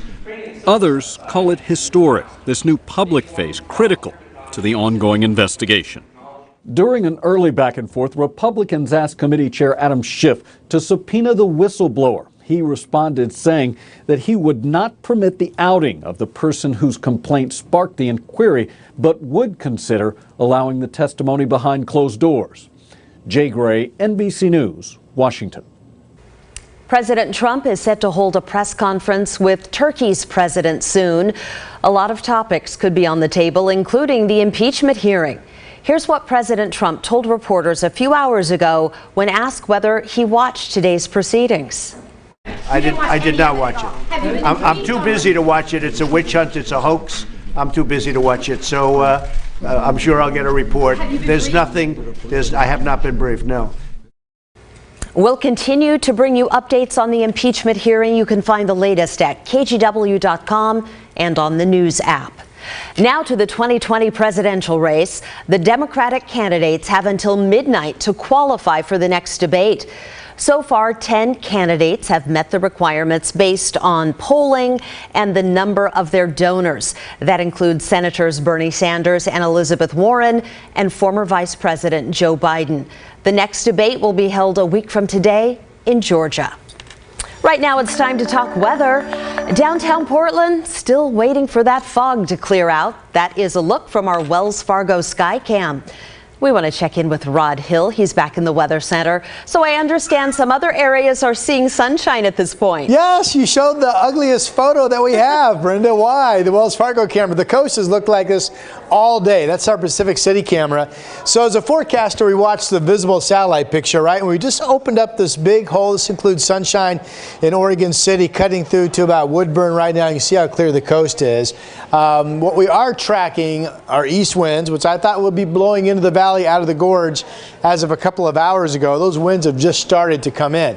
So believe it or not, as cloudy as we are in downtown Portland right now, by about before 1 o'clock, 12:45, 1 o'clock, we could actually be clear with the east winds that have just abruptly picked up. Gusting right now to 18 at Troutdale, so that wind will get all of this out of here for this afternoon. Of course, we will need, I don't know, a good 3 hours of beautiful clear skies to get temperatures up to about 60 degrees. Futurecast does show the wind coming into Portland in the coming hour plus. Here it shows it later today, and those east winds now they're picking up will still be breezy in the usual spots into the morning tomorrow. So right now 50, sun is coming. We'll stick with 58, 60 degrees if we get sunshine shortly after 1 o'clock at the latest, and then still 50 at 8 p.m. I do want to show you other temperatures. Happy Valley 49, only 47 up in Battleground. Again, it's been a chilly, overcast morning. There's 55 in Canby. I think they're getting some sunshine right now. McMinnville is at 55 degrees as well. Satellite picture for our area. It is a dry day. That's not going to change. I do want to show you before I let you go. We're tracking the next chance of rain coming in. This is Futurecast late evening tomorrow coming in. That's at 11 o'clock. And then first thing Friday morning, there's the band with the front.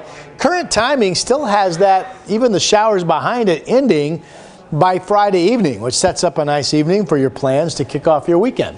So I haven't made any big changes. I've just tweaked some temperatures since the sunrise show. Tomorrow, dry daytime, late evening showers, 55 rain to showers on Friday. Saturday, one of those days that may not clear out. Could be some mist with the morning marine deck. Sunday, still not sure if the rain stays to our north or we get some of it. And then rain picks up Monday into Tuesday. I understand we're streaming live, though, Brenda. I feel like I could talk longer, but I know you're waiting to deliver more news. You have a lot to say, my friend. You certainly do. Thank you, Rod. The Washington County Sheriff's Office is investigating after this school bus slid off the road this morning. It happened on TV Highway and Scoggins Valley Road.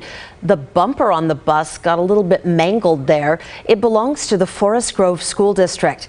Deputies say 15 students were on board, but no one got hurt. The Corvallis School Board accepted the resignation of one of its members. Brandy Fortson came under fire for tweeting, quote, "Hey kids, always remember that all cops are bastards." That post drew national criticism. Some of Fortson's supporters, though, showed up at last night's school board meeting saying people were missing the point. They say the post had an underlying message about police brutality. They also condemned death threats directed at Fortson's family.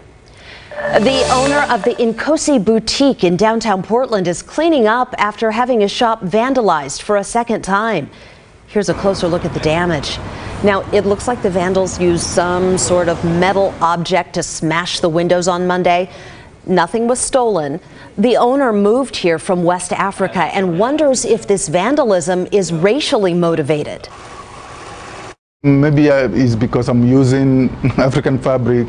You know, Portland is not too much colorful place, and I don't know. I'm just thinking maybe people don't like what I'm doing. He says it'll cost more than $1,000 to repair the window. A GoFundMe has been set up to help. You can find a link to it on KGW.com. After a 2-year partnership, Nike is cutting ties with Amazon. The company will stop selling sneakers and athletic clothes directly to Amazon, but you will still be able to buy gear from independent sellers. The move really is a setback for Amazon, which has been trying to lure big brands to its site. An iconic restaurant along Highway 26 has closed its doors. Calamity Jane's in Sandy had its last day yesterday after 38 years. You may recognize it by that heart-shaped sign out front.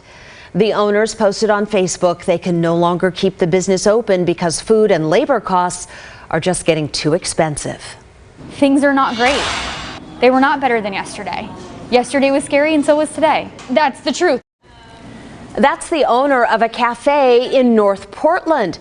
She says it's in danger of closing because of the business that was there before her. That business faced protests claiming racial insensitivity. The new owner says customers don't understand that old business is gone. Michaela McVetti opened Sisters Gourmet Deli in September on North Williams Avenue.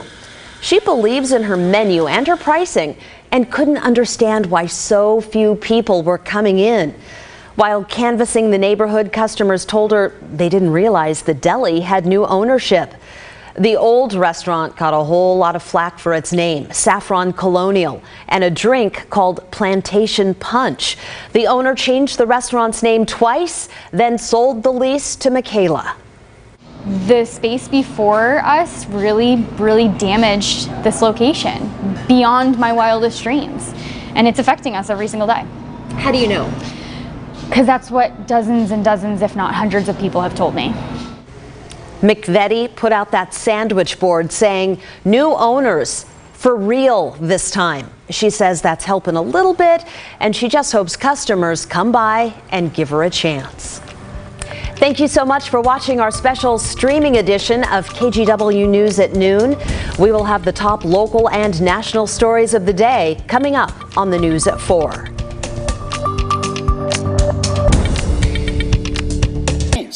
He's just not free to change our foreign policy unless he gets his way to assist him in that campaign. That's a line he can't cross. Now, you all have been very clear about what our continuous foreign policy was. And Ambassador Taylor, just very quickly describe why us withholding aid interfered with achieving our national security goals. Mr. Belch, one of our national security goals is to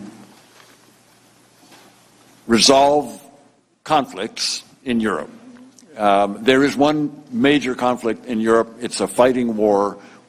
Our national security goals in support of Ukraine, in support of a broader strategic approach to Europe, is to facilitate that negotiation, is to try to support Ukraine when it negotiates with the Russians. And I want to go back, because in the historical context, Mr. Kent, that you Ambassador Taylor provided, we had 70 years of peace after the war in which we lost over 400,000 American lives. And that took care. And that was in jeopardy, as you described it, Ambassador Taylor. And that threatened each and every one of us up here in the constituents we represent. Is that a fair statement? That's a fair statement. I want to do 3 dates, too. I only have a little time, but July 24, July 25, and July 26.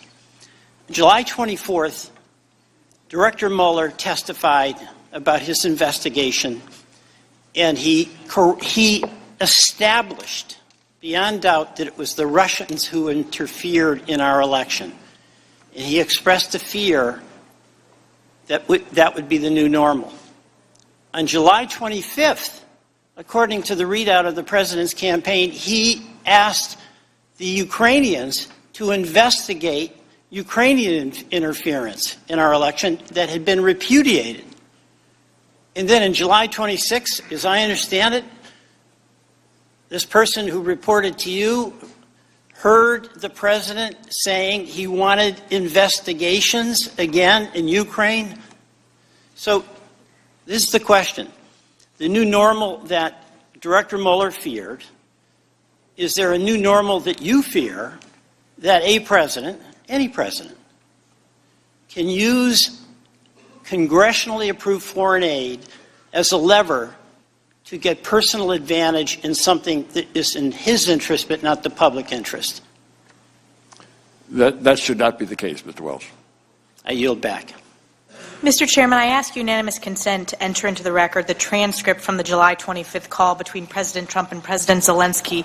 You yourself, Mr. Chairman, have mischaracterized the call. In fact, in the first open hearing, you had a parody. The gentlewoman will suspend.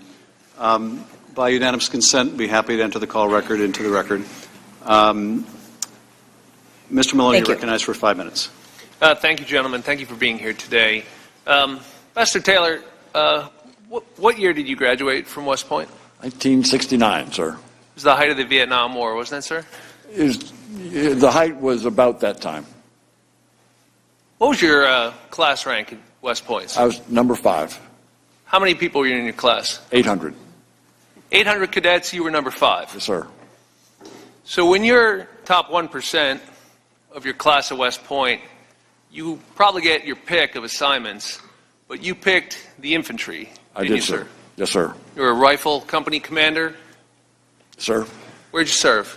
In Vietnam. Did you see combat in Vietnam, sir? Did. Did you earn any accommodations for that service? I was awarded the Combat Infantryman's Badge, which is my highest, I'm proudest of. There was a Bronze Star, there was an Air Medal with V. That's for valor, isn't it, sir? It is. Let's talk about July 26th, a lot of years later. You go to the front, you go to Donbass with Ambassador Volker, I believe, and you're on the bridge, and you're looking over on the front line at the Russian soldiers. Is that what you recalled? Yes, sir. And you said the commander there, the Ukrainian commander, thanked you for the American military assistance that you knew was being withheld at that moment. That's correct. How'd that make you feel, sir? Badly.